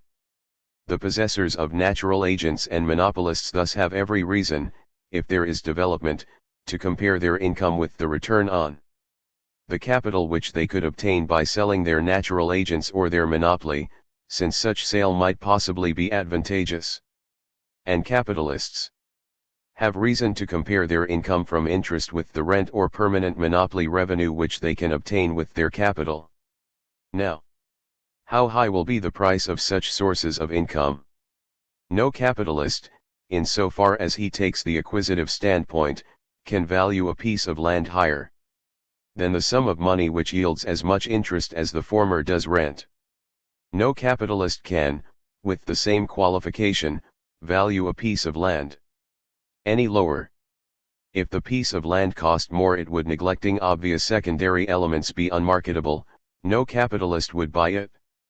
If it cost less, competition would arise among the capitalists which would raise its price to that level. No landowner who is not in distress will be inclined to give up his land for a lesser sum than that which yields him as much in interest as his piece of land yields in pure rent.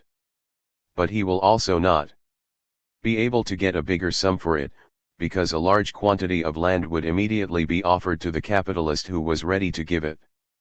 Thus the capital value of permanent sources of income is unequivocally determined. The well-known circumstances which cause either more or less to be paid in most cases do not affect the principle. In this solution of the problem of capitalization, the central and fundamental factor is interest on purchasing power. The return to every other permanent source of income is compared with this, and according to it as a consequence of the existence of interest its price is so fixed by the competitive mechanism that in conceiving the return of potential capital as real interest no practical error is made. In reality, therefore, every permanent return is connected with interest, but only externally, only in so far as the magnitude to which it is related is determined by the level of interest. It is not interest, the contrary method of expression in practice is merely brachology. And it is not directly dependent upon interest as would be the case if the nature of interest were correctly characterized by the expression time discount. Our result may also be extended to non-permanent net returns, for example to quasi-rents. It is not difficult to see that under free competition a temporary net return will be sold and bought for that sum of money which, if invested at interest at the moment of the conclusion of the business, would accumulate to the same sum by the time the net return ceased as all the net returns would if they were lent as they accrued. Here also in practice the buyer's capital will be spoken of as yielding interest and with the same right as in the case of permanent returns, although the buyer no longer has his capital, and has changed from a capitalist into a rent receiver. And what sum will the owner of say a blast furnace be able to obtain for it if it is not the bearer of a permanent, perhaps monopolistic or temporary net return, but is a business of the circular flow, that is abstracting from rent, which we shall neglect here profitless. Now no capitalist will invest his capital in such a business. The transaction, if it is to take place at all, must yield him not only the replacement of his capital after the plant is worn out, but also a net return during its lifetime, corresponding to the interest which he could otherwise draw. Consequently, if the buyer has no other design for the furnace than simply to collect its returns in the circular flow, that is if it is not called upon to play a part in a new combination, it must be sold at a price lower than cost. The seller must make up his mind to a loss, for only so could the buyer obtain a profit equal to the interest which he could otherwise obtain with the purchase money. In all these cases the businessman's interpretation and expression are not correct. But in all these cases the incorrectness has no practical consequences, and it is quite clear why the businessman makes use of this inadequate interpretation. In the modern economic system the rate of interest is such a ruling factor, interest is so much the barometer of the whole economic situation, that regard to it is necessary in the case of practically every economic action, and it enters into every economic deliberation. It leads to the phenomenon observed by theory from time immemorial, that all returns in the economic system, seen from a certain aspect, tend to equality. 15. The elliptical expression of the practical man, which is always implied in speaking of interest on concrete goods, has certainly led theory astray. But now I want to show that the theoretical error which always lies in this extension of the idea of interest beyond its real basis may also bring practical errors in its train. The interest aspect of returns is a harmless view to take in the case of permanent returns, that is rents and permanent monopoly revenues, but not in other cases. Let us consider first of all our example of the furnace in order to show this.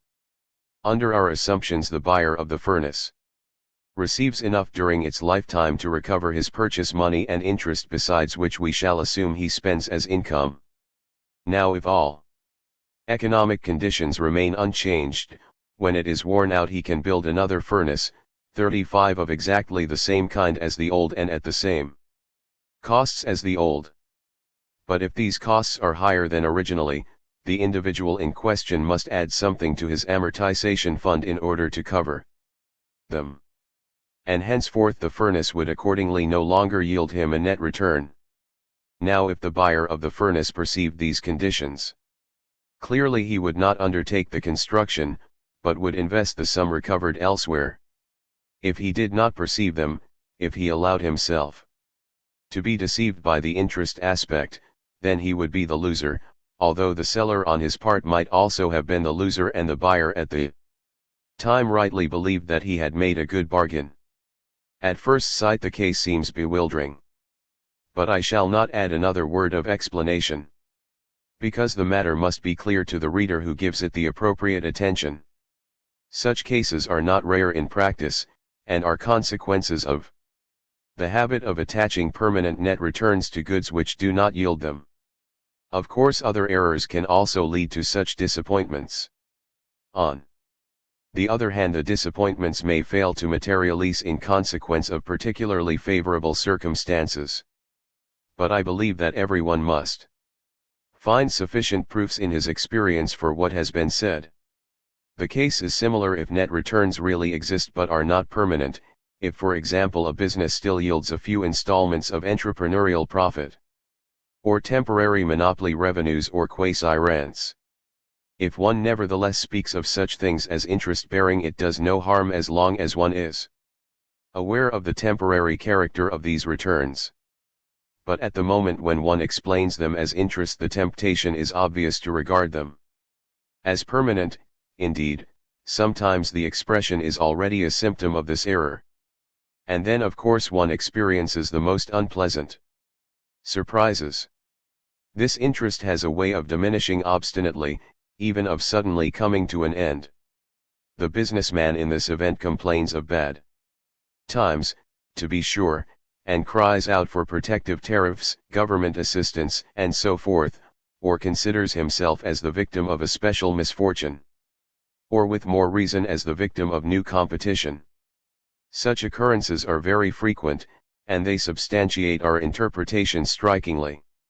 Yet they obviously hark back to the fundamental error which leads in practice to false steps and bitter disappointments, in theory to those explanations of interest which we are criticizing. The statement is often heard that somebody's business yields say 30%. Of course this is not simply interest. In most cases the result is arrived at by not counting the entrepreneur's activity as an outlay and consequently not including the payment for it under costs. If this is not the explanation, then the return cannot be permanent. Business experience completely substantiates this conclusion of our interpretation. For what business yields interest permanently? It is true, the businessman often does not realize this temporary character of the return, and makes the most diverse hypotheses about its continual dwindling. And the buyer is very often lured by the expectation that such a return will be maintained at the most. He recognizes that the experience of the previous owner may have something to do with its size. Then he automatically applies the interest formula instead of the correct method of calculation. If he does this strictly, that is if he capitalizes the return at the current rate of interest, then failure will follow. The return of every business ceases after a time. Every business, if it remains unchanged, soon falls into insignificance. The individual industrial business is not a permanent source of any other income than wages and rent. The individual who is most inclined to overlook this in daily practice, and to suffer the unpleasant experience indicated above, is the typical shareholder. It might be thought that an objection against our theory of interest could be forged out of the fact that a shareholder may draw a permanent net income even without periodically changing his investment. According to our view, the capitalist would first have to lend his capital to one entrepreneur and after a certain time to another, since the first cannot be permanently in the position to pay interest. Since we characterized the shareholders as mere contributors of money, and yet they draw a permanent income out of one and the same enterprise, the objection would seem to be very strong. But precisely the case of the shareholder and of every creditor who throws in his lot permanently with an enterprise shows how true our interpretation is to reality. For this fact is very doubtful. Do companies live eternally, and do they pay dividends forever? Certainly there are such, but broadly only two groups of them. First, there are branches of industry, some railways for example, which have, if not a perpetual, yet an assured monopoly for a long time. Here the shareholder simply receives monopoly revenue. Then there are kinds of enterprises which by nature and program are continually doing new things and are really nothing but forms for continual new enterprises. Here the aims alter incessantly and the leading personalities also change, so that it is in the nature of the thing that people of considerable ability always appear in the leading positions. New profits are always arising, and if the shareholder loses his return, this is not really necessary but just a misfortune to be explained by the individual case. But neglecting these two categories, that is, if a company simply operates a definite business without a monopoly position, there is, at the most, rent of natural agents as a permanent income, and nothing more. Now experience confirms this strikingly, although in practice competition does not act promptly, and hence enterprises remain in possession of surpluses for a considerable time. No industrial company of the type indicated gratifies its shareholders with a constant shower of gold. On the contrary, it soon declines into a stage that has the most lamentable similarity with the drying up of a spring. Hence repayment of capital is frequently concealed in dividends, even though the wearing out of machines and so forth is ever so conscientiously taken care of by depreciation accounts. Quite rightly, therefore, much more than wear and tear is frequently written off, and many companies strive to write off the whole capital as soon as possible. For the time comes for each when the business as such is really valueless. That is when its returns only just cover costs. So there is no such thing as a lasting income from interest out of one and the same business, as anyone who does not believe it and acts accordingly may learn to his cost. Hence the receipt of dividends by shareholders does not tell against our interpretation, quite the reverse. 16. How far this theory will prove an efficient instrument in the analysis of statistical material and in the investigation of the questions which arise in relation to interest still remains to be seen. It certainly seems to bring the facts of money, credit, and banking into closer touch with pure theory than other interpretations do. The author hopes to be able to submit the results of some work on these lines in a book to be published in the near future, in which such problems as, for example, the relation between gold reserves and interest, the influence of the monetary system upon interest, the differences between interest rates of different countries, and the correlation between rates of exchange and interest will be discussed. Our argument should also explain the movement in time of the rate of interest. It is from this class of facts that verification of the fundamental idea might primarily be expected. If the interest of business life, what it is usual to call productive interest, has its roots in entrepreneurial profit, both should move closely together. As a matter of fact, this is true of short period fluctuations. In longer periods we may still observe some relation between the prevalence of new combinations and interest, but there are so many elements to be taken account of, and other things remain so imperfectly equal as soon as we go beyond the span of say a decade, that verification becomes extremely complicated. It is then not only necessary to allow for government borrowing, migration of capital, and movements of the general level of prices, but there are also more delicate questions, which cannot be entered upon here. There is nothing in our theory to support the old view which with many people from the classical economists onwards has acquired the force of a dogma that interest must of necessity display a secular tendency to fall. It may be shown, however, that the impression to that effect, which seems so strongly to suggest itself, is largely due to the element of risk, which accounts for medieval figures, and that the real rate of interest does not display any clear secular trend, that its history rather verifies our interpretation than disavows it. These remarks must suffice.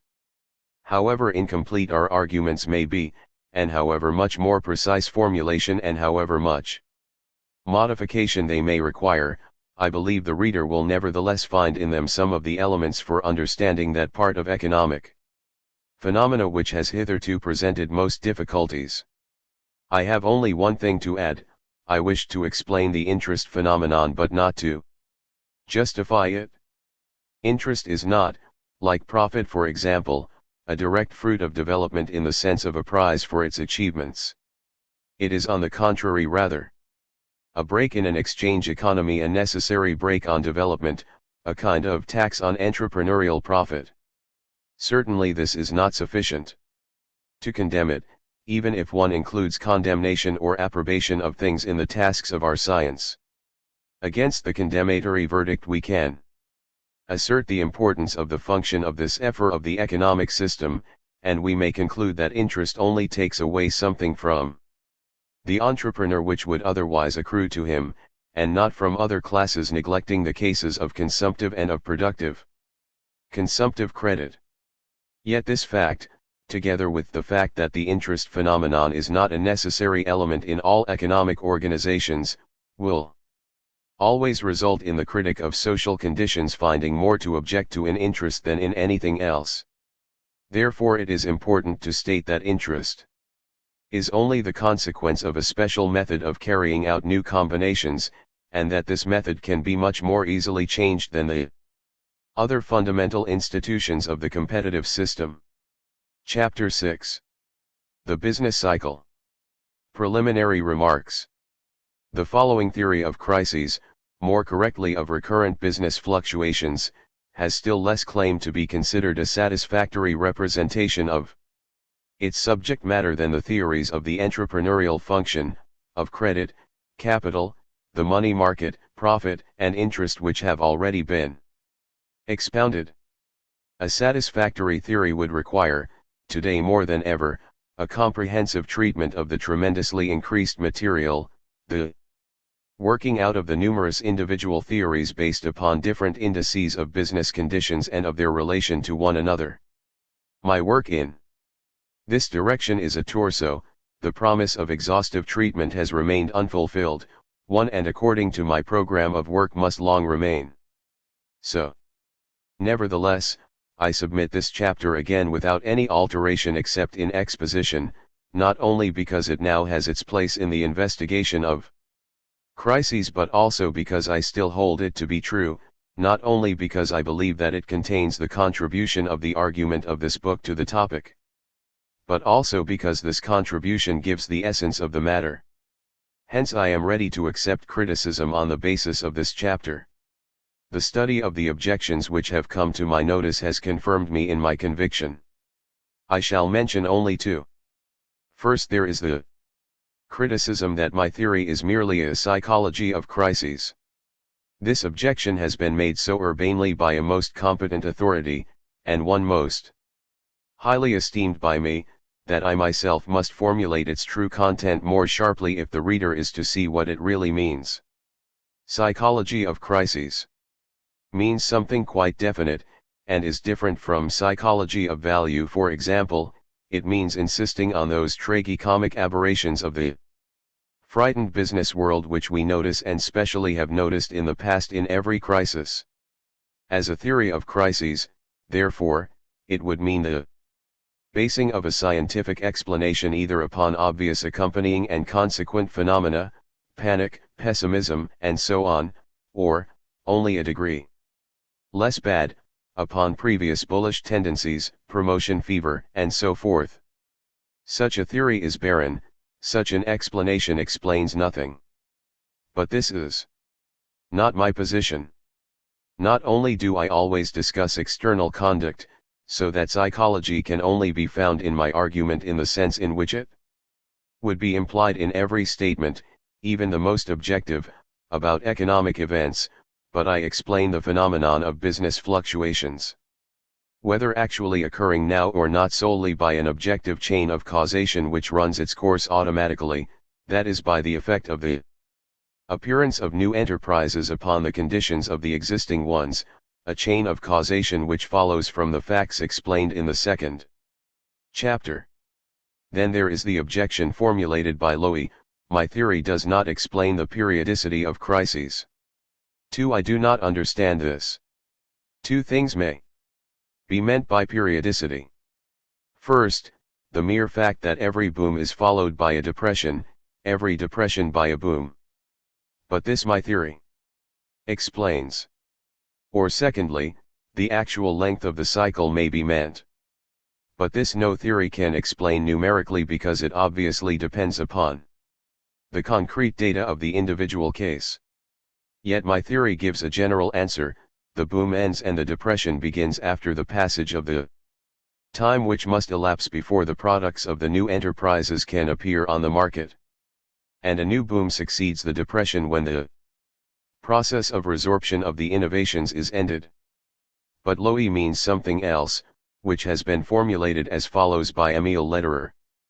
3. My treatment is said to be not satisfactory because it does not try at all to explain why the entrepreneurs appear periodically in swarms, as it were, what the conditions are under which they can appear and whether they will always appear, and why, if the conditions are favorable for them. Now one may assert that I have explained inconclusively the swarm-like appearance of entrepreneurs, which, with its consequential phenomena, constitutes the only cause of periods of boom. But that I have not tried at all to explain it when my whole argument aimed at this seems to me to be untenable. The conditions under which entrepreneurs may appear neglecting the general economic and social conditions of the competitive economy are shown in the second chapter, and may be briefly and incompletely formulated as the existence of new possibilities more advantageous from the private economic standpoint, a condition which must always be fulfilled, the limited accessibility of these possibilities because of the personal qualifications and external circumstances which are necessary for and an economic situation which allows tolerably reliable calculation. Why the entrepreneurs appear under these conditions is no more problematical if one adheres to the assumptions implied in our entrepreneurial concept than the fact that anyone seizes a gain when it is immediately before his eyes. I should now like, without any critical design and solely in order to allow the ideas to stand out more clearly, to compare my theory with by far the most thorough effort in this field, that of Spyathoff, 5 little as it is capable of comparison with the latter in thoroughness and perfection. The point of view deriving from Huglar, according to which the wave-like fluctuation in business and not the crisis itself appears to be the fundamental thing to be explained, is common to both. We agree in the conception which is established by me not in this chapter alone but also in the second, that the alternating situations, Zalajan Spyathoff, are the form economic development takes in the era of capitalism. Hence we also agree in the view that completely developed capitalism is to be dated historically only from the time when such alternating situations first unmistakably occur, that is in England, according to Spyathoff, only from 1821, in Germany from the 40s of the 19th century. Further, we agree that the figure for the consumption of iron is the best index of business conditions, that is, this index which Spyathoff discovered and worked out. I have no effort in this direction to exhibit is also recognized by me as the right one from the standpoint of my theory. We agree that the causal nexus begins first of all with the means of production which are bought with capital, and that the boom materializes first of all in the production of industrial plant, factories, mines, ships, railways, and so forth. Finally, we agree with the conception that the boom arises, as Spyathoff puts it, because more capital is invested, is fixed in new businesses, and that the impulse then spreads over the markets for raw materials, labor, equipment, and so forth. We also understand the same by capital in the sense which is here significant, with the exception that the creation of purchasing power plays a fundamental part in my argument which it does not in Spyathoff's. So far I should only have to add one thing: that capital investment is not distributed evenly in time but appears en masse at intervals. This is obviously a very fundamental fact, and for this I offer an explanation not offered by Spyathoff. I accept Spyathoff's conception of the standard cycle, Muster-Krylov. The difference between us lies in the explanation of the circumstance which cuts short the boom and brings about the depression. For Spyathoff, this circumstance is the overproduction of capital goods relative on the one hand to the existing capital and on the other hand to the effective demand. As a description of the actual facts I could also accept this. But while Spyathov's theory stops at this element and tries to make us understand what circumstances induce the producers of factory equipment, of building materials, and so forth periodically to produce more than their markets are capable of absorbing at the time, my theory tries to explain the state of affairs in the manner to be found in this chapter, which may be summarized as follows.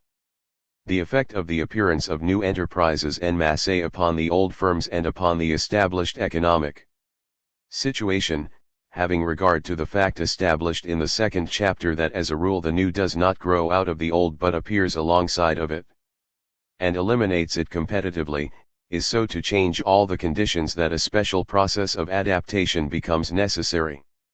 This difference between us would be still further reduced by more detailed discussion. It was impossible to keep my old exposition short and yet to make it invulnerable. Nevertheless, I have cut it down still further in order to let the fundamental idea stand out more clearly. For the same reason I shall number the steps of the argument. 1. Our question is, does this whole development which we have been describing proceed in unbroken continuity? Is it similar to the gradual organic growth of a tree? Experience answers in the negative.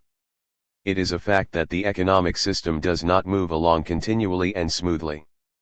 Counter-movements, setbacks, incidents of the most various kinds, occur which obstruct the path of development. There are breakdowns in the economic value system which interrupt it. Why is this? Here we meet with a new problem. If these deviations of the economic system from a smooth line of development were rare, they would hardly constitute a problem with a special claim upon the theorist's attention. In an economy without development, the individual may meet with misfortunes which are very serious for him, without there being any reason for theory to go into such phenomena. Likewise, events which might perhaps destroy the economic development of a whole nation would require no general investigation if they were rare, if they could be conceived as isolated mishaps. But the counter-movements and setbacks of which we are speaking here are frequent, so frequent that upon first consideration something like a necessary periodicity seems to suggest itself. This makes it impossible, practically at all events if not logically, to abstract from this class of phenomena. Further, if it were the case that after such a setback is overcome the earlier development begins again at the point reached before it was interrupted, then the significance of the setback would not in principle be very great.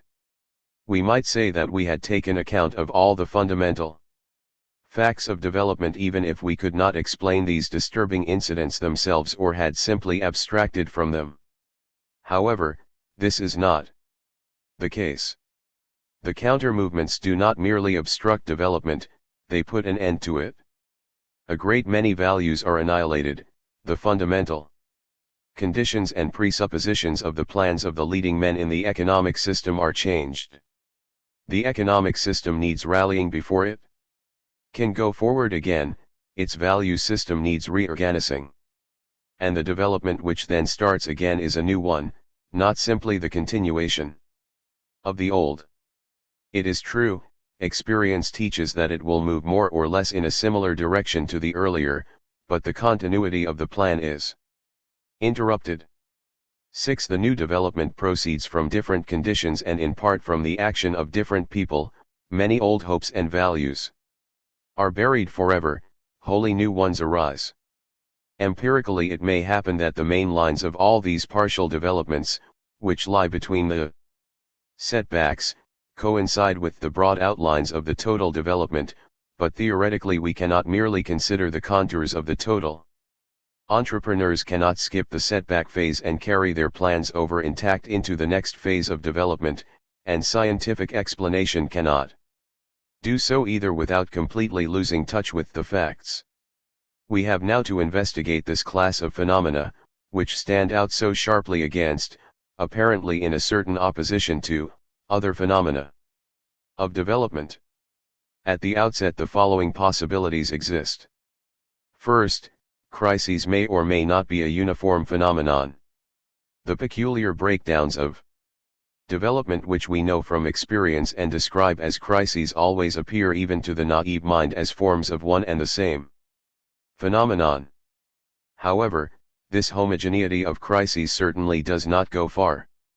On the contrary, it exists chiefly only in a similarity of the effects upon the economic system and upon individuals, and in the fact that certain events are in the habit of occurring in most crises. Such effects and such events, however, would appear with the most various external and internal disturbances of economic life and are not enough to prove that crises are always the same phenomenon. Actually, different kinds and causes of crises are distinguished. And nothing justifies us in assuming beforehand that crises have more in common with one another than the element from which we started, namely that they are all events which call a halt on the preceding economic development.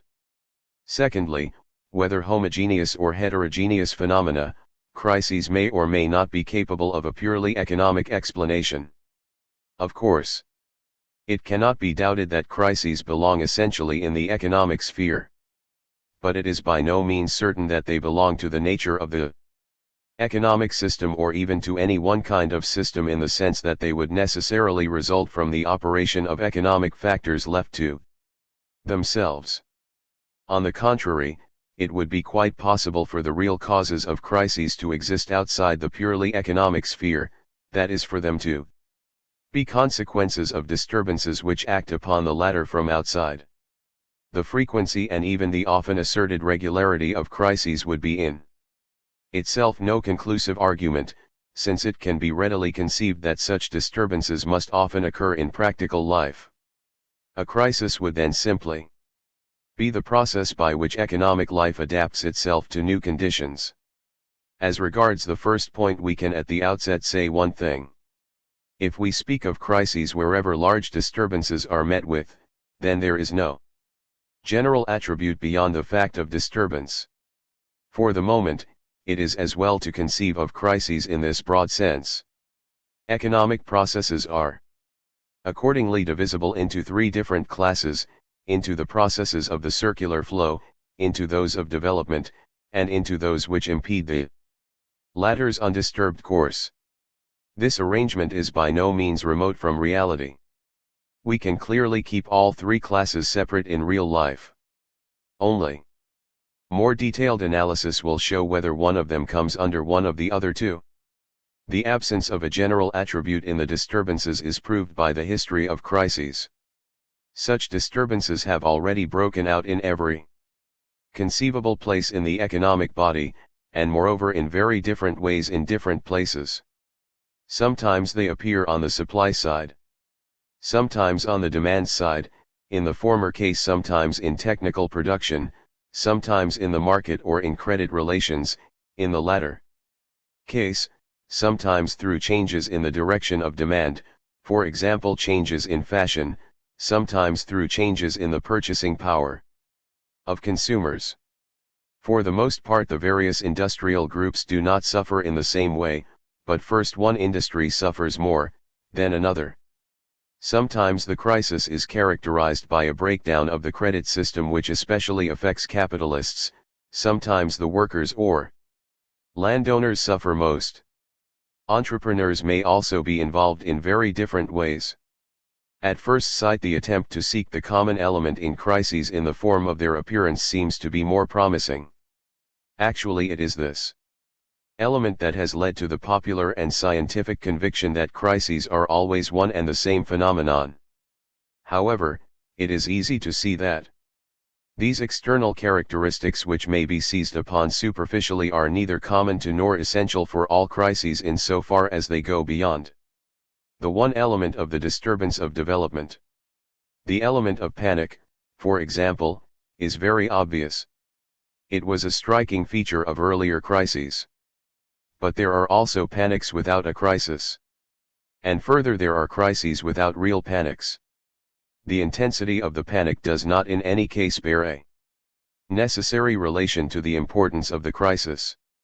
Finally, panics are much more the consequences than the causes of the outbreak of crises. This is Also true of catchwords like speculative fever, overproduction, 7 and so forth. Once a crisis has broken out and changed the whole economic situation, a great deal of speculation may appear senseless and almost every quantity of goods produced too large, although both were perfectly appropriate to the state of affairs before the outbreak of the crisis. Similarly, the breakdown of individual concerns, the lack of the proper relation between the individual branches of production, the incongruence of production with consumption, and other such elements are effects rather than causes. That there is no satisfactory criterion of crises in this sense is indicated by the fact that although in the descriptive literature of the subject a certain number of crises invariably recur, yet beyond this the individual enumerations of crises do not agree with one another. We now come to the other question, whether all crises are not at least purely economic phenomena, that is whether they and all their causes and effects are capable of being understood by explanatory factors resulting from studying the economic system. It is clear that this is not always and not necessarily the case. It will be admitted at once that the outbreak of war, for example, may cause disturbances big enough for a crisis to be spoken of. To be sure, this is by no means the rule. The great wars of the 19th century, for example, did not for the most part lead immediately to crises. But the case is conceivable. Let us assume that an insular nation, which has an active trade with other nations and whose economic system may be conceived as in full development in our sense, is cut off from the outside world by an enemy fleet. Imports and exports alike are obstructed, the price and value system is shattered, obligations cannot be kept, the anchor chain of credit snaps. All this is conceivable, has actually occurred, and certainly represents a crisis. And this crisis is incapable of being explained purely economically, since the cause, the war, is an element foreign to the economic system. By the operation of this foreign body in the economic sphere the crisis arose and is at the same time explained. Such external factors very frequently explain crises. 8. An important example is bad harvests, which may evidently evoke crises and, as is well known, have become even the basis of a general theory of crises. But even circumstances which do not act from without on the economic system as strikingly as wars or meteorological conditions must be seen from the standpoint of pure theory as effects of external causes of disturbance, and hence in principle as accidental. To take an example, the sudden abolishment of protective tariffs may cause a crisis. Such a commercial measure is certainly an economic event. But we can assert nothing accurate about its appearance, we can only investigate its effects. From the standpoint of the laws of economic life it is simply an influence from without. Thus, there are crises which are not purely economic phenomena in our sense. And because they are not, we can say nothing in general, from the purely economic standpoint, about their causes. With us, they must pass for unfortunate accidents. The question now arises, are there any purely economic crises in our sense, crises which would appear without the outside impulses of which we have just given examples? In fact, the view is conceivable, and has been actually held, that crises are always effects of external circumstances. And it is undoubtedly very plausible. If it is correct, then there is no real economic theory of crises, and we can do nothing but simply establish these facts, or at most try to classify those external causes of crises. Before we answer our question, we must get rid of a special kind of crisis. If the industry of a country is financed by another country, and if a wave of prosperity sweeps over the latter, which offers capital more profitable employment than it has found hitherto in the former country, then there will exist a tendency to withdraw capital from its previous investments. If this happens quickly and inconsiderately, it can clearly result in a crisis in the first country.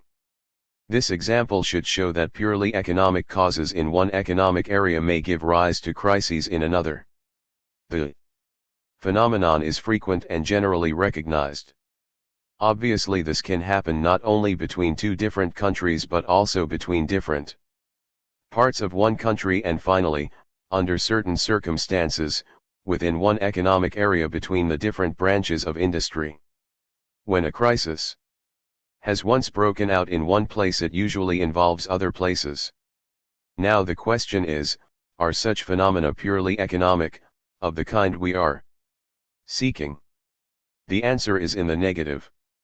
The economic conditions of other regions are data for any given economic system and can only play the part of non-economic elements in explaining phenomena within it. For the economic system under consideration, they are accidents, and it would be idle to try to find a general law for such crises. Finally, after discarding all extraneous causes of crises, we find still others which are of a purely economic character in the sense that they arise from within the economic system, but which nevertheless do not present a new theoretic problem. Every new combination, to use our old expression, is exposed to an obvious danger of turning out a failure. Although cases in which whole branches of industry commit fatal mistakes will be rare, yet they happen, and if the industry in question is of sufficient importance, most of the symptoms of a crisis may be produced by them. But, again, events of this class are merely mishaps, to be individually explained in each case and not inherent in the economic process in the sense of being the result of any element or factor essential to it. If we consider this list of possible causes of disturbance, it may well become doubtful whether there will be anything left if we abstract from all its items, and whether, therefore, anything more can be said about the causation of crises than that they happen if, in consequence of outside or inside accidents, anything of sufficient importance goes wrong. History would not contradict this theory. For there are in almost every historical case so very many accidents, which may without any glaring absurdity be held responsible for the crisis actually occurring, that the necessity of any search for more general and fundamental causes is less obvious than some of us seem to believe. It may be remarked in passing that, however we may decide this question, the individual setting of most of the great crises in history is more important for the explanation of the actual happenings observed in each case than anything which enters into a general theory, supposing such theory to be possible, which can therefore never be expected to yield more than a contribution to either diagnosis or remedial policy in any actual case. If businessmen nearly always try to account for any crisis by circumstances special to the case in hand, they are not entirely wrong. Nor is the empiricist's antagonism towards any attempt to construct a general theory without foundation, although it is not antagonism that is called for in this case, but a clear distinction between two entirely different tasks. The decisive discovery, which settled our question and at the same time shifted our problem onto somewhat different ground, consisted in establishing the fact that there is, at all events, one class of crises, which are elements, or at any rate regular if not necessary incidents, of a wave-like movement of alternating periods of prosperity and depression, which have pervaded economic life ever since the capitalist era began. 9. This phenomenon, then, emerges from the mass of multifarious and heterogeneous facts which may account for setbacks or breakdowns of all sorts. These great peripeteias of economic life are what we have primarily to explain. As soon as we seize upon this problem, we are, for the purposes of theoretic analysis, not only justified but forced to assume the absence of all the other external and internal disturbances to which industrial life is exposed, in order to isolate the only question interesting from the point of view of theory. In so doing, we must never forget, however, that what we discard is not on that account of inferior importance, and that our theory, if kept within the narrow limits of our question, must become incommensurable with all analytic endeavors of wider scope which aim at providing an apparatus for the full understanding of the actual course of things. That question may now be formulated as follows: why is it that economic development in our sense does not proceed evenly as a tree grows, but as it were jerkily? Why does it display those characteristic ups and downs? 2.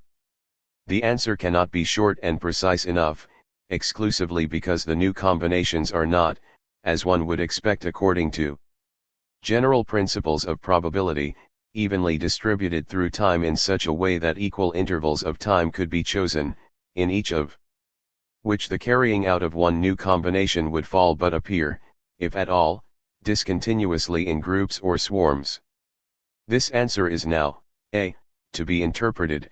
This appearance in groups is then, b, to be explained, whereupon, c, the consequences of this fact and the course of the causal nexus called forth by them are to be analyzed, in 3 of this chapter. The third point contains a new problem without the solution of which the theory would be incomplete. Although we accept Huglar's statement that the only cause of the depression is prosperity, which means that depression is nothing more than the economic system's reaction to the boom, or the adaptation to the situation into which the boom brings the system, so that its explanation is also rooted in the explanation of the boom, yet the manner in which the boom leads to the depression remains a thing by itself, as the reader can see at once in the difference on this point existing between Spyathoff and me. It will also be seen immediately that this question is answered without difficulty and without the aid of new facts or theoretical instruments by our argument. A. If the new enterprises in our sense were to appear independently of one another, there would be no boom and no depression as special, distinguishable, striking, regularly recurring phenomena. For their appearance would then be, in general, continuous.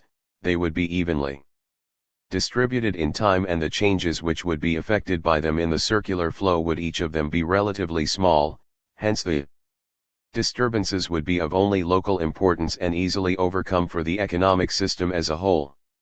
There would be no considerable disturbances of the circular flow and therefore no disturbances of growth at all.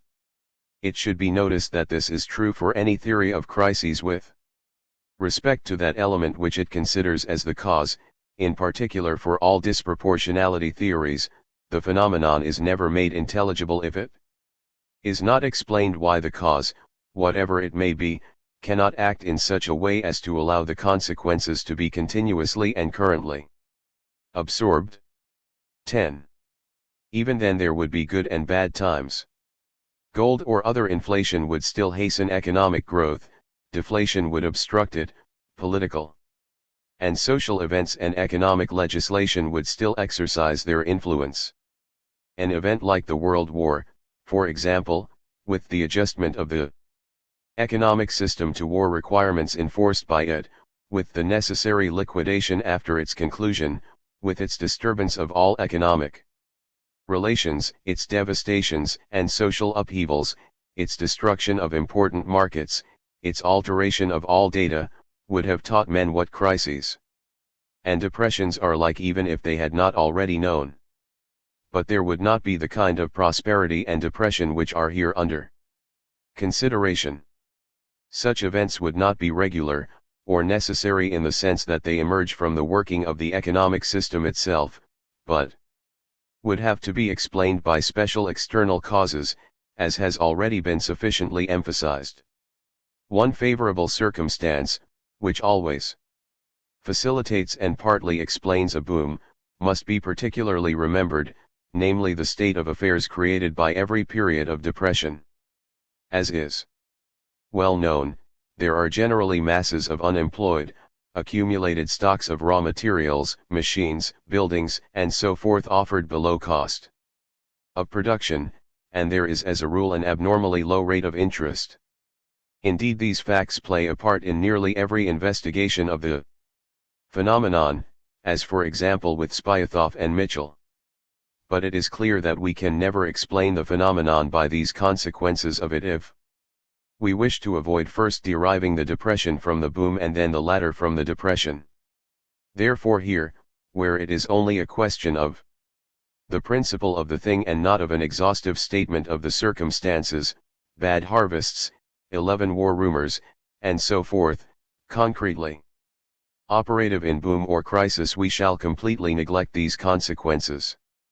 3 circumstances increase the effect of the swarm-like appearance of new enterprises, yet without being real causes coordinate with it. First, our argument in the second chapter allows us to expect, and experience confirms it, that the vast majority of new combinations will not grow out of the old firms or immediately take their place, but appear side by side, and compete with them. From the standpoint of our theory, this is neither a new nor an independent element, nor is it essential to the existence of booms and depressions, although it is clearly very important in explaining the amplitude of the wave-like movement. Secondly, the fact that entrepreneurial demand appears en masse signifies a very substantial increase in purchasing power all over the business sphere. This starts a secondary boom, which spreads over the whole economic system and is the vehicle of the phenomenon of general prosperity, which can only be completely understood in this way and cannot be satisfactorily explained otherwise. Only because new purchasing power goes in bulk from the hands of entrepreneurs to the owners of material means of production, to all producers of goods for reproductive consumption, Spyathoff, and to the workers, and then oozes into every economic channel, are all existing consumption goods finally sold at ever rising prices. Retailers thereupon place bigger orders, manufacturers extend operations, and for this purpose increasingly more unfavorable and often already abandoned means of production come into use again. And only on this account do production and trade everywhere temporarily yield a profit, just as in a period of inflation, for example when war expenditure is financed with paper money. Many things float on this secondary wave, without any new or direct impulse from the real driving force, and speculative anticipation in the end acquires a causal significance. The symptoms of prosperity themselves finally become, in the well-known manner, a factor of prosperity. For the theory of business indices and the understanding of the business situation as a whole, this is of course most important. For our purpose, however, only the division between primary and secondary waves is essential, and it is enough to note that the latter can simply be traced back to the former, and that in a theory elaborated upon the basis of our principle everything that was ever observed in the cyclical movement would find its definite place. But in an exposition like the present, justice cannot be done to such things, hence an impression of remoteness from reality may arise which is actually not justified. 12. Thirdly, it follows from our argument that errors must play a considerable role at the beginning of the boom and during the course of the depression. Most theories of crises in fact use this element in one way or another. Errors, however, do not normally occur to the excessive extent required. Production is entered upon by sane men only on the basis of more or less careful investigation of the facts. Although miscalculations may occur on a scale that may well endanger an individual business, in exceptional cases perhaps a whole industry, this is not as a rule enough to endanger the economic system as a whole. How can such general mistakes be made, then, that the whole system is affected, and indeed as an independent cause and not merely as a consequence of the depression which is to be explained once it has set in for other reasons? Depression certainly upsets many plans which were previously quite reasonable and makes mistakes dangerous which would otherwise have been easily rectified. The initial mistakes require a special explanation, without which nothing is explained. Our analysis supplies this explanation. If the characteristic feature of a period of boom is not merely increased business activity as such, but the carrying out of new and untried combinations, then it is immediately clear, as has already been mentioned in Chapter 2, that error must play a special role there, qualitatively different from its role in the circular flow. Nevertheless, no error theory will be found here. On the contrary, in order to avoid any such impression we shall segregate this element.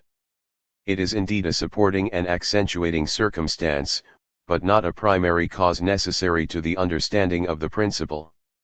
There would still be cyclical movements, though in a milder form, even if no one ever did anything that could be described as false from his point of view, even if there were no technical or commercial error, or speculative fever, or groundless optimism and pessimism, and even if everyone were gifted with wide foresight.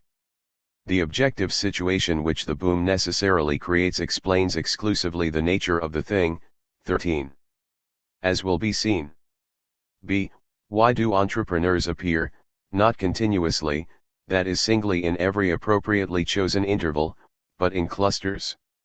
Exclusively because the appearance of one or a few entrepreneurs facilitates the appearance of others, and these the appearance of more, in ever increasing numbers. This means, first, that for the reasons explained in Chapter 2 the carrying out of new combinations is difficult and only accessible to people with certain qualities, as is best seen by visualizing an example from earlier times or the economic situation in the stage that most resembles an economy without development, viz.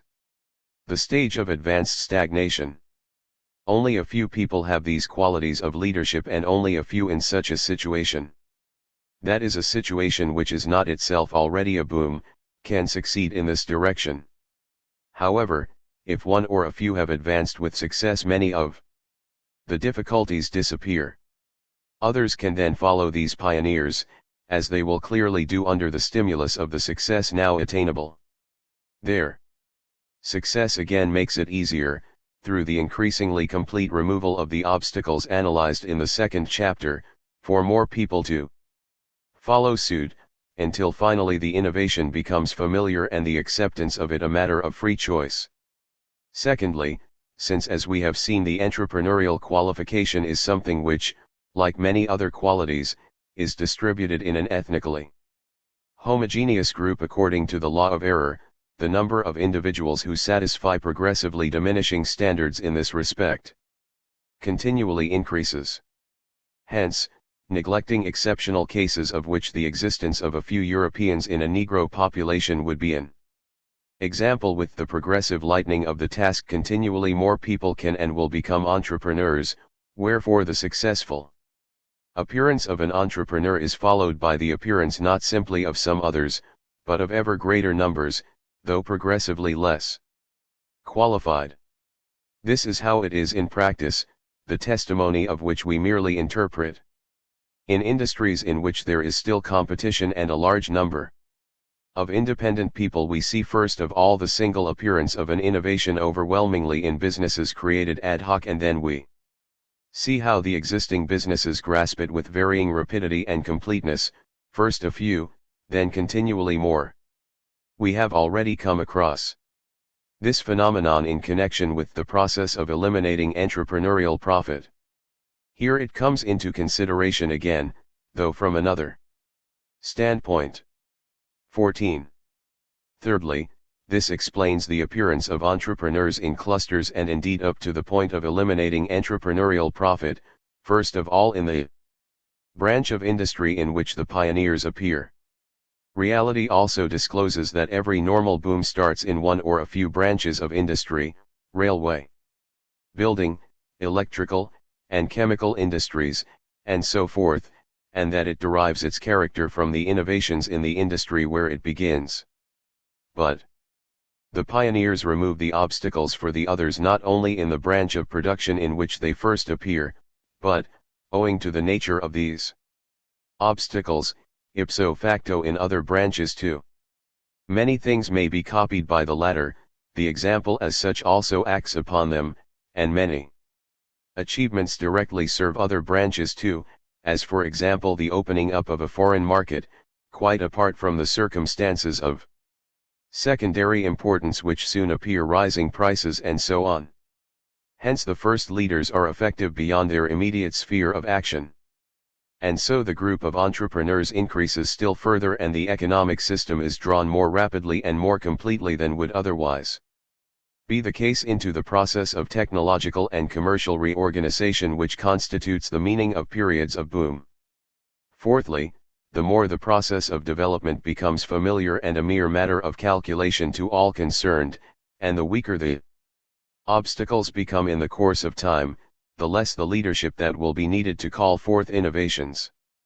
Hence the less pronounced will become the swarm-like appearance of entrepreneurs and the milder the cyclical movement. And clearly this consequence of our interpretation is also strikingly confirmed by reality.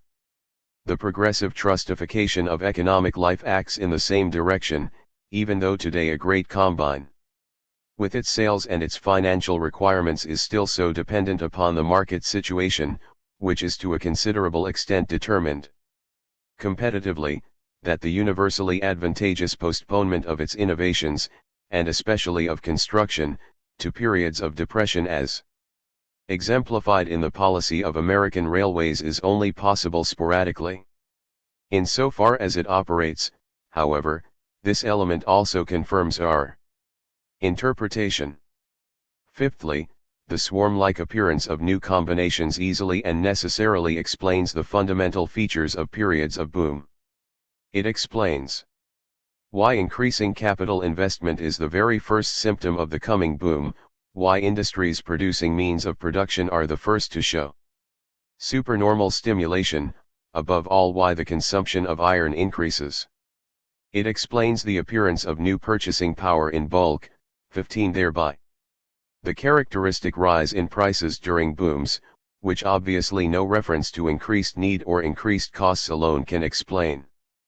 Further, it explains the decline of unemployment and the rise of wages.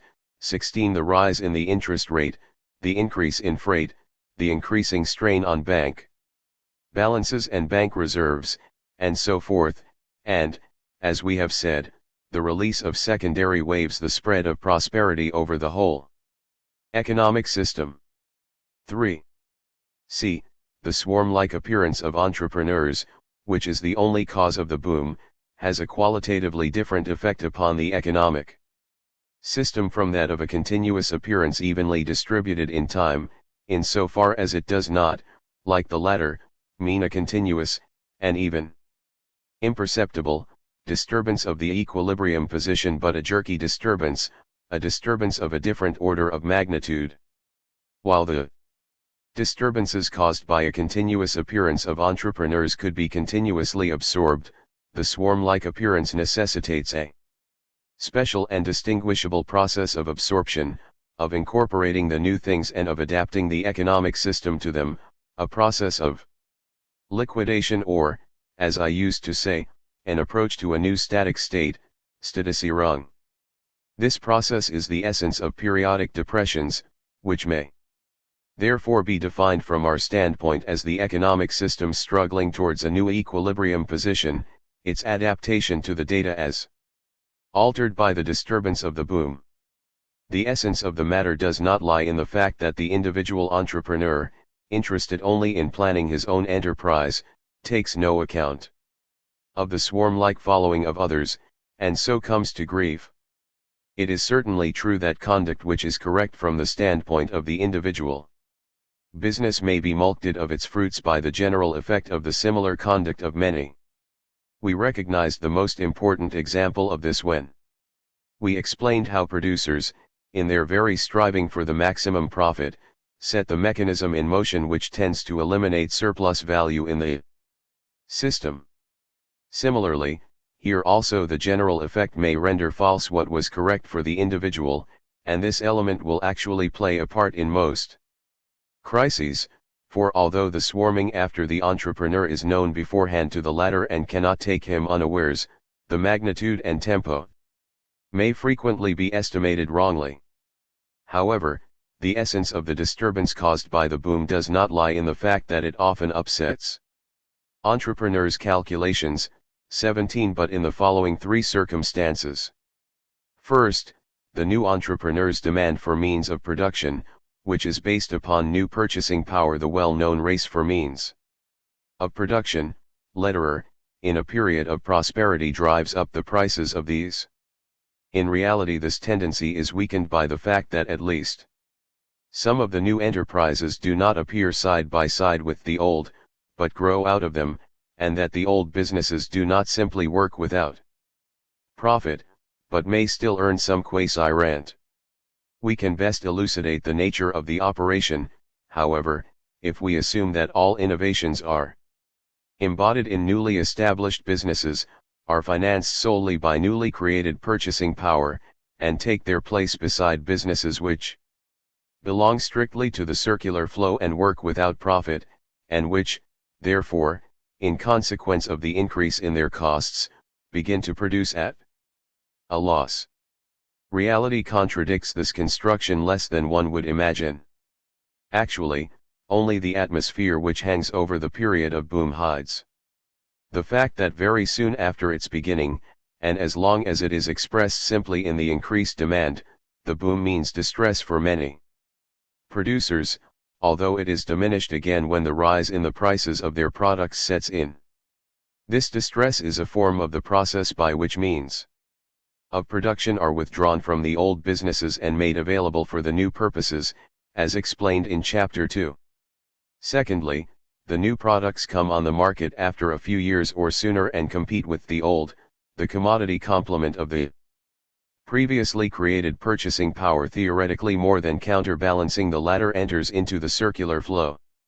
Again, the consequences of this process are practically moderated by the causes mentioned in the preceding section, and further by the fact that because some investments are remote from finished products, this complement appears only gradually. But this does not touch the nature of the process. At the beginning of the boom, costs rise in the old businesses, later their receipts are reduced, first in those businesses with which the innovation competes, but then in all old businesses, insofar as consumers' demand changes in favor of the innovation. Apart from the possibility of profiting secondarily from the innovation, their working at a loss is only checked by the buffer quasi-rent, which is merely temporarily effective. And it is only because old businesses are mostly well established and appear as especially deserving of credit that this working at a loss does not lead at once to collapse. Their partial breakdown affects the success of the new undertakings.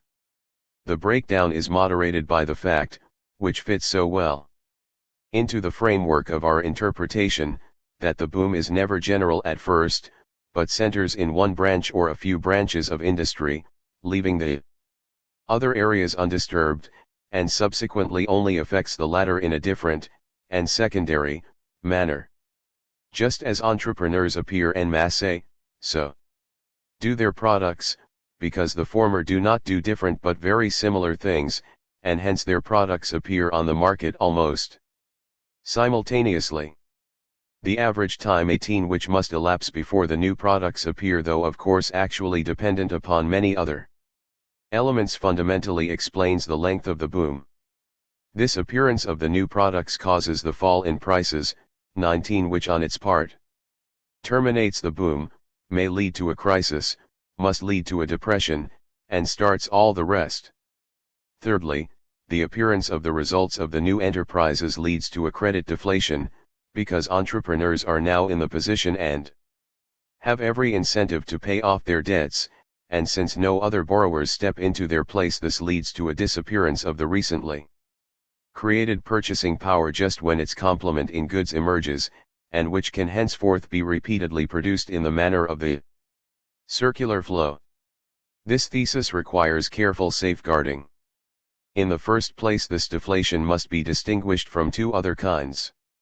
The appearance of the new products must result in deflation, not only as against the price level of the boom period, but theoretically also as against that of the preceding period of depression, even if absolutely no means of payment disappeared in debt repayment by entrepreneurs, for the sum of the prices of the new products must obviously be normally greater than the amount of these debts. This would have the same effect as the liquidation of debts, only to a smaller extent, but we are now thinking of the effect of debt reduction. Deflation also occurs in a depression which is already in being or is expected by the banking world, because the banks endeavor on their own initiative to restrict their credits. This factor is practically very Important and frequently starts a real crisis, but it is accessory and not inherent in the process.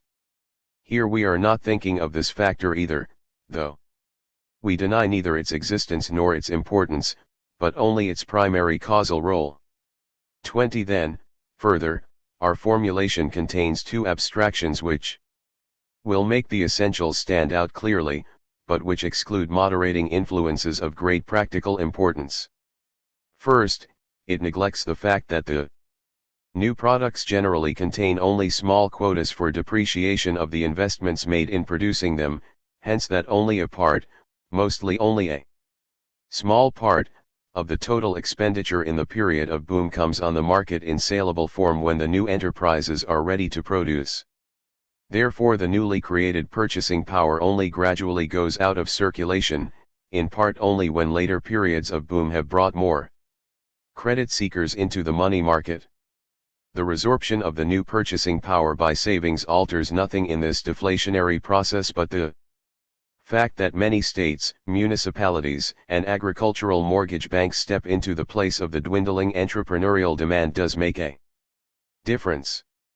Apart from this only gradual disappearance of entrepreneurs' debts, it must be borne in mind that, in the modern economic system in which interest has penetrated even into the circular flow, credit may even remain permanently in circulation, insofar as there are now goods produced year after year corresponding to it, which is the second factor moderating the process still further.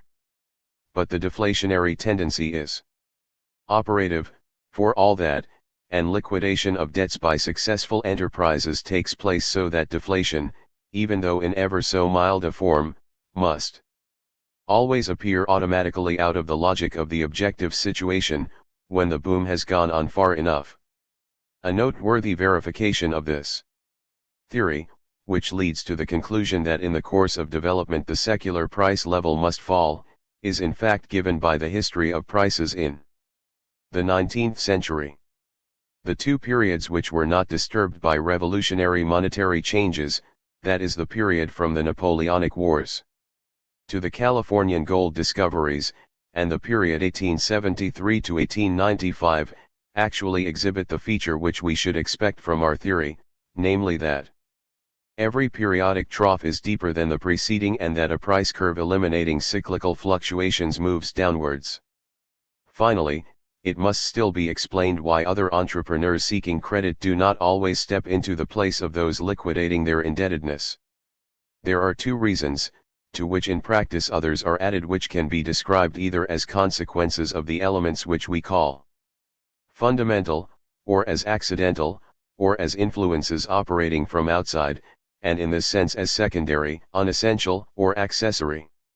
In the first place, if, under the stimulus of success in the industry in which the boom occurs, so many new enterprises spring up that they would produce, when in full swing, a quantity of product which, through the fall in prices and rise in costs which occur of course even if the industry in question obeys the so-called law of increasing returns, would eliminate entrepreneurial profit, then the impulse to further advance in this direction is exhausted. In practice, even in a competitive society, the elimination of profit is only approximate, and the process excludes neither the survival of some profit nor the immediate realization of losses. The limit to which the appearance of entrepreneurs in other industries and the phenomena created by secondary waves of development can go is determined analogously. When it is reached, the impulse of this boom is exhausted. The second reason explains why a new boom does not simply follow on, because the action of the group of entrepreneurs has in the meanwhile altered the data of the system, upset its equilibrium, and thus started an apparently irregular movement in the economic system, which we conceive as a struggle towards a new equilibrium position. This makes accurate calculation impossible in general, but especially for the planning of new enterprises. In practice only the latter element, the characteristic uncertainty which results from the new creations of the boom, is always immediately observable. The first named limit shows itself mostly only at individual points. Both of them, however, are obscured, first, by consequential phenomena which the foresight of many individuals anticipates. Some individuals begin to feel sooner than others either the strain, as is true of the banks, or the rise in costs and other elements, as in the case of many old businesses, and react accordingly in most cases too late, it is true, but when they do, in panic-stricken fashion, especially the weaker ones. Secondly, they are obscured by fortuitous events, which always occur but which acquire an importance from the uncertainty created by the boom such as they did not have before. This explains why the practical man in almost every crisis thinks he can adduce fortuitous events, unfavorable political rumors for example, as causes, and why the impetus in fact frequently proceeds from these. Thirdly, they are obscured by acts of intervention from without, of which a conscious pull on the reins by the central bank is usually the most important. 4. If the reader thinks through what has been said, and tests it on any factual material or on the arguments of any theory of crises and the business cycle, he must understand how the boom, which is now explained, creates out of itself an objective situation, which, even neglecting all accessory and fortuitous elements, makes an end of the boom, leads easily to a crisis, necessarily to a depression, and hence to a temporary position of relative steadiness and absence of development. The depression as such we may call the normal process of resorption and liquidation. The course of events characterized by the outbreak of a crisis panic, breakdown of the credit system, epidemics of bankruptcies, and its further consequences we may call the abnormal process of liquidation. In completion and in repetition of some points we now have a few more things to say about this process, but only about the normal, since the abnormal presents no fundamental problems. What has been said leads directly to the understanding of all primary and secondary features of the period of depression, which now appear as parts of a single causal nexus. The boom itself of necessity causes many businesses to run at a loss, causes a fall in prices apart from that due to deflation, and in addition causes deflation through credit contraction phenomena which all increase secondarily in the course of events. Further, the diminution of capital investment 21 and entrepreneurial activity, and hence stagnation in the industries producing means of production, and the fall in the Spyathoff index, iron consumption, and similar barometers, such as the unfilled orders of the United States Steel Corporation, are all explained. With the fall in the demand for means of production, the rate of interest if the coefficient of risk is removed and the volume of employment also fall. With the fall in money incomes, which is causally traceable to the deflation, even though it is increased by bankruptcies and so forth, the demand for all other commodities finally falls, and the process has then penetrated the whole economic system. The picture of the depression is complete. Two reasons, however, prevent these characteristics from appearing in the order in time which would correspond to their position in the causal nexus. First is the fact that they are not only anticipated by the conduct of individuals, but also anticipated in very unequal degrees. This happens especially in markets where professional speculation plays a great part. Thus the stock market sometimes exhibits speculative preliminary crises long before a real turning point arrives, which are then overcome and make room for a further upward movement, which still belongs to the same boom, thus 1873 and 1907. But something else is much more important. Just as in practice the rise in the price of a product often anticipates the increase in costs which is nevertheless its cause, so a similar phenomenon appears here. The decrease in capital investment in the sense just indicated, the parallel decrease in entrepreneurial activity, and the stagnation in the industries for producers' goods, for example, may occur, as far as the logic of the process is concerned, before the boom has attained its external culmination, but it is not necessary that they should. On the contrary, If these symptoms do regularly occur before the end of the boom, it is because they are under the influence of factors which anticipate relatively promptly what is coming. Secondly, however, various circumstances bring it about that in the actual course of events secondary elements often stand out more prominently than the primary. The anxiety of lenders, for example, expresses itself in a rise in the rate of interest, and only late in the depression does the effect appear which in the very nature of things would appear quite early in the normal course of events.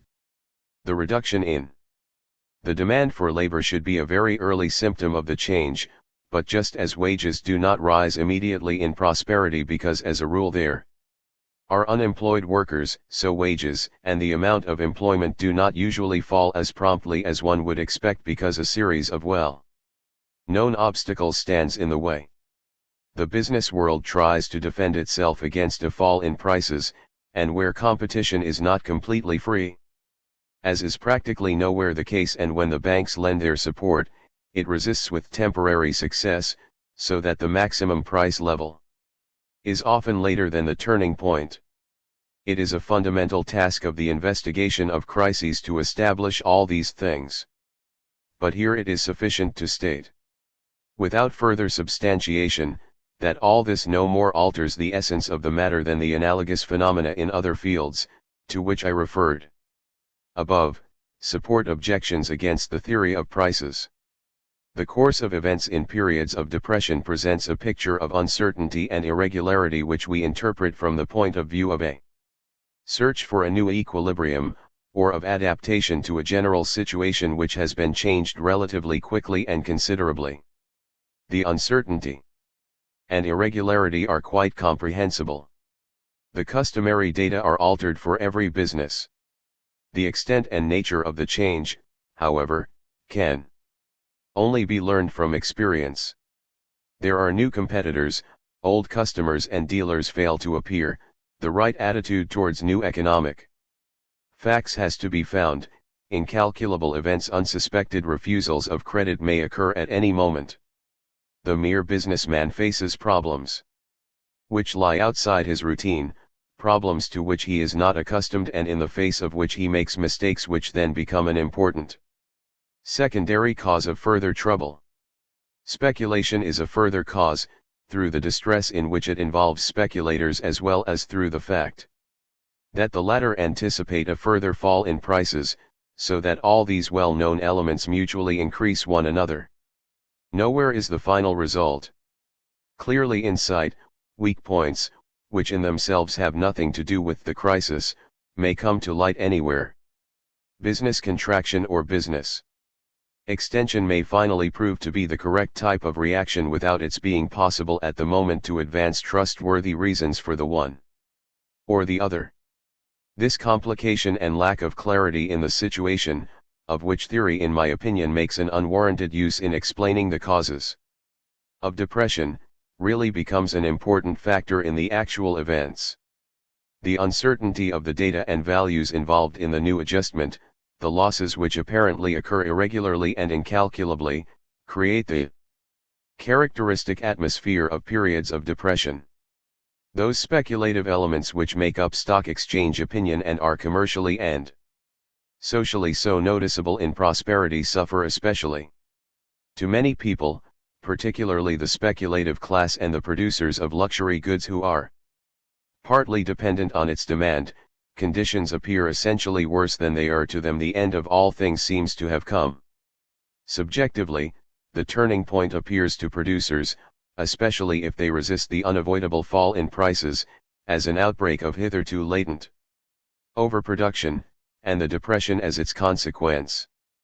The unsalableness of commodities already produced, still more of those producible, at prices which cover costs, calls forth the well-known further phenomenon of the tightness of money, possibly insolvency, which is so typical that every theory of the business cycle must be in a position to explain it. Ours does so, as the reader can see, but it does not employ this typical fact as a primary and independent cause.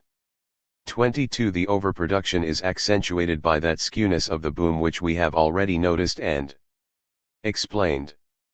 This circumstance on the one hand, and the discrepancy between effective supply and effective demand which must occur in many industries during the depression on the other, make it possible to describe the external form of depressions in the language of the various disproportionality theories.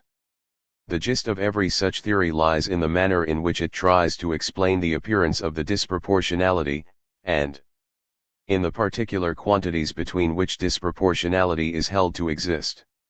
For us, the disproportionality between quantities and prices of goods, which results at many points because of the loss of equilibrium in the economic system, is an intermediate phenomenon just like overproduction and is not a primary cause. Connected with it there may be disproportionality between incomes in individual industries, but not between the incomes of different economic classes, for entrepreneurial profits bear no normal proportion to the incomes of other people which could be disturbed, and the other incomes, with the exception of those fixed in terms of money, have the tendency to move pari passu and to gain or lose ground at the cost or to the advantage of the fixed incomes, leaving the total consumer's demand undisturbed. The skewness of the boom has the consequence, amongst others, that strain and danger in the situation are not equally great for all branches of industry. Experience teaches also, as Aftalion 23 has already shown, that many branches are hardly disturbed at all, others only relatively little. Within every industry new enterprises are generally implicated considerably more than established businesses, which seems to contradict our interpretation. This is to be explained as follows: an old business has the buffer quasi-rent, and, what is more important, generally accumulated reserves. It is embedded in protecting relationships, often effectively supported by banking connections of many years' standing. It may be losing ground for years without its creditors becoming uneasy. Therefore it holds out much longer than a new enterprise, which is strictly and suspiciously scrutinized, which has no reserves but at best only overdraft facilities, and which only needs to give a sign of embarrassment to be considered as a bad debtor. Hence, the reaction of the change in all conditions upon new enterprises may become visible earlier and more strikingly than that upon old businesses. And therefore in the former it leads much more easily to the final consequence, bankruptcy, than in the latter, in which it rather initiates a slow decay. This distorts the picture of reality, and is also the reason why a selective process in crises may be spoken of only with an important qualification, for that firm which is well supported, and not the one that is most perfect in itself, has the best chance of surviving a crisis. But this does not affect the nature of the phenomenon. 5. Although it stands to reason that the process of adjustment and resorption which makes up the period of depression causes discomfort to the most vigorous elements in the economic system, those which do most to create the mood of the business world, and although it necessarily annihilates many values and existences even if everything occurs with ideal perfection, yet its nature and effects would be inadequately grasped if it were seen only from the aspect of the cessation of the impulse to prosperity or described merely by negative characteristics. There are more cheerful sides to it which are much more characteristic of it than the things just indicated. First, the depression leads, as stated already, to a new equilibrium position. To convince ourselves that all that happens in it is really to be understood from this point of view and is only apparently meaningless and unregulated, let us consider once more the behavior of individuals in a period of depression. They must adapt themselves to the disturbance caused by the boom, that is by the swarm-like appearance of new combinations and their products, by the appearance of them alongside of the old businesses and by the one-sidedness of their appearance. The old businesses, that is, theoretically, all existing ones with the exception of those formed in the boom, and with the further exception in practice of those removed from danger by a monopoly position, the possession of peculiar advantages, or lastingly superior technique, are faced by three possibilities: to decay if they are unadaptable for objective or personal reasons, to take in sail and try to survive in a more modest position, finally, with their own resources or with outside help, either to change to another industry or to adopt other technical or commercial methods which amount to extending production at lower cost per unit. The new businesses have to undergo their first test, a much more difficult one than they would have to undergo if they appeared continuously and not in swarms. Once established, they must be properly incorporated in the circular flow, and, even if no mistake was made when they were founded, there must in many respects be much to revise, even though from different, secondary, causes. Problems and possibilities confront them similar to those confronting the old businesses, and, as mentioned above, they are in many respects less equal to cope with them than are the old.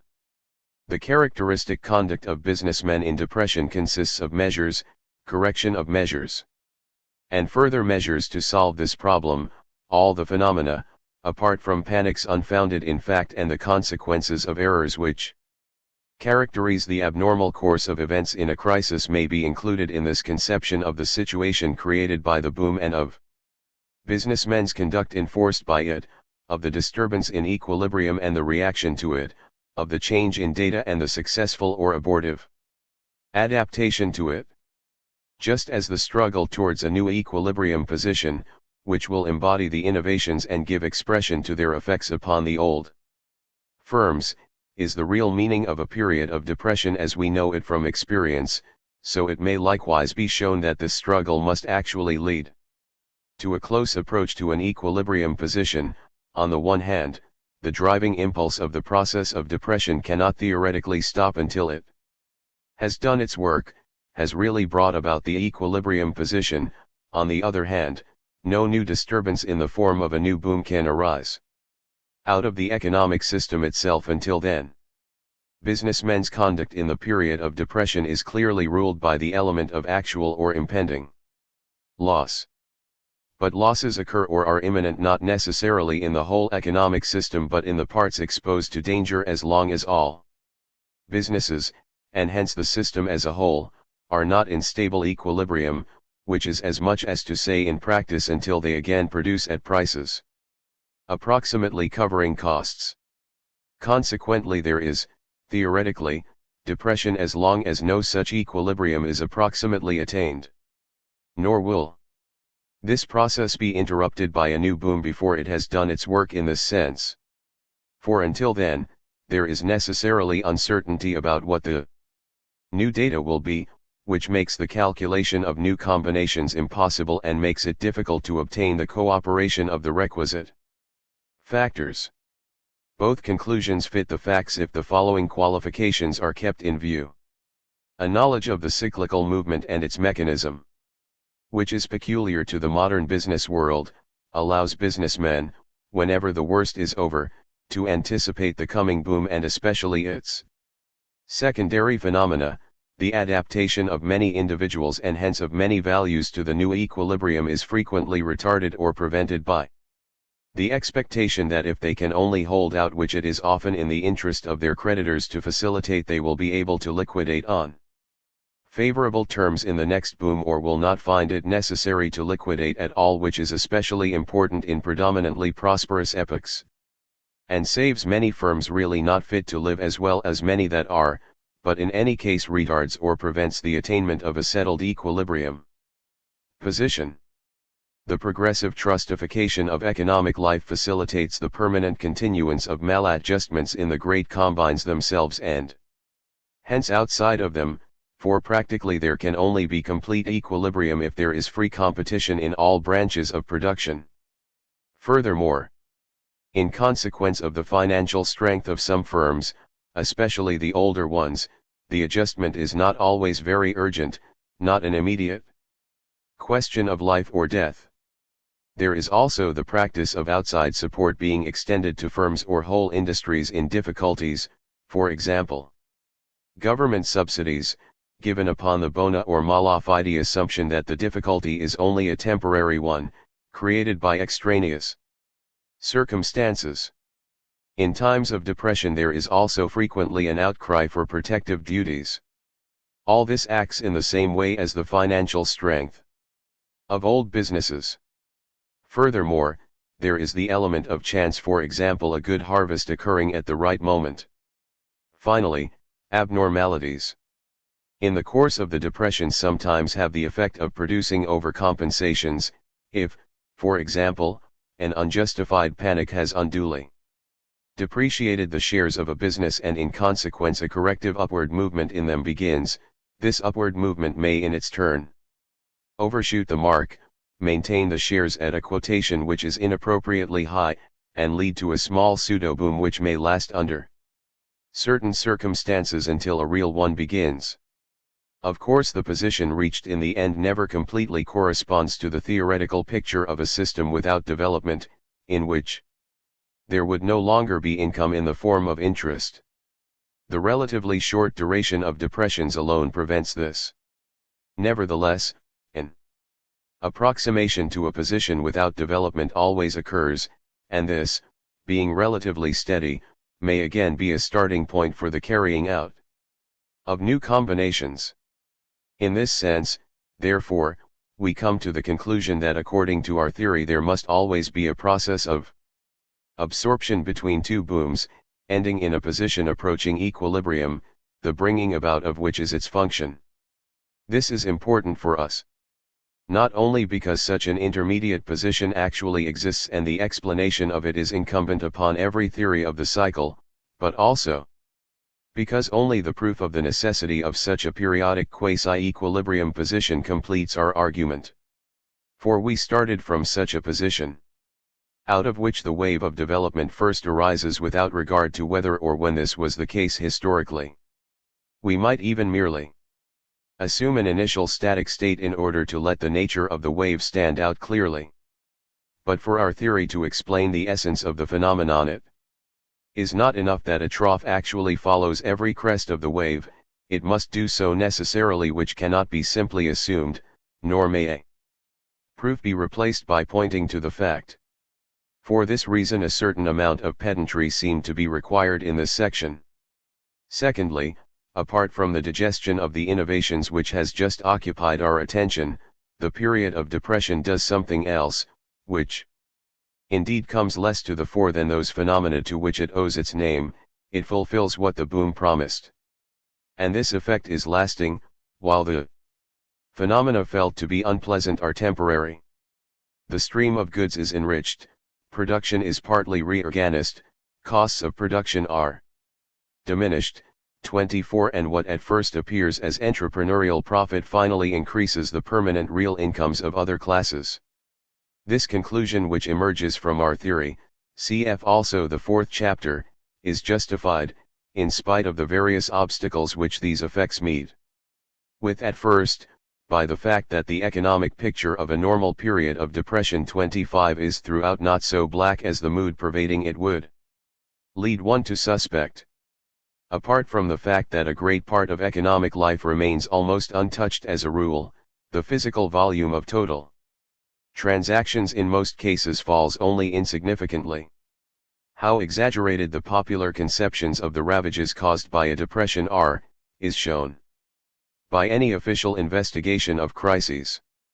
26 This is true not only of analysis in terms of goods but also of that in terms of money, in spite of the fact that the cyclical movement, with its inflation in prosperity and deflation in depression, must be especially strongly marked in the money expression.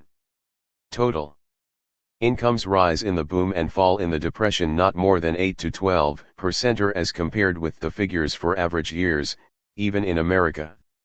Mitchell, where the intensity of development presumably makes the fluctuations more strongly marked than in Europe.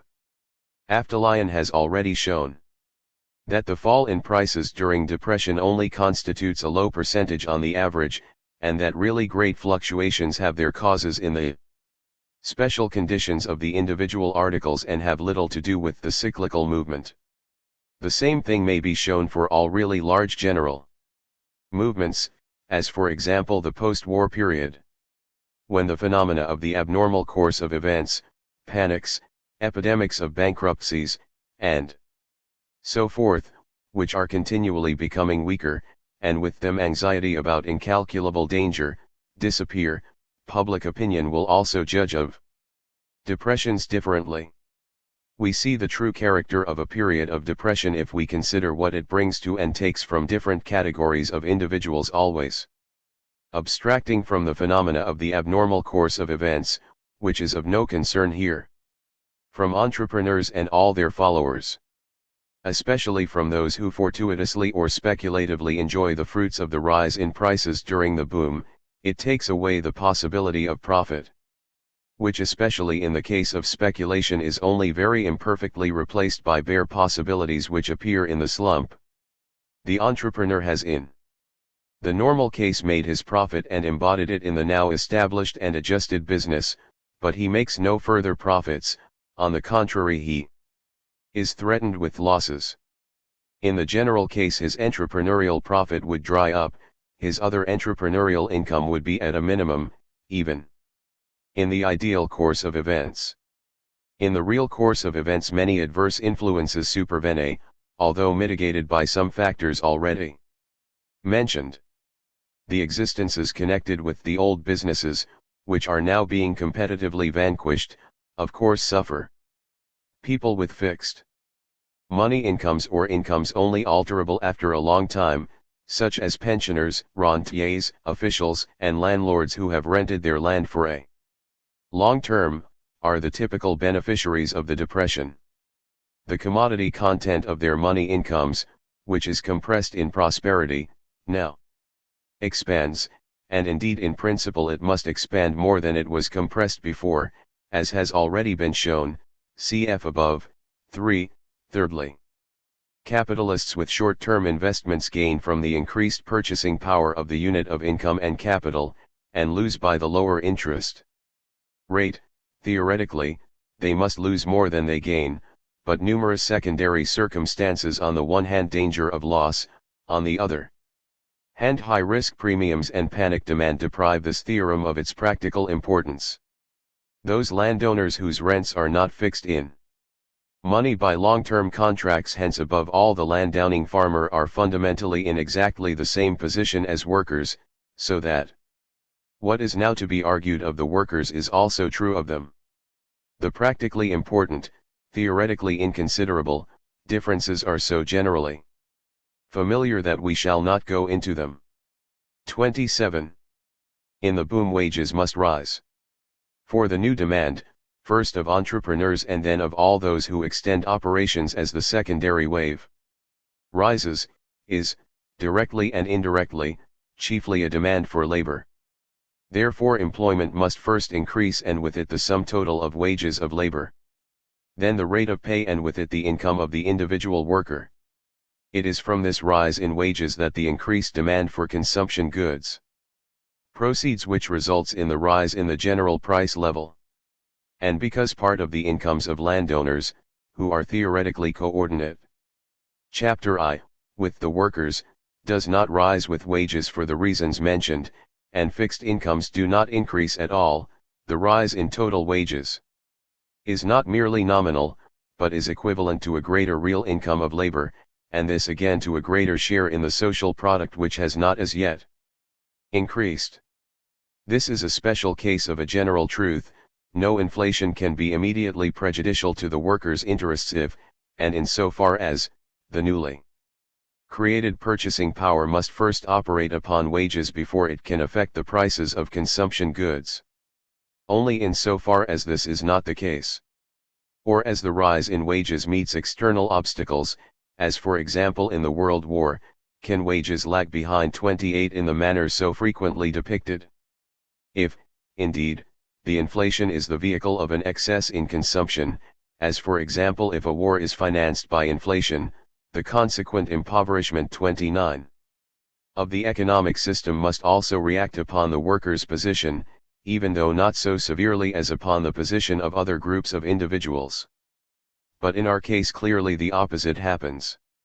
In a depression the purchasing power of the unit of wages rises. On the other hand the money expression of the effective demand for labor falls. In consequence of the automatic deflation which the boom starts. Insofar as only this occurs, the effective real demand 30 for labor could remain undisturbed. The real income of labor would then still be higher, not only than in the previous approximate equilibrium position, but also than in the boom. For what was previously entrepreneurial profit flows theoretically and according to our conception wholly, but practically only gradually, and incompletely to the services of labor and land, insofar as it is not absorbed by the fall in the price of the product, Chapter 4. But the following circumstances prevent this temporarily and cause the temporary fall in real income which is actually shown by statistics, while the rise finally to be expected in conformity with our theory is usually overshadowed in reality by the appearance of the next boom. First, the facts which we have called the uncertainty and apparent irregularity of the data and events in the period of depression, still more the panics and errors of the abnormal course of events, upset many firms and reduce others to idleness for a time. This must result amongst other things in unemployment, the essentially temporary character of which does not alter the fact that it is a great and under certain circumstances annihilating misfortune for those concerned, and that the fear of it simply because of the incalculableness of its occurrence contributes substantially to the atmosphere of depression. This unemployment is typical of periods of depression and the source of panic offers of labor, thus resulting in the loss of much ground previously gained by trade union action and sometimes, though not necessarily, in a severe pressure on wages, the effect of which may be greater than might be thought from the number unemployed. From these things we must distinguish the fact that the new enterprises either completely eliminate the old businesses or else force them to restrict their operations. As against the unemployment so caused there is, to be sure, the new demand for the labor which is to carry on the new businesses. How much this demand often outweighs the unemployment created is shown by the example of the railway and the stagecoach. But this is not necessarily so, and even if it is so there may be difficulties and frictions which, with the incomplete functioning of the labor market, weigh disproportionately heavily in the balance. See, the new demand for labor mentioned above which springs up when prosperity is underway also loses in importance because of the fact that the entrepreneur's demand for the labor which has created the new investments eventually ceases. As a rule the boom finally means a step in the direction of mechanizing the productive process and hence necessarily a diminution of the labor required per unit of product, and often, though not necessarily, it also involves a diminution of the quantity of labor demanded in the industry in question in spite of the extension of production which occurs. Technological unemployment is thus shown to be a component part of cyclical unemployment, and should not be contrasted with it as if it had nothing to do with the cycle. This element of practically every depression spells great and painful, but in the main only transitory, difficulties. 31 For the total real demand for labor cannot in general permanently fall, because, neglecting all compensating and all secondary elements, the expenditure of that part of entrepreneurial profit which is not annihilated by the fall in prices necessarily more than prevents any lasting shrinkage. Even if it were expended solely on consumption it must be resolved into wages and rents, for I repeat that everything said here holds good theoretically for them too. When, and to the extent that, it is invested, an increase in the real demand for labor takes place. The boom, directly or in its effects, can permanently lower the real demand for labor in only one way, if in the new combinations it shifts the relative marginal significance of labor and land which obtained in the old productive combinations sufficiently to the disadvantage of labor. Then not only the share of labor in the social product but also the absolute amount of its real income may permanently fall.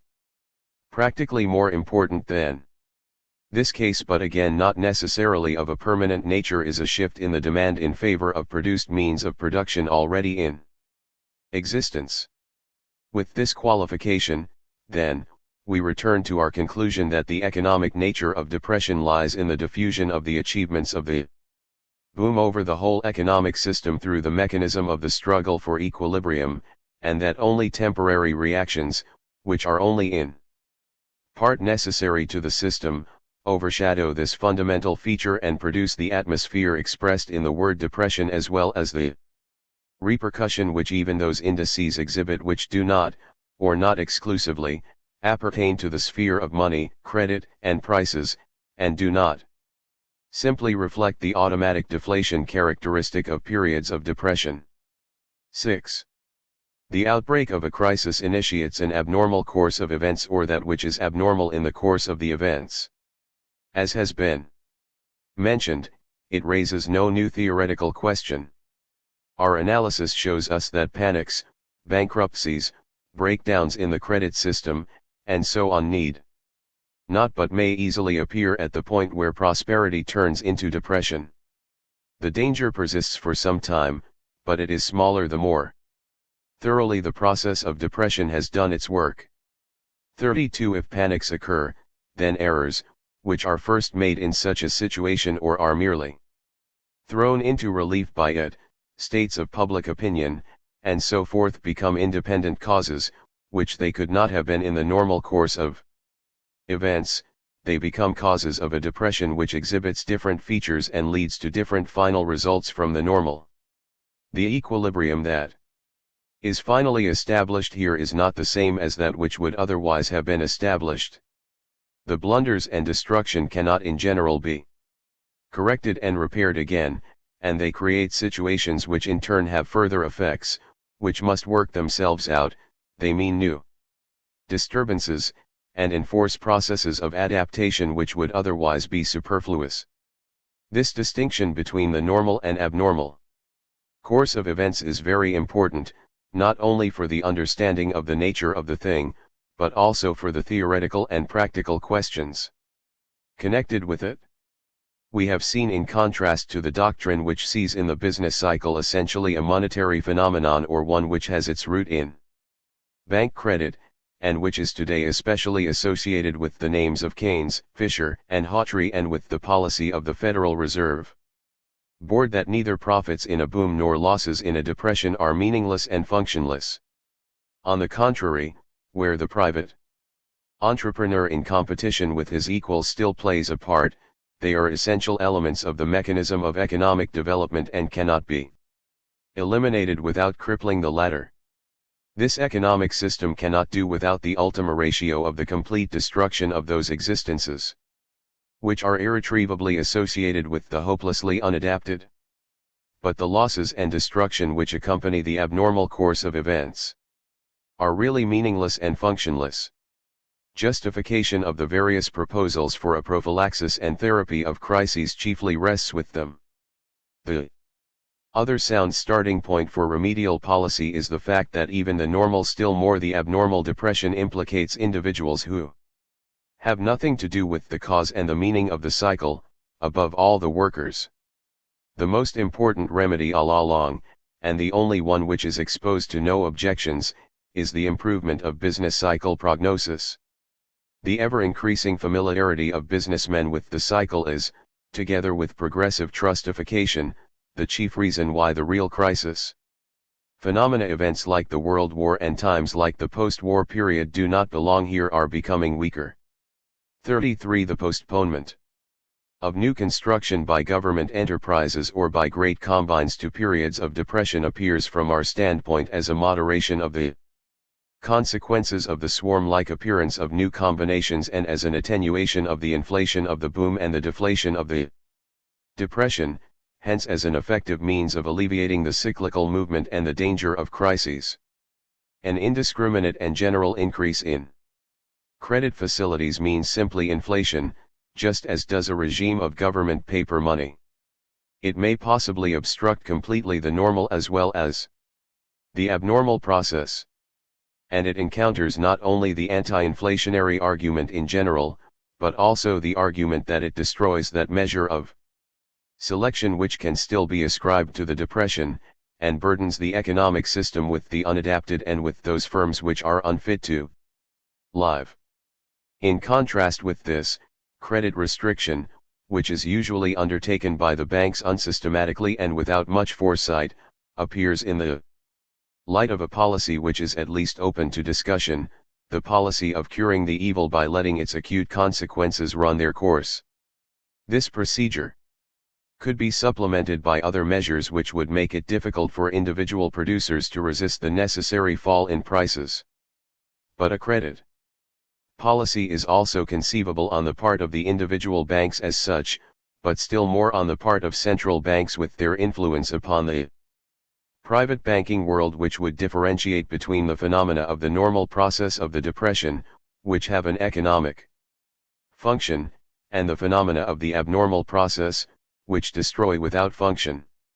It is true, such a policy would lead far into a special variety of economic planning which would infinitely increase the influence of political factors upon the fate of individuals and groups. But this involves a political judgment which does not concern us here. The technical prerequisites for such a policy, a comprehensive insight into the facts and possibilities of economic and cultural life, although theoretically obtainable in time, are at present undoubtedly not available. But theoretically, it is of interest to establish that such a policy is not impossible and is not simply to be classed with chimeras or with measures which are by nature unsuited to attain their ends, or finally with measures the reactions to which necessarily more than compensate for their direct effects. The phenomena of the normal and of the abnormal course of events are not merely distinguishable conceptually. They are in reality different things, and with a sufficiently deep insight, concrete cases even today may generally be recognized immediately as belonging to the one or the other. Such a policy would have to distinguish, within the mass of businesses threatened by disaster in any given depression, those made technically or commercially obsolete by the boom from those which appeared to be endangered by secondary circumstances, reactions, and accidents. It would leave the former alone, and support the latter by granting credit. And it might be successful in the same sense as that in which a conscious policy of racial hygiene might lead to successes unobtainable as long as things are left to work out automatically. In any case, however, crises will disappear earlier than the capitalist system, whose children they are. But no therapy can permanently obstruct the great economic and social process by which businesses, individual positions, forms of life, cultural values and ideals, sink in the social scale and finally disappear. In a society with private property and competition, this process is the necessary complement of the continual emergence of new economic and social forms and of continually rising real incomes of all social strata. The process would be milder if there were no cyclical fluctuations, but it is not wholly due to the latter and it is completed independently of them. These changes are theoretically and practically, economically and culturally, much more important than the economic stability upon which all analytical attention has been concentrated for so long.